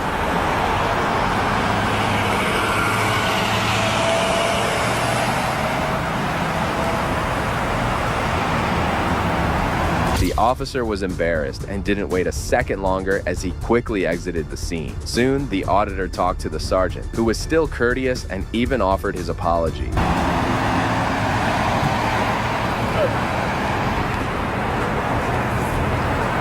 hear me? I can hear you. Sorry for the inconvenience. Right now with the drones, there's a lot of this. I said sorry for the inconvenience. Right now with the drones, there's a lot of, I guess you could say, I wouldn't say misinformation, but it's an area that we're not used to dealing with. All right? Well, that's apparent. I've dealt with your troopers already on this. Yeah, I'm sure you have. It's not a problem. That's why he came out here. I saw that he was talking to you, so. You probably should educate them a little bit more on it. It's going to be a more... It's kind of an area that's new to everybody, and until they have legislation on it. Which there is none. Right. So sorry for the inconvenience, okay? This shows that plenty of good officers are still on the force, and we hope every cop learns from this sergeant. However, this isn't the last time a police officer was put in his place by his supervisor. You don't want to identify yourself? Well, I don't need to. He said he doesn't suspect me of a crime or anything, and I'm just asking. No, sir, I don't. Just asking. Okay, we're good. Let's go. On May 17th, 2020, First Amendment auditor and podcaster John Mitchell, who has a YouTube channel called Rowdy Podcast, was filming outside the St. Louis Park Police Department when Officer Todd Hintz stopped him and went over to confront him. What's going on? Not much, just walking around. Videotaping the police department's not a good idea. Why? You guys are friendly people. We are, but why are we doing this? Why wouldn't we? Because it's a security issue for us. Is it? It is. I don't think so. It is. It's public property. It is public property, but when you start recording our perimeter and our gates and what our activities are, it's a concern to us. I've only been here for about 15 minutes. Right. We had officers that drove by and saw you pulling out of here, walking out of here, and said that you were recording them as they left. I did. Yeah, and that's an issue. Why are we doing that? I don't have to have a reason. You don't have a reason? I don't have to have one. Okay. Do you have a driver's license I can see? I don't. What is your name? I'm not going to give that to you. You're not going to give it to you? No. Why would I give it to you? I haven't done anything wrong. Well, you're recording our property. You're recording our building. The officer had no clue that the auditor was legally allowed to film in public. He continued to be difficult and even detained him illegally. Am I being detained? You are. Okay. Until I can get you identified. And what's your reasonable, because I want to make sure that you're not suspicion? doing something that's a problem for our law enforcement community. So in order to detain somebody, you have to have a law that you're investigating, correct? So what law are you? What law do you suspect me of breaking? Are you looking to create a problem here for us? Or no, not at all. I'm being polite and cordial. I'm being polite and cordial too. So I'm asking for your name and date of birth so we can identify you. I don't need to. And be on our way. Why would I need to identify myself? Because I'm asking you to identify yourself. What's your name and badge number? My name is Todd Hines. My badge number is 200. Okay. Your name and badge number? We're recording you just like you're recording Good. us. Okay, good. So. Okay. Well, I mean, I'd like to be on my way to go.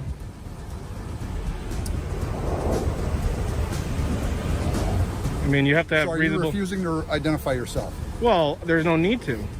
Mitchell had not broken any laws, and suspicion alone was not enough to detain anybody. It seemed the officer had never attended a law class, as he showed no regard for the citizens' rights. Soon, he called for his supervisor and kept demanding an ID from the auditor. I just told you. No, but I asked you... You're recording our property. I have you're to identify recording what we're myself. doing, Correct, and I have and to I asked you identify myself yourself. if you have And you're a refusing. reasonable, articulable suspicion. And what is that? You're looking to create problems, is what you're doing. Is that what I'm doing?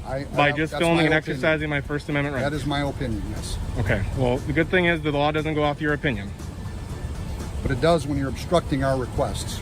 You can't, you can request, right? But it's not a lawful order. It is a lawful order at this point. And as soon as my sergeant gets up here, he's going to tell you the same thing. Okay. Okay?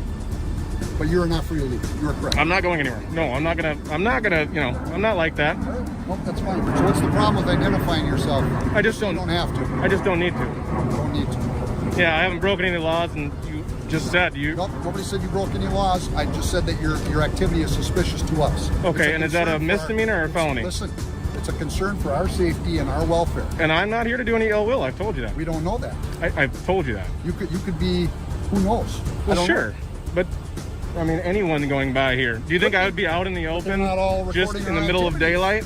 You're not recording our activities. It's the like middle you of are. daylight. I'm not hiding anything. I've literally hid nothing. Believe me, people commit crimes in the middle of daylight too. Fair enough. Well, shortly after, the supervisor arrived on the scene and had a much different reaction to what Officer Hins thought earlier. Yeah, but I won't video you. No, you're good.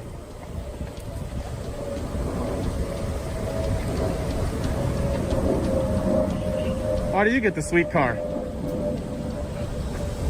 This gentleman's got a First Amendment right, he says, to videotape our activities around the police department, and is refusing to identify himself so that we know who we're dealing with. Okay, you don't want to identify yourself? Well, I don't need to. He said he doesn't suspect me of a crime or anything, and I'm just asking. No, but no, sir, I don't. Just asking. Okay, we're good. Let's go. Okay. Have a nice My day. name's John, by the way. Thanks. Take care, guys. Cooperation, America. What's that? Thanks for your cooperation. Well, this officer indeed learned his lesson, but the actions of this next cop will leave you speechless. Okay. Stab in the face. I literally just walked by and said I'd call. What happened, sir? I don't know. 3 guys drove me in the car and pulled me and they drove me south.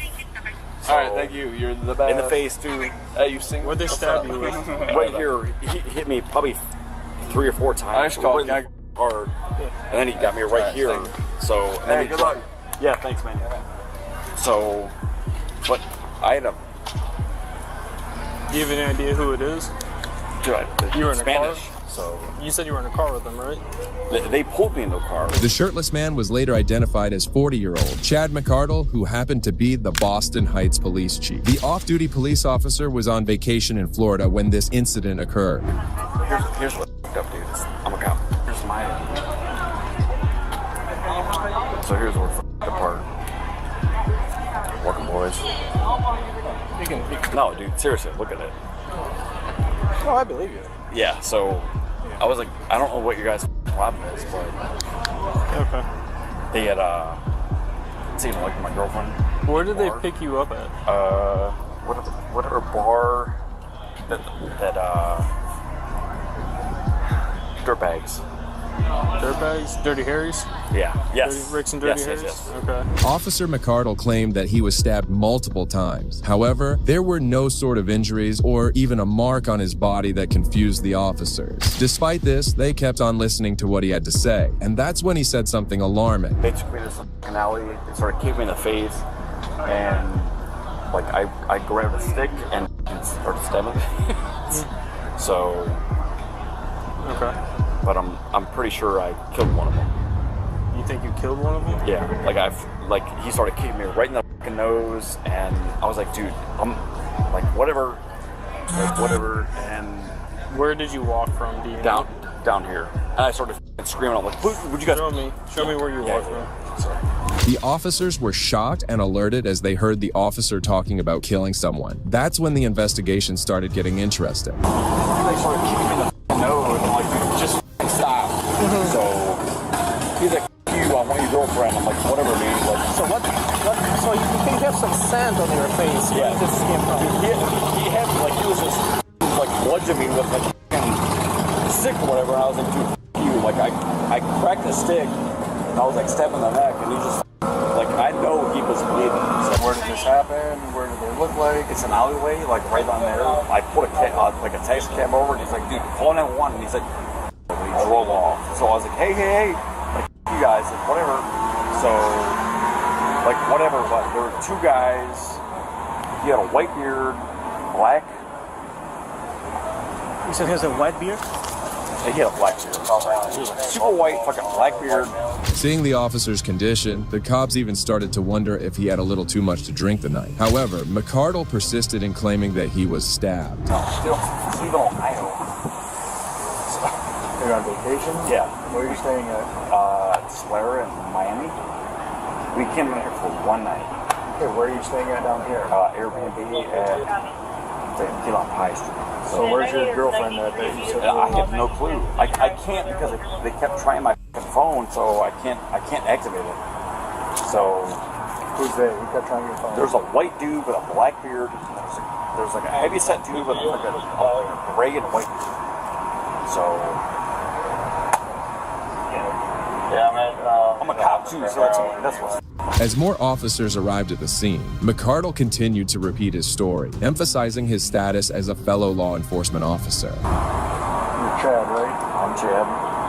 I'm chief of police where I work, so that's all. Like, dude, this dude dragged me down the alleyway and started kicking me in the face.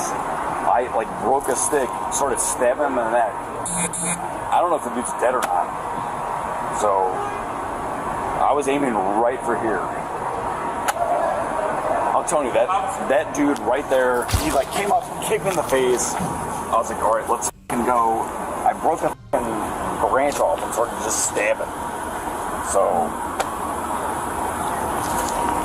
The officers kept listening to his side of the story before they went onto the alley where the alleged fighting took place, according to the officer. They discovered a homeless man there who revealed significant details about the troubling encounter. Need you come out here? Oh. What's your name? Joey.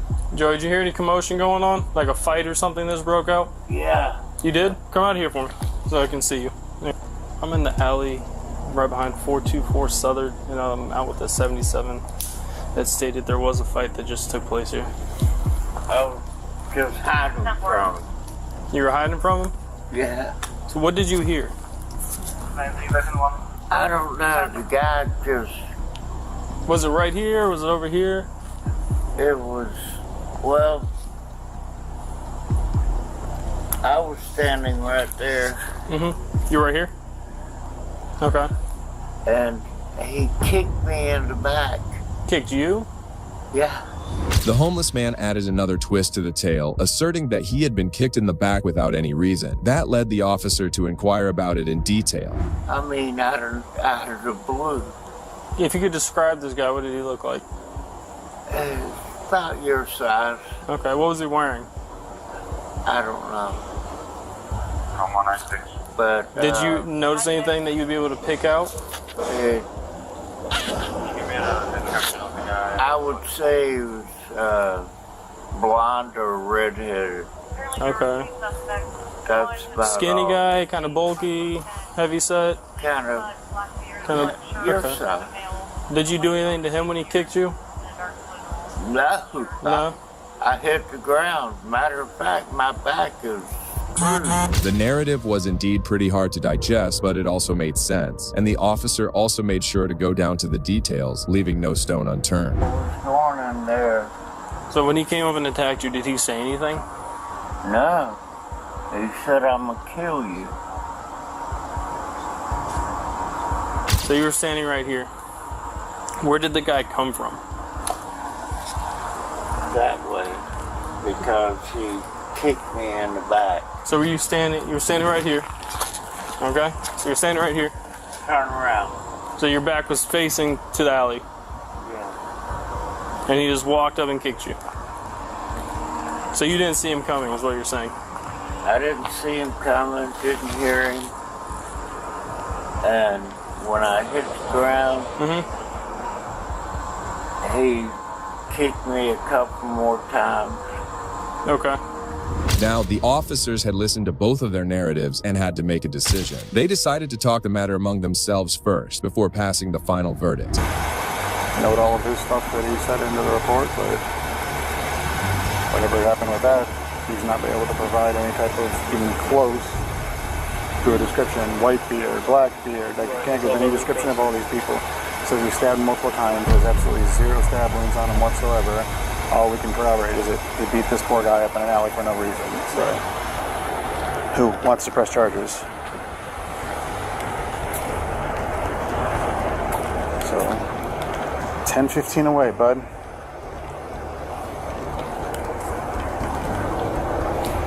All right. Turn around, put your hands behind your back. We are going to detain you right now. The homeless man also told the cops that he recognized McCardle was the man who kicked him. On top of this, McCardle's shoes were also found inside the alley. After careful consideration, the officers concluded that the entire fiasco was fabricated by Officer McCardle to hide his hideous act of beating the homeless guy. Whole another investigation occurring at this point.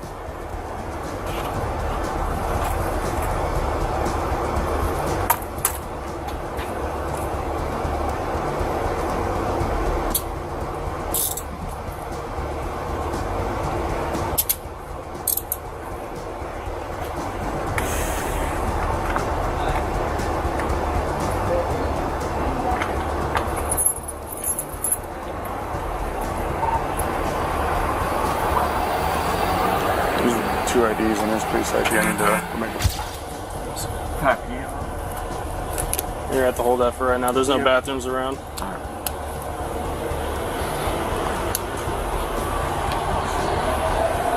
Where's your car at, Ivan? Give me the keys to your car. I'll go get your car.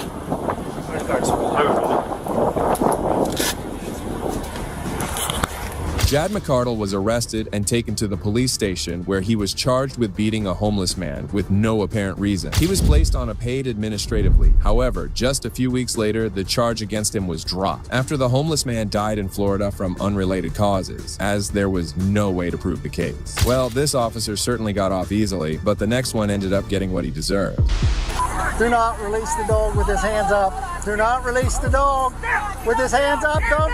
On July 4th, in Columbus, Ohio, a police officer attempted to stop a truck driver for missing mud flap on his semi-truck. However, the driver didn't stop and instead led a large-scale pursuit by the Circleville Police Department. For once, the driver seemed to stop.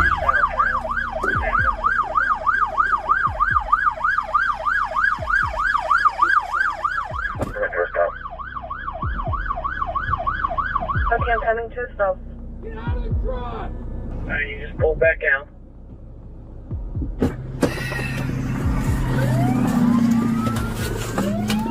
Okay, are you Quick County or Ross County?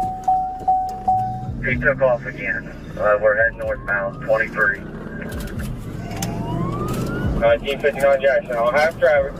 The driver was later identified as 23-year-old Jadarius Rose, who got confused and nervous as to why the cops were pulling him over. As he saw the guns coming out, his fear escalated and started to drive away. However, he was finally brought to a stop once the spike bars were placed right in front of the truck. I need an update for 1020 again.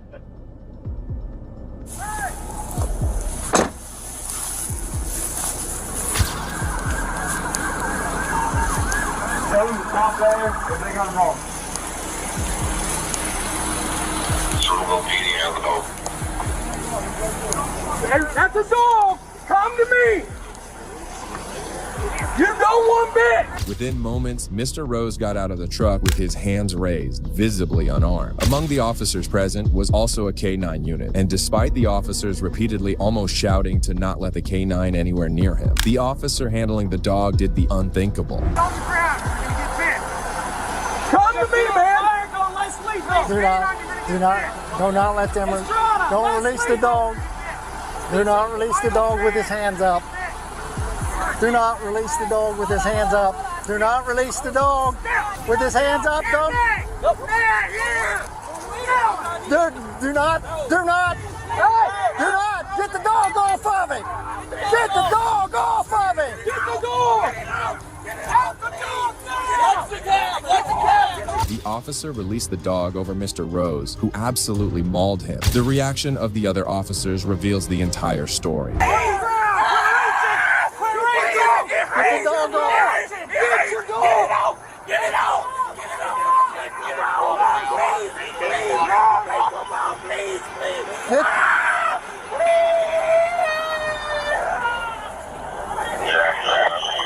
got squad. Don't get a call now. Suspect. Our units are clearing the vehicle now.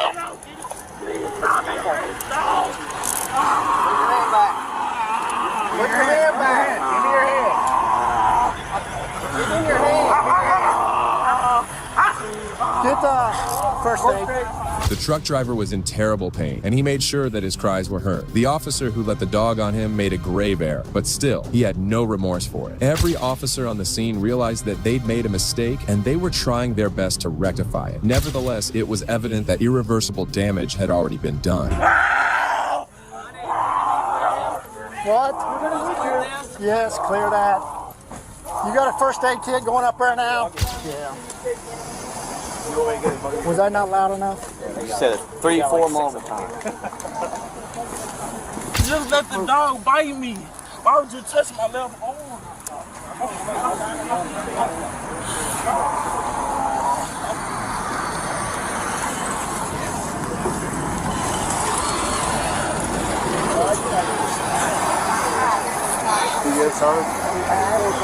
No, why you keep bending my arm? We're trying to get it wrapped. We're wrapping it up. We're not trying to hurt you. Here. The officers did the courtesy of providing him with first aid as they bandaged his injured arm. Despite their efforts, he remained in excruciating pain and needed proper medical attention. Tire on the truck is deflated. Brake. 65 calling new exit. It should already be around. Go ahead. Okay, infinite.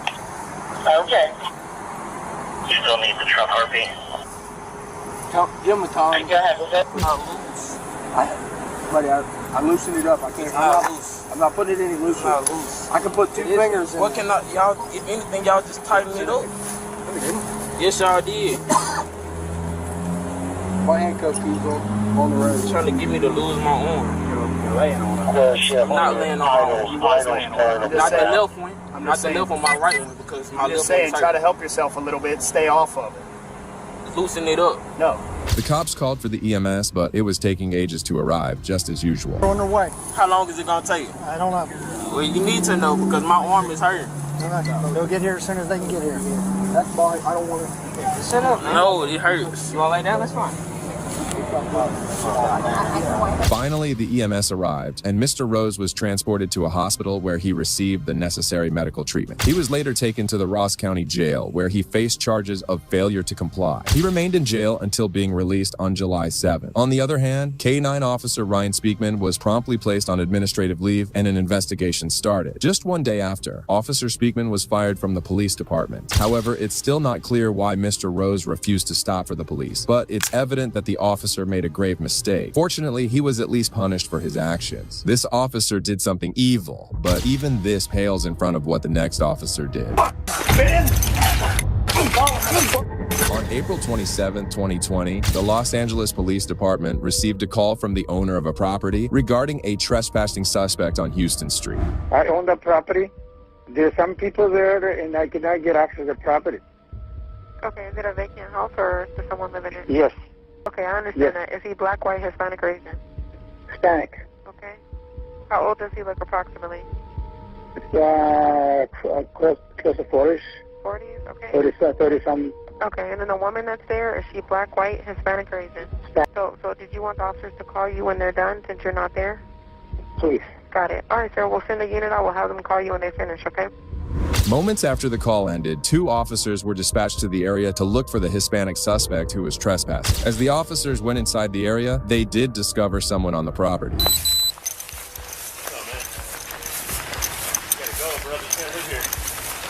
This is private property. Private property, let's go. What's up?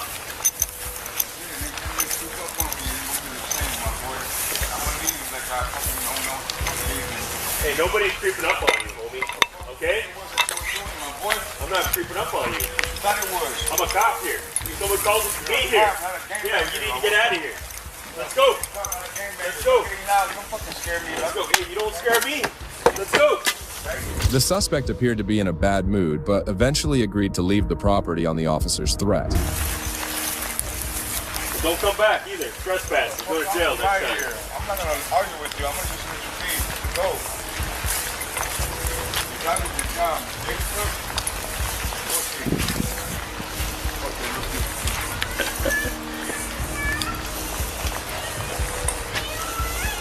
It's tough until they get in the handcuffs. However, just as we thought the drama was over and the cops would be heading back, the male officer engaged in a verbal dispute with the suspect. This was about to lead to chaos. Yeah, one bet. Where are you going, my boy? I want to bet, yeah. Do your homework. Go. My family lives here, my boy. Go, turn around, your man. property, Go, turn around, man. Turn around, put your hands on them. What are you gonna do, my boy? Turn around. What are you gonna do? Turn around. What are you gonna do? Turn around. Do what you gotta do, my boy. You don't hear me, faggot. Turn around. Turn around for what? Ain't nobody acting defiant. Ain't nobody getting crazy but you. 459. Get 450. They're going for me. Back up. Put your hands behind your back. Let's go. Let's go, man. Hey. What the think I am, motherfucker? What the do you think I am? What? Think I am? What do you think I am? Some dumb or what? It seemed like the officer's ego couldn't handle the words of the suspect as he got really riled up and even used some force on him. However, the worst was about to happen as the officer was about to lose his cool once again. You idiot? Yeah, you are. Turn around. Y'all turn around, but don't push up on me. Turn around. Turn around. Put your hands on your back now. Turn around. Put your hands on your back. Think I am? Turn around. Put your hands behind your back. Turn around. Put your hands on your back. Let's go. Put your feet. Feet. Boy. Spread your feet, man. Spread your feet. Palms together, please. Don't fight, man. Ain't nobody fighting. Don't fight. Together. You're fighting, man. Bro. You're fighting, man. Ain't nobody fighting. Ben.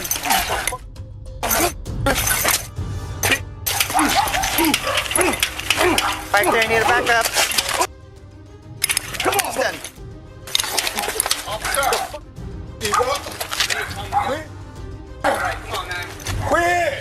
Despite the suspect having his hands behind his back and his feet wide apart, the power-hungry cop mercilessly beat the defenseless man multiple times. The situation was about to escalate even more. What's wrong with you, mother? What's with you, mother? Greg. What's wrong with you, dumb? Shut the fuck. Put your hands behind your back, please. You're not cooperating. You're gonna get hit again. Get on the fuck. Doing, mother? Get on the. Go and taste it, man. Get on the. We got backup coming right now. Come on, come on. Put your hands behind your back. Put your hands. Who are you, dog? Shut the fuck. What is wrong with you, my boy? The female officer who had witnessed everything realized that the officer was in the wrong, as she also didn't tase the suspect despite the other officer asking her to. Soon after, backup arrived and tried to handle the situation that was worsened by the ego-driven cop. Shut the fuck.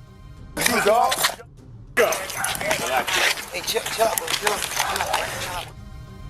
out. Chill out. Shut the. Get through 415, man. Chill out, right? Fucker, that's why I hit you. I didn't grab shit. You grabbed my hand. So shut the. Shit, but okay, do it here. I had you. Your hand. Gosh, cool. I'm not tripping on anything.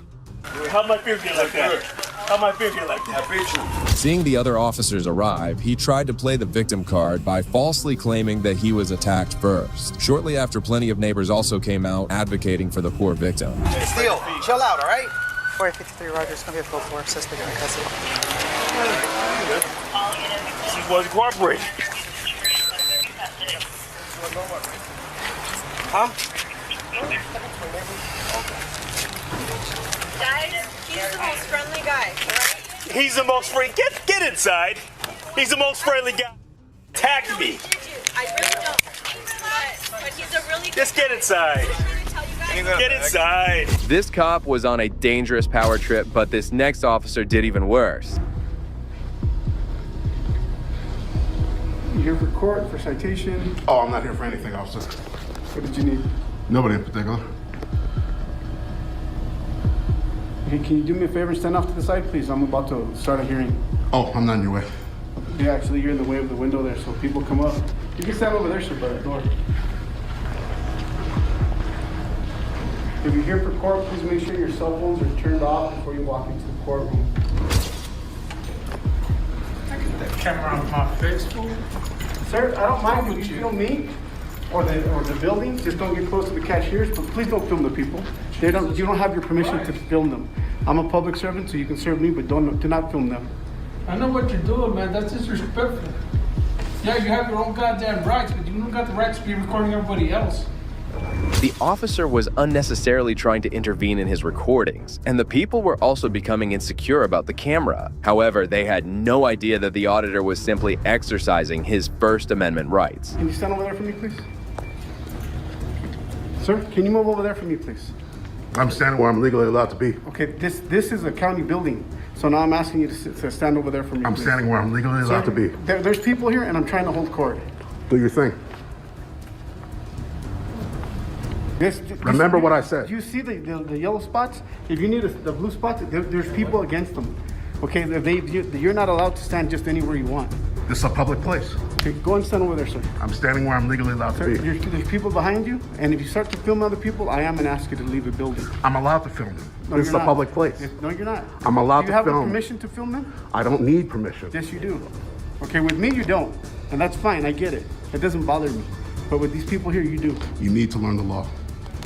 So you need to watch what you're doing. You need to learn the law. If you film the other people. You need to learn the law. Okay. Do not film the other people. You need to learn the law. Do not film the other people. Watch your mouth.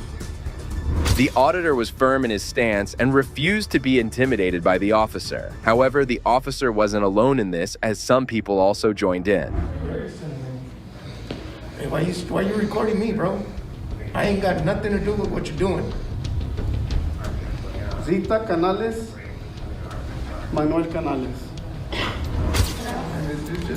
it possible that you not call my name when he's recording me? I mean, Hey, stop you don't have to recording me, record please. us, dude. Start recording me. Babe, sit down, babe. Okay, sir, what you're doing now? This is ridiculous, homeboy. What If you're you got doing- something to do, then you tell them. Or you get your So what you're doing now, you're inciting a breach of the peace, and that is called disorderly conduct. So if you know your laws, then you know, right?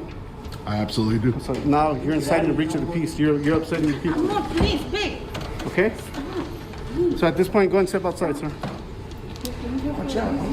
Sir? One of the people started behaving like a Karen, repeatedly getting up from his seat only to be calmed by his wife. At one point, it started to get funny, but meanwhile, the cop was focused on spouting more lies. Now you're inciting a breach of the peace. I've said no. You're upsetting me, homeboy. You want some problems? So go ahead and stop. That's enough.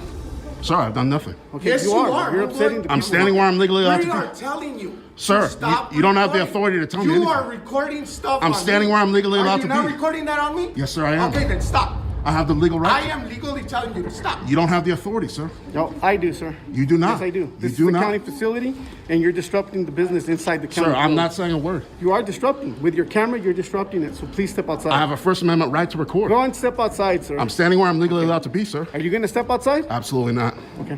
Then move off to the side. Move off to the side by the door. Standing move! where you I'm standing where you told me to be. On the other side of the table. Okay? Now, if you want to play games, we'll play games. Sir, I'm not playing games. Okay, then move. If I go there, I'm obstructing a passageway. You're not obstructing the passageway. Anybody that needs to be here is inside the building. Now move, because you're upsetting these people. The officer got in his face and forced him out of the building. It was completely illegal, as the auditor had every right to be there and he could film everything he saw. Shockingly, the officers seemed to have no knowledge of the Constitution. Sir, that's not my intention. Yes, it is. You're upsetting them. Sir, Whether it's it's your not my intention or not, you are. It's not my intention. Okay, so you're causing a breach of the peace, and that's Sir, called disorderly conduct. I have no intention of causing a breach of the But peace. you are. That's Okay, not my you are. intention. But That's you- not my intention, sir. Whether it's your intention or not, you've already done it. I apologize if you So feel that don't way. apologize. That's not that I feel that way. You're upsetting all these people. I have nothing wrong. I have no problems with this man. You're inciting a breach of the peace. He doesn't want you recording him. Sir, I have a First Amendment right to stay in a public place and So, record. but a breach of the peace is still breach Yes, of the sir. peace is still against the law. Problems more than you, homeboy. Please stop. Go and step outside, sir. This Sir. is called disorderly conduct. But I'm not the one being disorderly. But you are. You're the one causing the breach of the peace. But what I'm doing is legal. But you're causing a breach of the peace, and that's not legal. Yeah, but I can't be responsible for his actions. Yeah, well, for everybody's actions. Everybody's upset. That's a breach of the peace. I'm sorry they feel that way, but I have a legal right to stand here. But not if you're causing a breach of the peace. The officer had to understand that people's feelings do not supersede the law. At this point, it appeared as if the officer was having an agenda against him and just wanted him out of there. Instead of controlling the idiot who kept getting out of his seat, he kept forcing the auditor to make his way out. It's not my intention. I'm doing what I'm legally allowed to do. Put your camera down, film the floor, film me. Do not film anybody else. You do not have the authority to tell me that. If you're causing a breach of the peace, I do. That's not true, sir. Yes, it is true.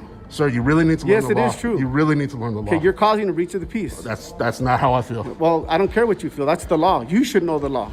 I'm telling you what the law is. Well, you're inciting a breach of the peace. That's against the law. I'm not inciting anything. Yes, you are. Video recording cannot be considered inciting. Really? Show me where it says that. Well, I don't have the law books with me. Any action that incites a breach of the peace, any action. Okay? So either you move off to the side or I'm going to escort you outside. Okay? That would be a Fourth Amendment seizure. No, it's not. Okay, move over to that side, please. Are you going to arrest me for obstructing a public passage? No, I'm telling you to move. I think I have the right to be anywhere in this public place. Well, you don't. According to who? This is a public place. The auditor just calmly moved back inside as he knew his rights. The officer, on the other hand, could do nothing as he had no legal grounds to stop him. It is a public place, but you're causing a breach of the peace. I'm not saying anything. Okay, then do not film these people because you're upsetting them, and that is a breach of the peace. Sir. Learn your laws before you're going to come in here and challenge me. I'm telling you what the law is, sir. Okay, and you're wrong. It's not like I'm trying to antagonize him deliberately. You are. That's exactly what you're doing. That's exactly what you're doing. It's deliberate. That's exactly what you're doing. That's exactly what you're doing. Apparently, there was more than one Karen inside the building, as this guy went on a painful rant just because he was filming inside a public building. Sometimes, I wonder why these people are so afraid of a camera. Honestly, I really just came to... Well, if you care about everybody else's feelings, shut the It bothers other people doing that. Well, step back. Don't walk towards him. Don't walk towards him. No, don't try to make this... Don't walk towards him. Do not walk towards him. Walk right here. Oh, see, I'm not trying to start anything with you. You're about to. Look, just calm down, dude. No, you calm down. Get my face. It's not in your face. Look how far away I am from you. I'm just recording the daily It's activity. people like you that this is the way it is right now. I'm not trying to do anything, man. No, you can see it right away. Get a goddamn life. Go get a job. Step off the side now. Get a life. Sir, step off to the side. Instead of trying to confront the police officers wherever you're going, get a goddamn life. Go get a job. I don't know why people keep saying I need to get a job. Yeah, Sir, step off to the side. Are you getting paid for it? Sometimes. Freelance security? Nuh-uh. That's not what it is. That's not journalism, brother. I'll tell you that much. Really, that honestly is all I was here to do. That's not journalism. Well, how do you know? Don't tell me you're gonna go and make money out of that shit. No, you're not. You're trying to cause something here. No, sir, I'm not. I'm just recording the daily activity. Just go through a goddamn court. We've been through a lot. Just stop recording, bro. Do your thing, sir. Beyond comprehension as to why this guy was so agitated. Thankfully, he left the building, but the officer was still trying to intimidate him into leaving the area. I can hear you yelling all the way up there. Could you please keep it down? That's not me yelling, Your Honor.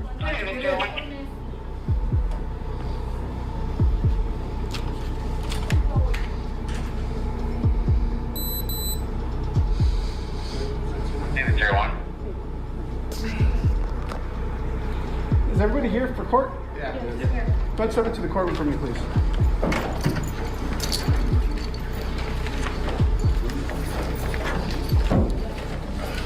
Get your phone off my face.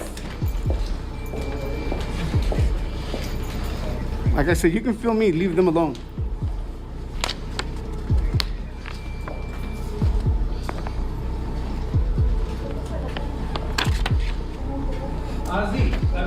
Angel.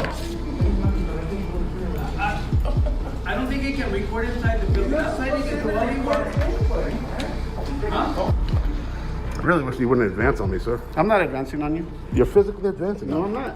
I already asked you to move over there. You have plenty of room to move out. But I can be anywhere in this public area. You can't restrict my movement. Ultimately, the officer removed everyone from the lobby and proceeded to escort them to the courtroom, thus preventing them from getting filmed. Just then, another officer came out and he was equally unknowledgeable about the law. Yeah, he just wants to film the public, and he's already incited the breach of the peace. No, sir, that's not true. He's already upset all the people in there. That was not my intention. But that's what he's doing. So he thinks he knows the law. He's already caused a breach of the peace. But that was not my intention. But I'm just exercising my First Amendment right, and I can't be responsible for how they feel. Let me hear one at a time. Yes, sir. So he already has. The judge has already come out and expressed his concern. And he wants to keep doing this, that's fine. So I just put everybody into the courtroom. So he can't film the cashiers or anything back there. If he thinks he knows the law, that's fine. Sir, I can film anything I can see.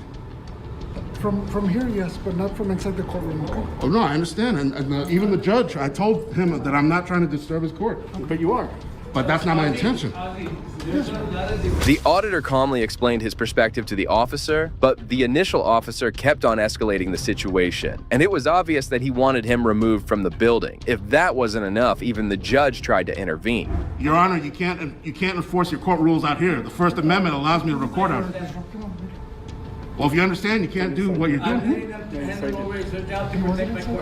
Okay, and I'm not trying to harm your court. All right. I'm sorry? He just out here, all the people that were sitting here, he was filming them, and he upset a couple of them. Oh, by filming? Yeah. Oh, okay. So then, this is what we're gonna do, okay? Okay. Okay. Have they rescheduled this case? He's not even here for court. Oh, you just came to film, that's it? I just wanted to film the daily operations of the Justice of the Peace. I get you, okay. Yeah. Well, do me a favor then, okay? You can film everything you want from outside the doors. Sir, I have a legal right to walk in. Yes, but you're breaching the peace in here. So if you want to get arrested for breaching the peace, that's fine. I mean, nobody has a problem with that. Once again, the officer threatened him with arrest, instructing him to get outside the building. The auditor kept trying to defend his action, but it was all in vain. But at this time, I am advising you that you are not allowed in here in the courtroom. You have no business in the courtroom. But this is not the courtroom. This is the public lobby. Okay, this is the public lobby, but you have no business in the public lobby, and the judge already advised you. But sir, he doesn't have authority in this lobby. Actually, he does. This is his building. Well, I'm not going to argue with you. That's your choices. You want to go to jail for disorderly conduct, or you want to stand outside and you can record outside anything and everything you want. Sir, I was never disorderly. I was simply standing and recording. Right now, you're causing a breach of the peace. You know what that means, right? Yeah, but... Okay, you already disrupted the court. The judge already came out and talked to you. That's considered a breach of the peace. So we're being very, very lenient with you. So that's the two choices. What do you want? Let me just say one thing. No, nothing Can I just say one more thing? Nothing else. That's your two choices. What do you want? I'm going to take choice two, but I just want to say one thing. Let's go. The cops couldn't answer his questions logically and kept manipulating the law to violate his civil rights. Ultimately, they were successful in removing him from the building. But sir, can I just say one thing? Yeah. If I came and I wore a swastika on my shirt and people didn't like it, can I be held responsible for their reaction? Of course not. Well, that's what happened today. But if they get scared, any type of breach of the peace, it means that you're making somebody else uncomfortable. That's considered a breach of the peace. Then we can act on it. And then it's considered disorderly conduct. This is real basic. This is tyranny of the majority. Okay, you can step outside now. This isn't over. Well, that's fine. But you can record everything you want. You guys are going to see I have a legal right to be here. Okay. Who are you guys? Sheriffs. Like a detective? Yes, sir. Before you advance on me, can I just get some names here? Yeah, you can get them outside. Go ahead. No, there you go. You can record anything and everything you want from out here, okay? You're violating my civil rights. I'm gonna advise you right now, okay? If you come back into this lobby, you will be charged with criminal trespass. Yeah, but it's a public place. Yes, but if you're not wanted at a public place, because this is a county building, so then it would be criminal trespass. I know you're not gonna understand. You got your mentality. My mentality? I'm living by the Constitution. Okay, that's what's gonna happen, okay? Once again, the corrupt cop was not making any sense at all. You can't trespass on public property, but there was nothing this poor auditor could do as these tyrants stood tall against him. You understand? Do you have like a business card? No, I don't have any business card. You're recording. You got everything on video. Can I get the names of these other officers? Like that deputy? Who's that deputy? They weren't involved with anything? Well, no, but they were obviously there to tackle me if need be. Of course. Have a good day. Can I get your name, Deputy? I'm Lieutenant Washington. Oh, you're a lieutenant? Yes. Lieutenant, don't you understand the Constitution that I have a legal right to be here? I understood what he told you. He explained it to you well. I believe he's correct. He's explaining it to you. So you believe that's correct? Man, you guys... But that is correct. Okay. That's not... You guys need to learn the First Amendment. Okay, but you can record whatever you want from outside the lobby. Okay? All right.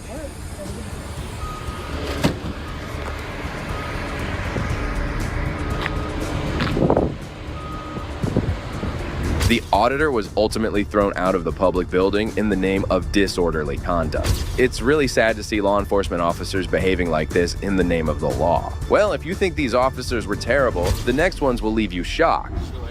Driver's light. Oh, here comes 32. Oh, what are the chances of that? In June 2022, Mario Rosales was traveling in his red Mustang with his girlfriend when he was pulled over by a couple of Alexandria police officers. Soon, the cops approached him and got him out of the car. So, can you be honest with me? Why am I being stopped? Is it failure to signal? That's pure, straight, honest answer. You failed to signal, so we stopped you. And we're just talking to people after we stopped you. Okay? Hey, can I have your permission to retrieve that firearm out of your gun, out of your vehicle? No, I don't want anybody searching my vehicle. Okay, cool. Hey, listen, I don't know if my partner's done this or not, but I'm going to do it, okay? You do have the right to remain silent. Anything you say can and will be used against you in the court of law to understand your rights. Traffic stop's a legal detainment. The reason I did that is I got a couple questions that may or may not pertain to your guilt or innocence, right? So I always advise before I ask those types of questions. That goes to the Fifth Amendment, right? So anytime you're not comfortable with one of my questions, you can say pass. The officers claimed that Mario had failed to use his turn signal, but the dash cam footage showed otherwise. The officer then proceeded to search Mario and interrogated him. Do you mind emptying out your pockets for me on the hood of my car? No. Okay. Yeah. That's a question.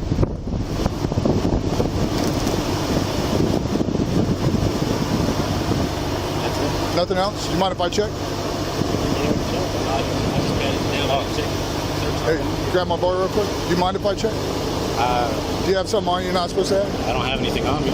I mean, I'd feel a lot safer if she had her phone. She was able to record while you check me. Yeah, I recorded. You ever been arrested for anything? No, never. Never? Okay. I have a clean record. I got you. On the vehicle? No. Meth? No. No. Fentanyl? No. Prescription not prescribed? No.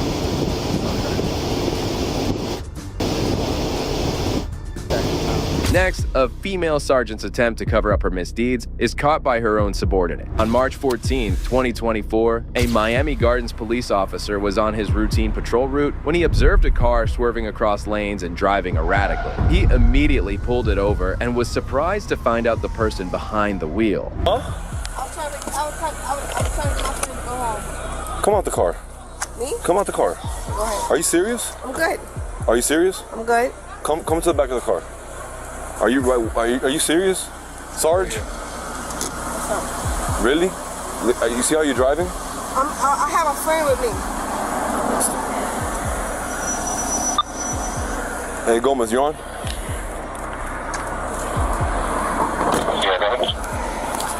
The person driving the car was none other than Miami Gardens Police Sergeant Andrea Smith. Her unsteady movements and slurred speech made it clear she was drunk way above the limit. Smith. All right, gonna be performing some field sobriety testing today, okay? Are you willing to take these tests? Absolutely. Are you wearing any contacts? No. No? Okay, so what about your shoes? Would you like to take your shoes off? Yeah. No? Okay. So we're gonna come over here? The officer proceeded with a field sobriety test, but soon stopped as he called for another department to conduct one to eliminate any point of bias. I mean, you was starting sobriety test, you started sobriety test because the sergeant told you not to? Yes, they advised me that Miramar is coming to take over. Okay. I mean, I started and now... So in the middle of the sobriety test, it told you no, right? Yeah, he told me to stop. My sergeant told me to stop. So. Conflict of interest? I don't know. I don't know. He told me to stop, and I'm just advising you that Miramar is coming to take over. Okay. All right? All right.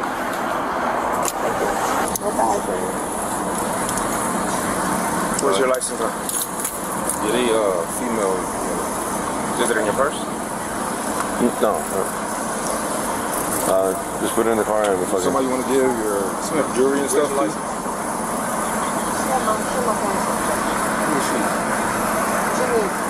The sergeant just asked you. I'm a sergeant too.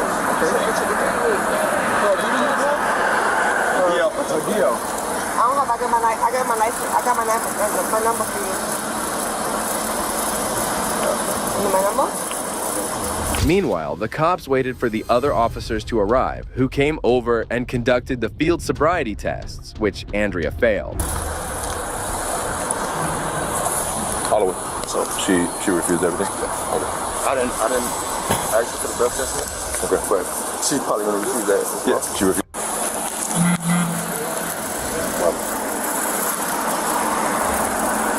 Someone said over here that you were shaking. 316? Listen.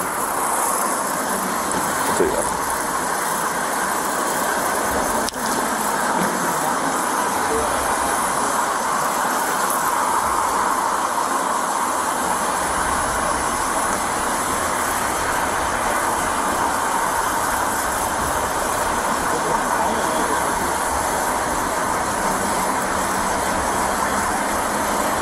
The cops made sure to arrest her as they escorted her to the police station. She was jailed for 2 traffic citations and later relieved of duty by the Miami Garden Police Department. This cop broke the law, but the actions of this next officer will leave you stunned. Whoa! Don't spit on my down!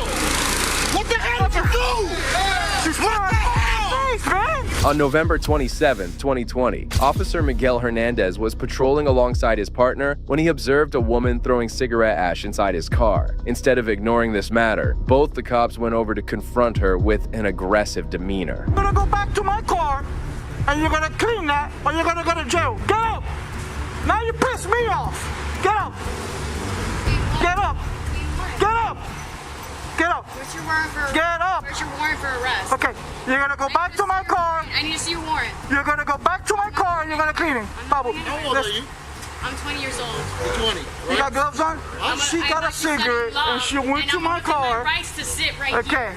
She I'm got for my Uber and he's doing this to me. That's right. You're gonna go back to my car. You're gonna go back to my car. You're gonna clean that. Let me ask you a question. From what? You got extra gloves on? I'm pregnant and he's bothering me. Okay, you're gonna go back to my car. You're gonna clean what you did. Get up. Clean what? The cigarette that you broke. Let's go. Oh my God! Stop! Don't touch me. Get up. Don't touch me. Don't touch me. Get up. Walk by myself. Don't touch me. Don't touch me. Get up. Get up. The woman, who was later identified as 20-year-old Julissa Burgers, was pregnant at the time. However, the cops paid no attention to her statement and kept on harassing her. Get up then. Get up. You're gonna go to my car and you do that right now. Get up. Touch my stuff, bro. You're not allowed to do that. Get up. On you. Get up. The police on you. No, You're not you allowed to do can't. this. I can. Get up. Lawyer, I know. Get up I'm a civil and clean rights it. lawyer. That's right. Up and do that. Clean that. Get up and clean that. Disgusting. Get up and clean that. That's right. You're gonna get up and you clean out my car. Let's go. Get up and clean out from my car. Now. You're gonna go and clean out from my car. You're gonna go and clean out from my car. Let's go. Let's go. You're gonna go back to my car and clean that. Let's go. You know what? You're gonna go to jail so fast it's gonna be incredible. Come here. For what?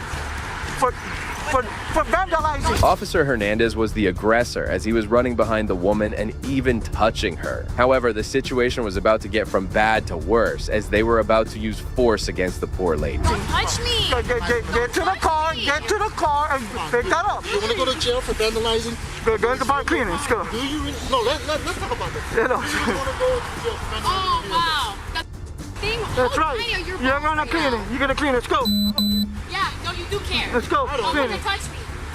Touch me. Clean it. Let go. I'm walking. Let go. Let go. Clean it. Ma'am, are you gonna resist me? Yes, because you're arrested for no reason. Get away from me. You gonna resist me? Help me. Get away from me. Clean it. Relax. Get away from me. Clean it. Let's go. Clean it. Relax. Clean it. Let's go. Sit down.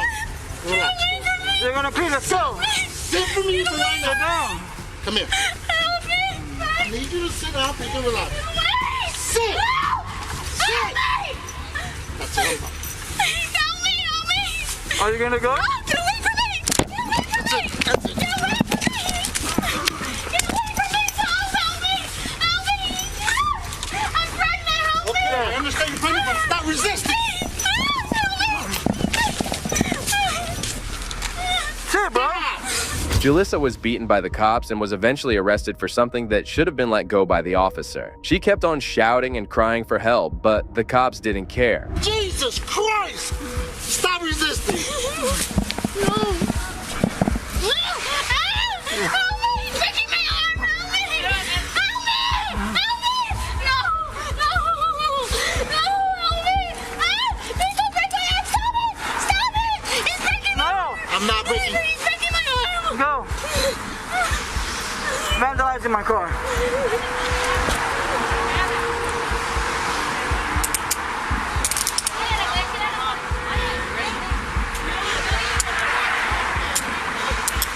Tired of it.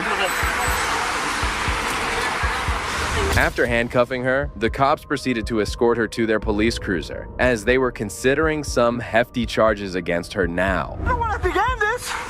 You begun it telling me to leave when I was trying to take a break. No! You're a terrible person, man. Give me a second. You get my stuff. Let's go. I'm pregnant, right? Yeah, you're real pregnant.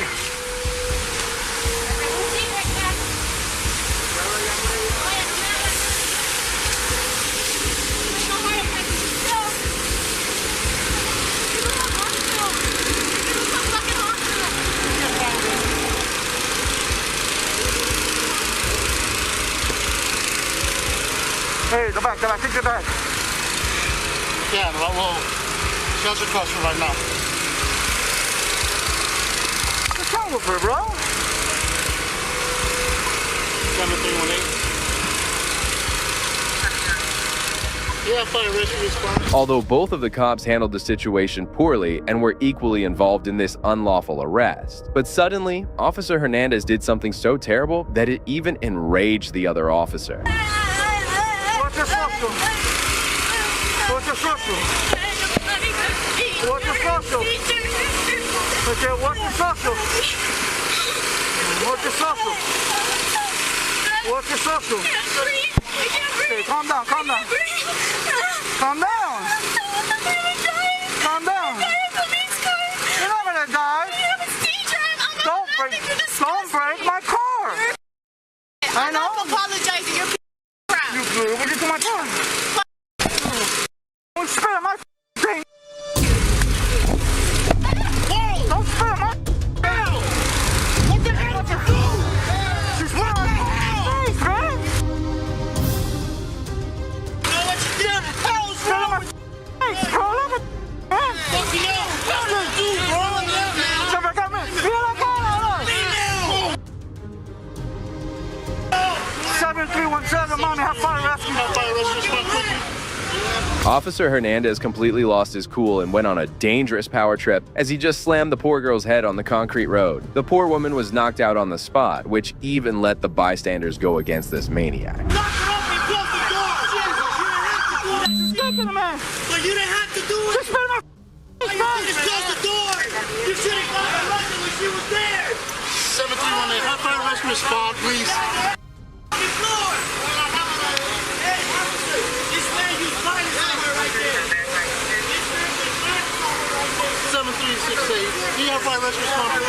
Soon, EMS was called, and Jalissa was taken to the hospital. The police department took immediate notice of the incident, and Officer Hernandez was fired from his job. This cop got his lesson, and the next one did something equally alarming. Yeah, he has a bottle of vodka in the vehicle that we observed.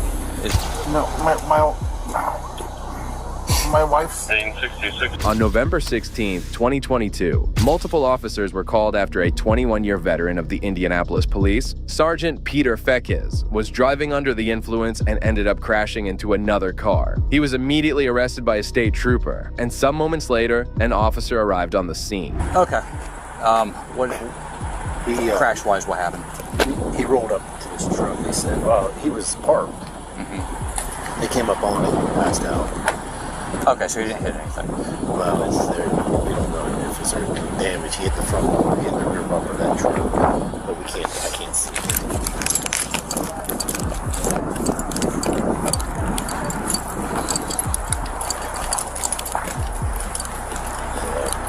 I guess until he pulls it out, it's rubber on rubber. Yeah, you can see it's bent then. Okay. And that's what. The officer assessed the situation and then approached the trooper who had initially apprehended the sergeant. Who was the one that rolled up on him? And which one of you guys rolled up on him? This gentleman right here?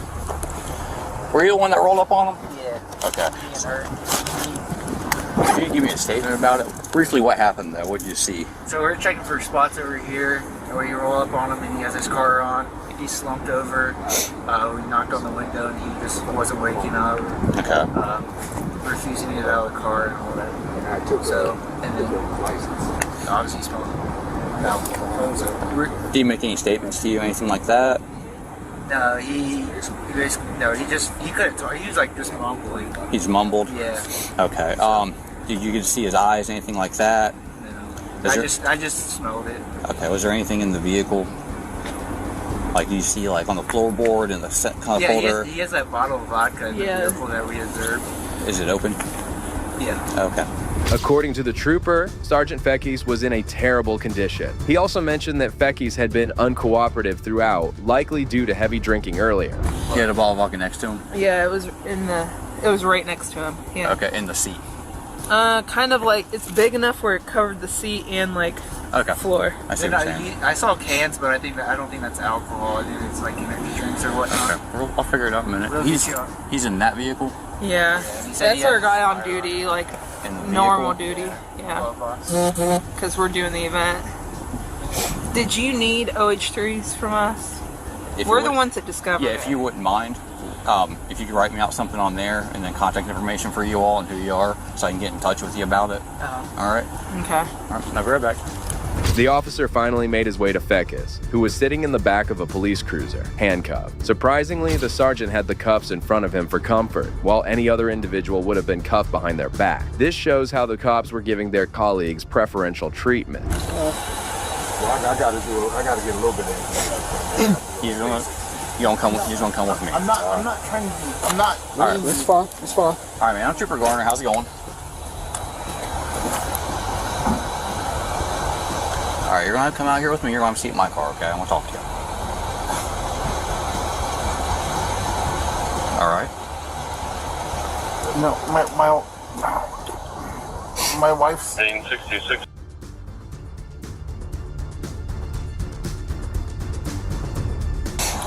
What's going on tonight?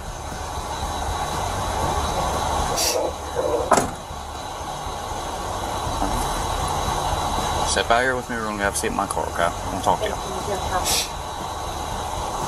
Hey, brother, talk to him so he can come on, man. Do as much as he can. You have my phone. Yeah. Despite being treated with the utmost respect, Fekes continued to be difficult and resisted the officer's demand to step out of the vehicle. Once again, the officer kept requesting him instead of pulling him outside. Let him talk to you. That's all we need. No, I need you to step out. Come on. Come on. No? Yes. Hey, bud. Look. We talked about this earlier. I'm gonna tell you. When you got here, you were going to cooperate with him. I know you wasn't with me, but you're going to with him. I don't want to take you to jail tonight, okay? And we told you that. But if you're going to push my buttons, we'll go straight to jail. I'm not kidding with you, okay? I understand what's going on. I can smell it come from your breath.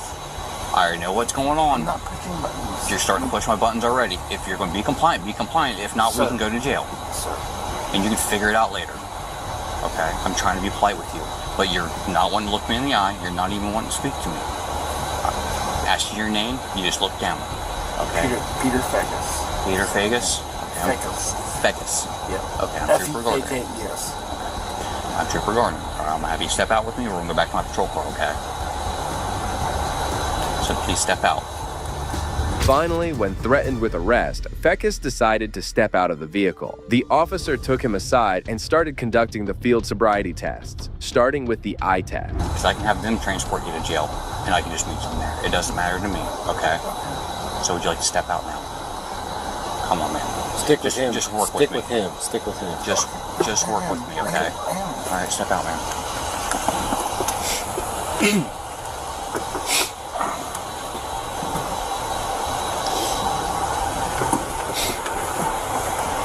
Need help? No, I'm good.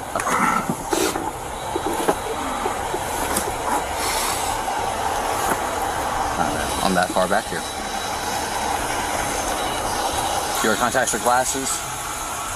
Stop here for a minute. All right, I'm gonna take a look at your eyes. Is that all right? Something you're wanting to do?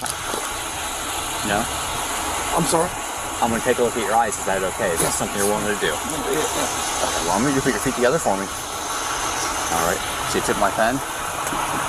Okay, If it is something you're willing to do? Okay, look. Predicated on whether or not you take any test or anything is not how I determine. Yeah, but these are SFSDs. Correct. Fekkes was clearly intoxicated, and there was no need for a sobriety test to confirm it. Realizing this, he declined to take the test, prompting the officer to proceed with his arrest. I'm going to explain it to you real quick, though, okay? Whether or not you refuse it is not predicated on whether or not you go to jail. Your attitude determines that with me, okay? I'll be up front with you. As long as you're polite and cooperative, I'll work with you to get you home, okay? But if you're gonna be a pain to me, I'm not being a pain. Let me finish. If you're gonna be a pain about stuff and not let me do my job, we'll just go to jail and I'll solve the problem for myself. That's how I do it, okay? So if you don't want to take this, you don't have to. You know that legally, as the rest of us do here. I have to offer it to you. I have to try to do what I can do, okay? I clearly see that you've been drinking. I can smell it on your breath. Okay. All right, I can see your red shot, bloodshot, and glassy eyes. If not, you're slumped over the wheel. I'm just trying to do my due diligence and check. You don't have to, but if you do, that's all I'm trying to do. So it's entirely up to you whether or not that's something you want to do, okay? It's entirely up to you. I'm asking if that's something you want to do or no? No? Okay. So here's what. The officer swapped the handcuffs with his own since he would take Fekkes to the police station.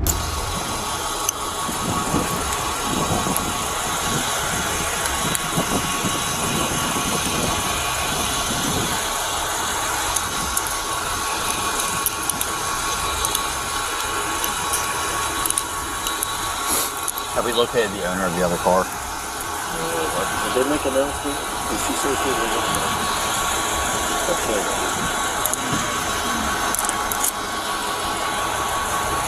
well, see what she did after.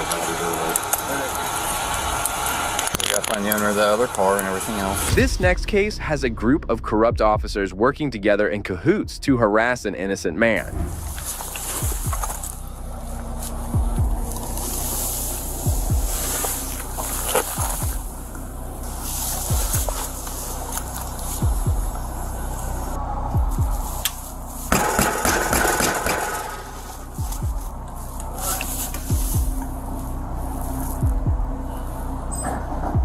Police department! Come to the door.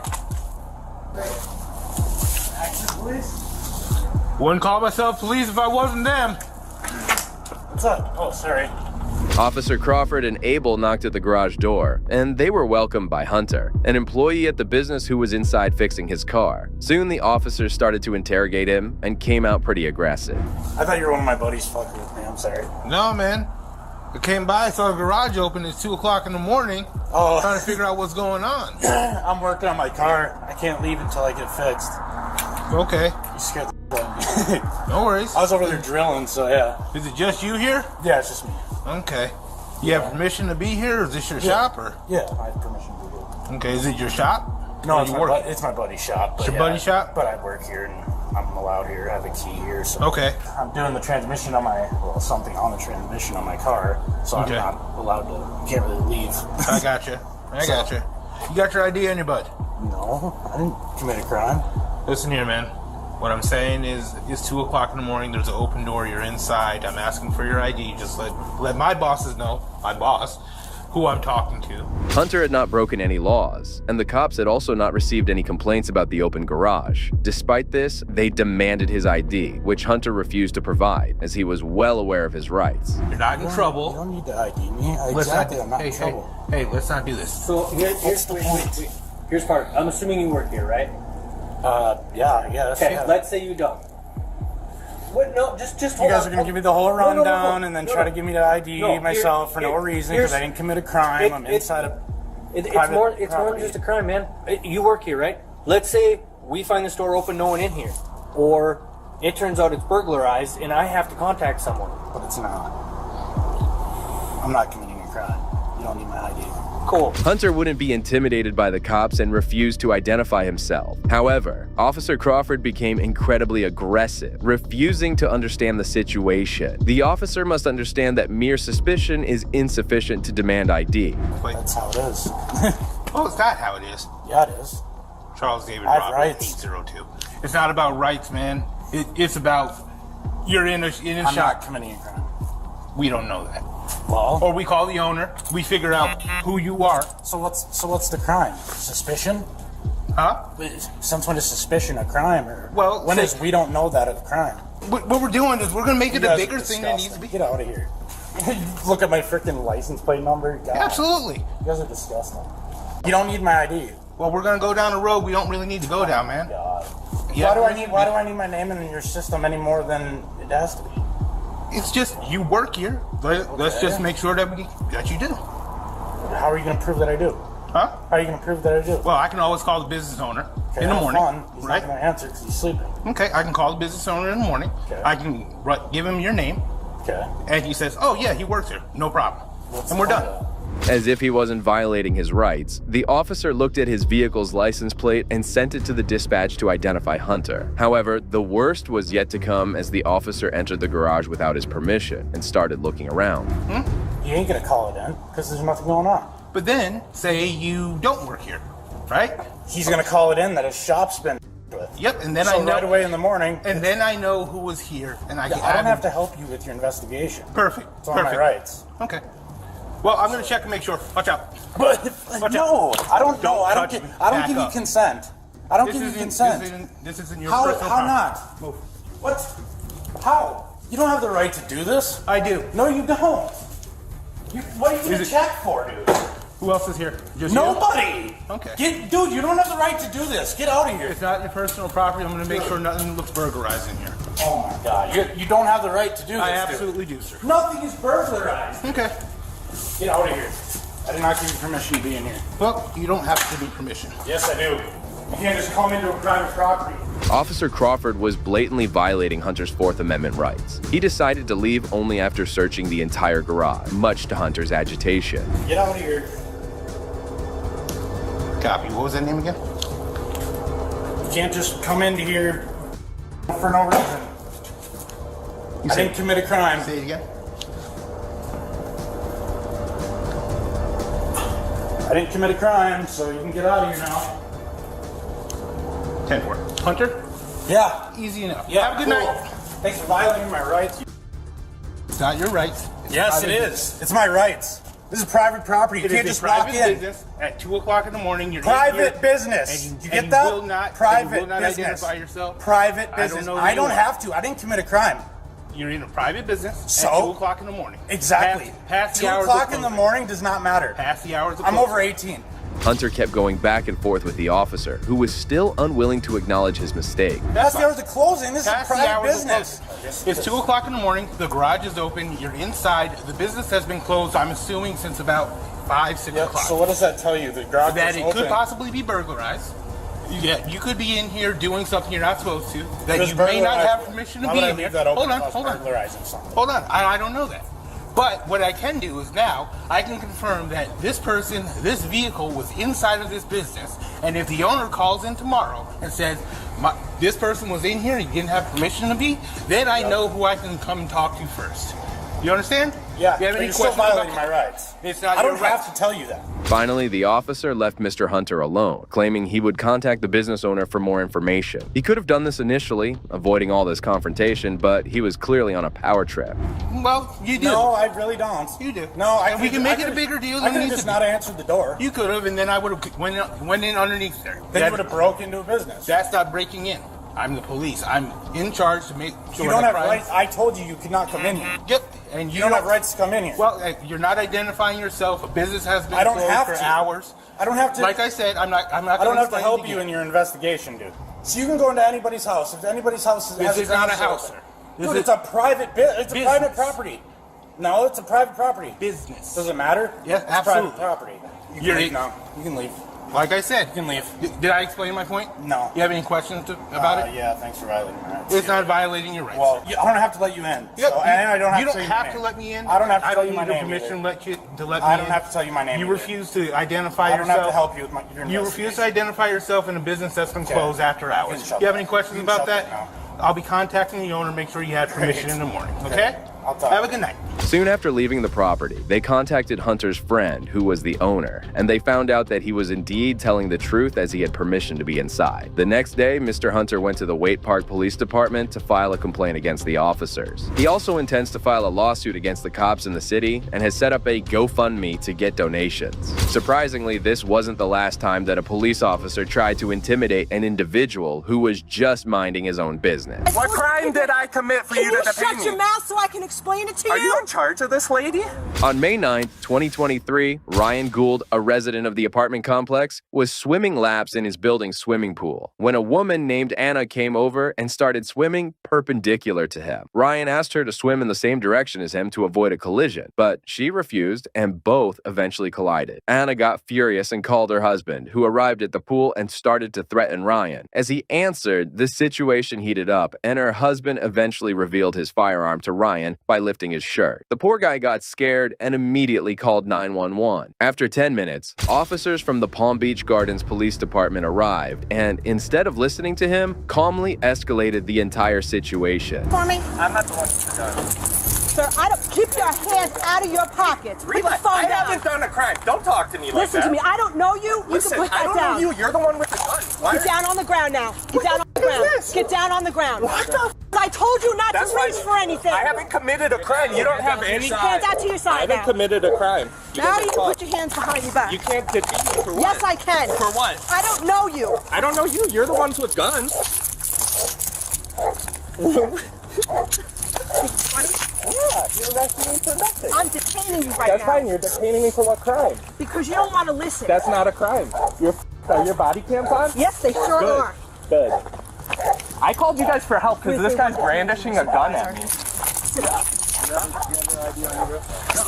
I didn't say get up. I said sit down. Who the f is this? Where's your supervisor? I'm getting Do you one. see how she's talking to me? I haven't done anything. The female officer, Bethany Guerrero, completely lost her cool and went over to detain Ryan, who was unarmed and didn't pose any threat to the cops. She refused to listen to him and only kept escalating the situation. You don't Why am wanna I in listen. handcuffs? I don't care. You're not my being mom. silly Because I'm You're not my coming here dad. for a gun. That's fine. I don't have a gun. I haven't committed a crime. And when I told you to keep your hands out of your pockets, You're not you did my, it. I didn't commit a crime. You don't get to tell me what to do. Yes, I do. No, you don't. Why are you yelling at me? Because I have every Who right to are right you? now. What's your badge number? 321 Guerrero, Guerri. Make sure you spell it right. If you're this scared of a guy in a Scared? I've been here swimsuit for 20 years. You're terrified of a guy in a swimsuit. I didn't do anything. You can shut your mouth. They just detained me. I explained. There's no gun. That guy I don't has a gun. detain anybody for no reason. Then what reason? Because I What told crime you did I commit for you to detain shut your me? mouth so I can explain it to Are you in charge of this lady? Imagine calling the cops for help only to be arrested and humiliated on the ground instead. None of the officers spoke anything in favor of Ryan, as they were equally involved in this tyranny. Who's the search? This is absurd. Why am I in handcuffs on the ground? Are you a supervisor? No, he's not. Can someone I've been explain here for- why I'm handcuffed on the Shut your mouth No. so I can talk to you. Look at you. You're furious. What did I do? You did not listen. You're not my boss. Listen to me. I don't need to listen to you. Yes, you do. No, I don't. Who are you? This is the only way. I didn't commit a crime. I don't give a fuck. I didn't commit a crime. She doesn't get to detain me. Yes, I do. Pull her gun on me. Because when you Put put me on your the ground. hands in your pocket and I I'm didn't getting commit a a phone call crime. of a I don't gun, care. you You're don't that wanna terrified? listen. You shouldn't be a cop if you're that terrified. I've been here for 20 years, Yeah, punk. yeah, here. Ryan was confused by this treatment and agitated. He kept questioning the officers around him about their behavior, but none of them could give him a convincing answer. What's suspicion? You don't need to be in crime. Yes, I do. To detain me, you need suspicion of a crime. No, you do not. Yes, you do. You don't know the law?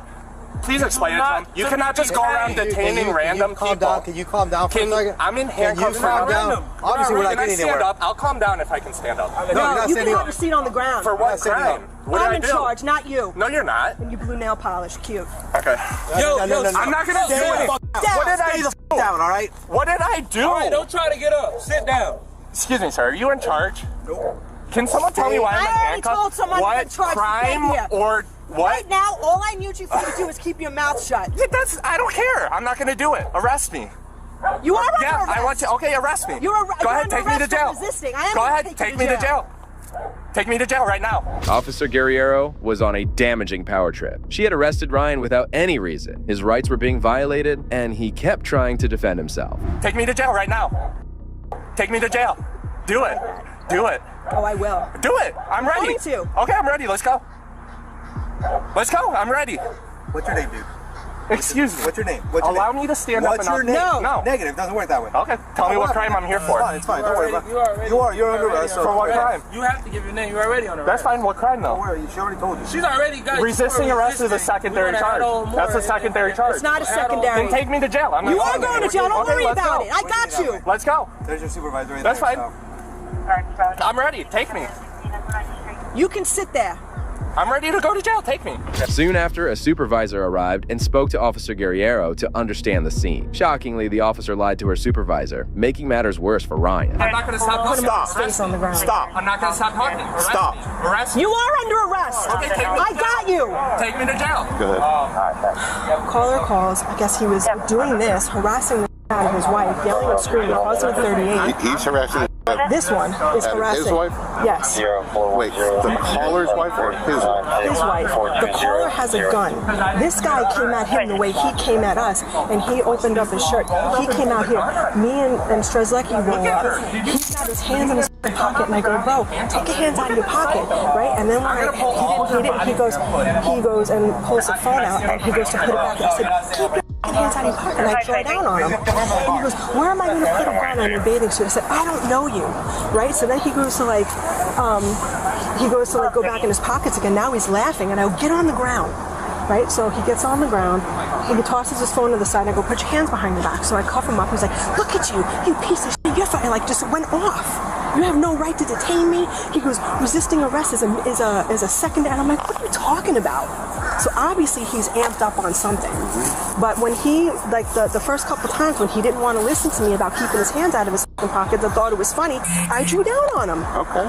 Guerriero had fabricated the events leading to Ryan's arrest, almost convincing the supervisor that she was right. Finally, however, the officer went over to talk to the person who brandished the weapon earlier and lied about the event, not knowing that it had been caught on CCTV earlier. I was in the apartment putting groceries away, and she called me and said that there was a guy harassing her at the pool. Okay. Was it that guy over there? Yeah. Okay. And so I just ran over here. And as soon as I got here, he got out of the pool and started screaming. At you? At me and my wife. Okay. What was he saying? He was saying something like, your wife is f***ing crazy. She's f***ing crazy. She's making me move. I'm not going to move. And that's kind of how it started. It was just like, basically hurling insults at my wife. But then he got out of the pool and he started like swinging his arms up and down. Well, how did he know that you were armed? I'm not sure. You told that other officer that you put your hands up like this so that my wife said that. displayed. I'm not completely sure, to be honest with you. I know it didn't come out of the holster or anything like that. No, I didn't say it came out, but how was he able to know that you were armed? Because he called us and said that you were armed. So how did he know that? I don't know. I mean, if I lift my shirt up, you could see it. Okay. But, so did you want him to see that you were armed? Did you tell him you were armed? I don't think so. No. Officer Guerriero noticed a slight change in his story from what he had said to the last officer. After a few minutes, another officer went over to talk to him, and suddenly, he was having anxiety attacks. Gentlemen, okay, I spoke to him. I'm trying to understand exactly what happened again. Can you explain to me from your perspective what happened? You got the phone call from your wife. She calls you, hey, I'm in an argument over here with so-and-so. Did she say, can you come help? What happened? She said that he was harassing her. Okay, so what happened? You came over here and what? Where was he located when you came in here? He was swimming when I came. He got out of the pool on that side. Okay, and where was your wife at? Yeah, he said. Well, hold on, ma'am. Hold on. Yeah. Do you mind just? Yeah. He started screaming. He really started screaming as soon as he got out of the pool. As soon as I got here. Okay. I'm sorry. I'm like almost having an anxiety attack. No problem. If you need fire rescue, I'll call them for you. The officer was kind enough to give him some time to collect himself. However, this courtesy and empathy should have been included when they encountered Ryan. Shortly after, another officer went over to question him, and he changed the story of what had happened. I think then my wife got closer to him, and I tried to insert myself in between them. Okay. So at that point, we were maybe like 4 or 5 feet apart. Okay. At what point in time did you pull up your shirt? Somewhere in there. Okay. To be honest, I'm really not sure. What was your intentions when you pulled up your shirt? You know, I really am not comfortable saying anymore. I'm so hazy in my memory that I don't want to say the wrong thing. Can I wait till I have a lawyer? Sure, absolutely. That's 100% up to you. Okay. Can you tell me? Am I going to need a lawyer? Am I going to? That's up to you. I mean, you can request a lawyer anytime you want. These right here is surveillance footage, though. I'm just letting you know. The officers couldn't extract any concrete information from the guy, and that's when Guerrero went over to the other officers to develop a strategy. They're drawing it down now. Okay. So either file too. Yeah, I was going to say either you hold him or you file, but we have a weapon, and it was used in the crime. Well, we'll take the weapon. So I'm not worried about that. What are you going to take the weapon for? Right now, pending the outcome of this investigation. Okay. Sure. So then I would go with that then. Take him for the resist without. Yeah. What do you think, Bev? And then, I mean, if anything, file on him. You can let him know, hey, we're taking your firearm, pending the outcome of this investigation. But I feel like at this point they both deserve to go, and I'll tell you why. Finally, watch as an innocent woman was ganged up on by racist officers. I just saw you pull back over here. Any reason why you're back over here? This is my boss's car. Okay, who's your boss? You got any ID or anything on you? A police officer arrives and calmly talks to Miss Dunlap, but what seems calm and peaceful soon turns very dramatic and intense. Well, I mean, it's all fine and dandy what you're telling me, but, I mean, you know, it just kind of looks suspicious that you pulled out here in the middle of a field. Hello? Technically, you could be trespassing. Hey, female. Well, I don't know that. How do I know that? Female sitting in the back. Go ahead, just step out of the car. Stop. Okay. Just step out of the vehicle. Let go of me. Step out. Let go of me. I will. A female police officer arrives on the scene and is shown pulling Miss Dunlap out of her car as she pleads for the officer to let her go. Can you step out of the vehicle for me? Excuse me, Can you step out of the vehicle for me? Ma'am, Step please out of the stop. vehicle for me. Please stop. Step out of the vehicle for me. Okay, but Step let out go of of the me. vehicle. Let go of me. Undo your seatbelt. If you can let go of Undo me, your seatbelt. I will. Miss Dunlap is being dragged out of the car instead of being asked to exit as law enforcement officers should. Please, let go of me. Stop it. What are you doing? Let go of me. Let go of me. Let go of me because I haven't done anything. I'm good. Stop resisting. Stop resisting. Give me my phone. Give me my phone. Give me my phone. Stop resisting. Y'all are hurting me. Okay. Stop! Stop resisting! Stop. You're hurting me. Calm down. No, you're hurting me. No, I'm not. I'm yes, holding you are. I'm Yes, just you are. holding. She's Stop. hurting me.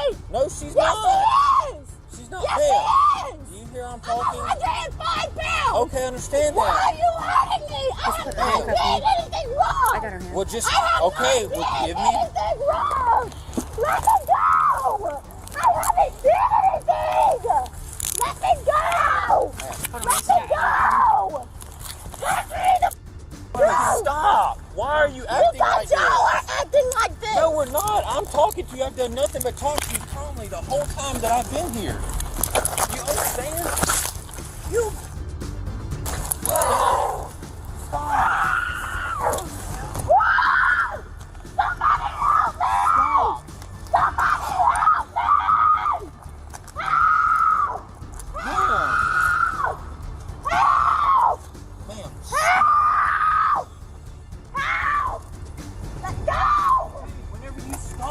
Like this, I will let you go. Let go! Let go of me! Sit down. Sit down, please. Stop! Okay, throw the fuck up! So let me go so I can throw up! I'm gonna let you go. Okay, dude, let me go so I can throw the fuck up! I'm holding you up. I don't need you to hold me up! Oh my god. Ma'am, oh my why god. are you doing this? Ooh, why are y'all doing this? You started with me! For nothing. You came over here fucking with me! Ma'am, all this is I have not did anything wrong! But just as she gets out of the car, Miss Dunlap is tortured to the point where she screams for help and gets so sick that she throws up. We are investigating. What am I being charged with? We are investigating you trespassing on this property. But I'm not. Okay. And you have resisted, delayed, and obstructed our investigation. Okay? And resisted while Sergeant, we were you got trying to get your you out of the computer car. Okay? I do not. You don't know. I'm gonna go grab my vehicle.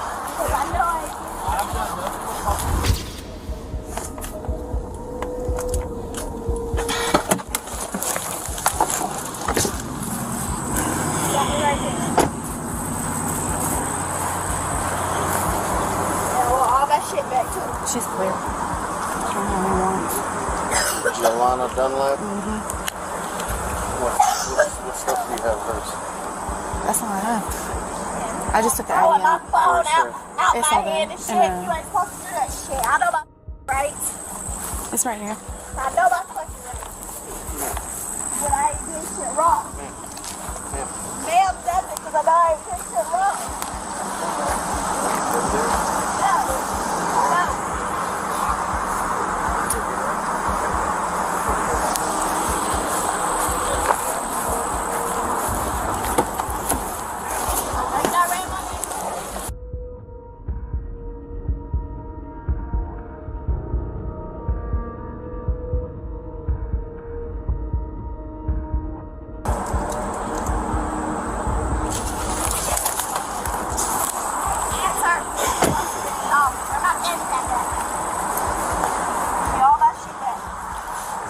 Because it's in the car.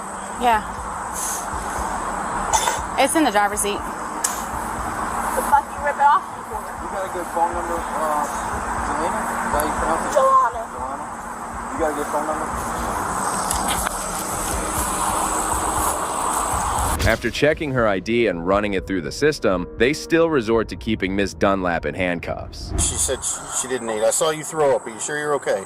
Was it just stress that caused that? So, all that shit was unnecessary. My record is clean. I ain't never been in handcuffs. Nonetheless, a different police officer shows up and sues a distressed Miss Dunlap, seats her inside her car, and explains the steps to take in order to file charges against the female officer who mistreated her. Doubt that she got nervous and She started this guy, right? I don't know yet. I haven't been able to look at anything. I sent it all to Baines to see if we can find What all did y'all explain to her? What all did y'all say? Well, first I explained to her. That's about. She's perfectly fine. However, she does want to make. She's upset. She's not upset at the situation. She's more upset, unfortunately, at Belle than anybody else. And how she was removed from the vehicle. All right, you get your camera on there, right? Yeah. Right. Don't worry about that. I've talked to her. I gave her my information. Your information. Told her to come see me. So tomorrow, and we'll write it all down. She's fine now. She's calm. She just wants to go. So I've got her keys. I'm gonna give her keys and let her go. But she's got everything that she needs if she decides that she wants to come down and do anything else. But as far as she wasn't taken to the ground or anything like that. She wasn't. Okay. Jelana, let me see your hand real quick. Not with the phone in it. Sorry. Lay it out for me. No, don't fist it like you won't fight me. Come on. All right, hold on. Got a little bit of shadow. Don't move. We're saying these two right here? Okay. Okay, let me take a look at you real quick. Could you stand up for me real quick? I'm just going to get a full frontal shot. All right? Here are your car keys. If you need anything else from me, ma'am. I know it's a little stressful, but you're sure you're good? I just realized I could have known your name if I'd have just looked down on your shoes. I'm just gonna watch you go out to make sure everything's good, okay? Now, after manhandling and harassing the innocent black woman, the police officers want to help her out and are being nice to her. On October 5th, 2022, Ms. Dunlap filed a case and pressed charges against the city of Fayetteville, the chief of police, Officer Haddock, and Detective Amanda Bell, and won a hefty settlement amount. But Ms. Dunlap isn't the only woman of color who had to sue these corrupt officers. This next victim's story is even more terrifying. Get out of the car. I am! You don't have to pull me, I'm getting out now! Get out! Stop it! Get out! Stop it! You're gonna get in a lot of trouble. So That's fine. Stand right here. In September 2019, Asali Lagervale and her 2 daughters were on their way to Berkeley City College when they made a quick stop at a Starbucks in Castro Valley for some coffee. Their peaceful break took an unexpected turn when 2 Alameda County deputies approached them, turning what was supposed to be a simple coffee stop into a bewildering and confusing ordeal.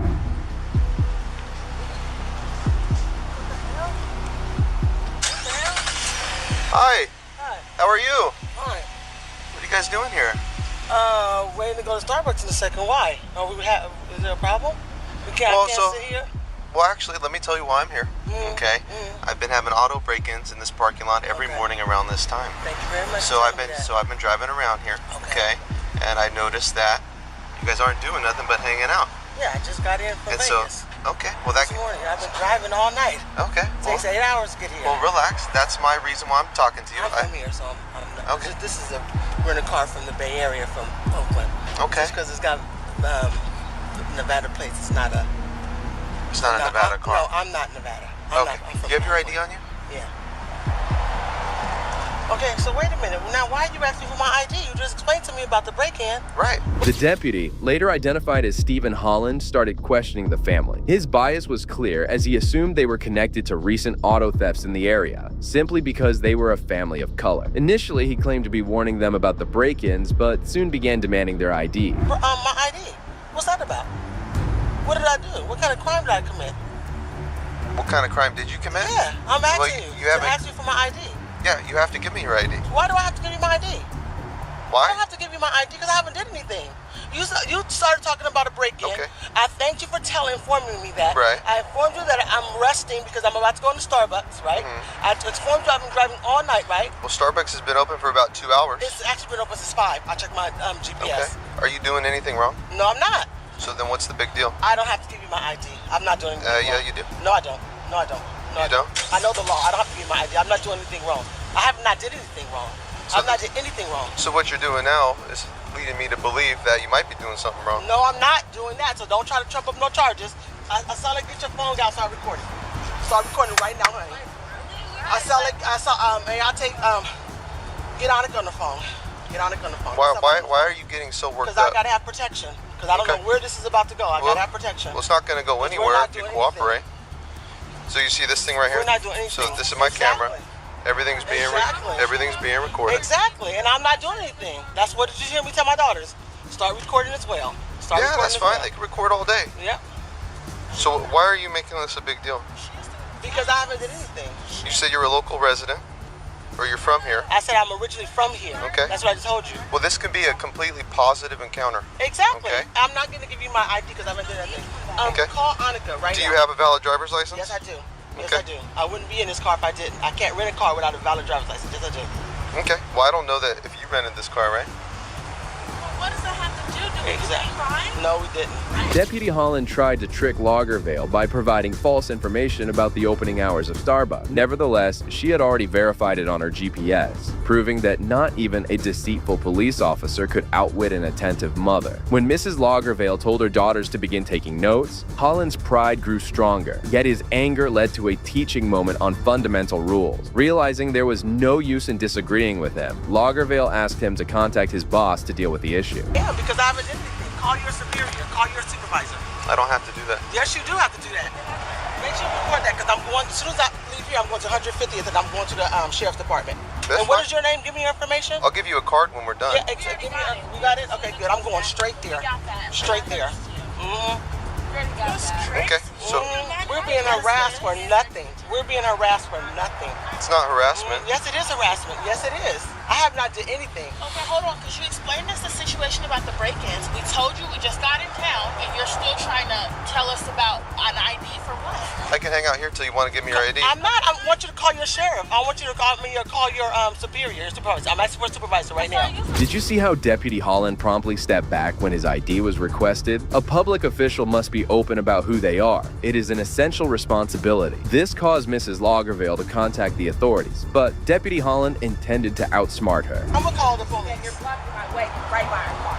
Sit off the trunk. No, we're not doing that. Okay, everyone in this car is detained. You can go back in the car and wait, or you can go in handcuffs and go in my car. She's not gonna go. I said her just get in the car. We're not detained. Yeah. I'm calling the police right now on you. I'm calling the police on you. What kind of because you came up here and harassed me. This is why the police.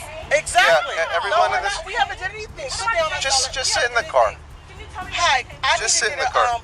immediately to the Starbucks in Castro Valley. I'm being Dirty one, harassed you by may be an getting in the car individual from that's an saying that they're a unhappy, sheriff Contact. for Just no FYI. apparent reason. For no apparent reason. I don't even know if they are or not. I was sitting in my vehicle. I had dozed off for a second. Was going to go into Starbucks, and Negative, all of a sudden I they're get a just knock the on cell my phone window, film and type, and and the they're on the phone individual with starts 911. talking about break-ins, and I'm like, what? And then I was like, okay. Asale. Okay, sit in the car or you're going in handcuffs. I'm not dealing with this. You can sit, you can sit in the car. You can sit in the car. Last option, last chance. Sit in the car, you're going in handcuffs. Handcuffs for what? Handcuffs for what? She Dirty one, Adam. Start us up there. That was one of the things. You're being really too excessive right about now. You're being real excessive right now. That's one of the reasons why we stopped here too. For me to get coffee, and I was telling her to get up so she could go to the restroom. Deputy Holland successfully met all the criteria for tyranny by arresting this family for simply relaxing in a parking lot. However, Mrs. Lagervale deserves recognition for standing up for her rights as a strong woman. Her daughters have a strong understanding of their rights. I spoke with somebody and I got hung up on. Okay, here comes another car. You don't have an answer. Sir, do you have an answer to why she's been detained? How we committed Castro Valley Boulevard. We're just nothing. We're doing nothing. Okay, they don't want to listen to us, so let's go ahead and detain these two. No, you're not going to detain them. No, you're not going to detain them. We haven't did anything. We haven't did anything. No, you're not placing me under arrest. Or I'm placing you under arrest. I'm calling someone. Get out of the car. I am. You don't have to pull me. I'm getting out now. Then get out. Stop it. Then get out. Stop it. You're going to go. You're going to get in a lot of trouble. So That's fine. Stand right here. Stand right here. Put your hands behind your back. Put your hands behind your back. You're being detained. No, I'm not being detained. For what? You're being detained. For what? Put your hand behind your back or you're going to go to jail. No, I'm not going to jail. And you're not going to. No, we're getting the attorney.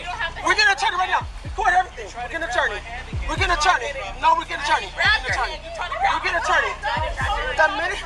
The minute.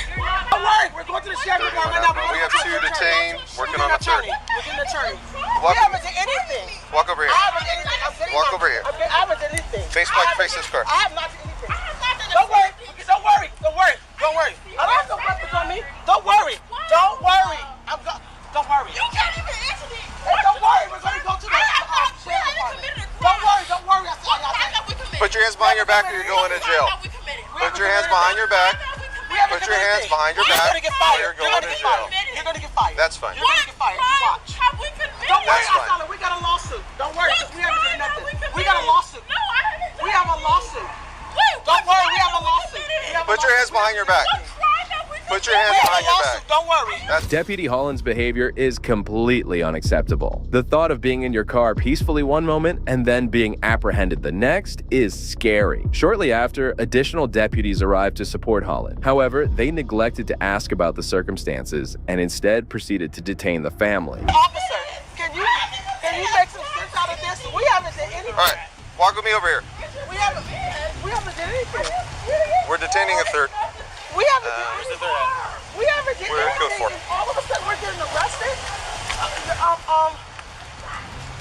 Wait a minute. Is this car open? Is this car open? We haven't, excuse me, we haven't did anything. So can you get I asked for, I don't have a weapon on me. I'm just checking. I asked for his superior, his supervisor. I asked for a supervisor. Grab a seat. Isn't that how things work, ma'am? No, what are you talking about? We haven't did anything. Stick your feet in. You don't demand what we do. No, I'm not demanding anything. Notwithstanding her protests, Detective Holland persisted in frisking her, making inappropriate physical contact and suggesting she may be carrying a weapon. I'm asking you a question. Why am I being arrested? Right now, you're being arrested because you're not. What did I do to be arrested? What led up to this? Can you answer that honestly? You cannot. You won't let me. You won't shut up. Listen to me.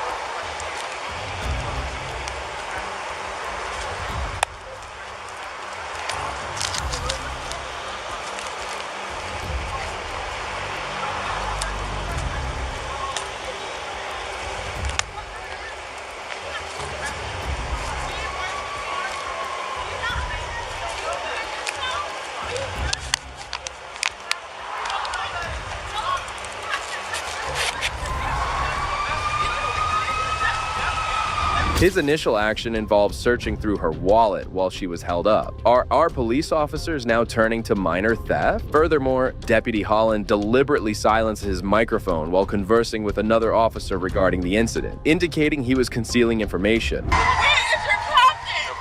Sir, you're hurting me. I haven't done anything to be done. You want me to join the team? No. Like, really? You really? No. Yeah.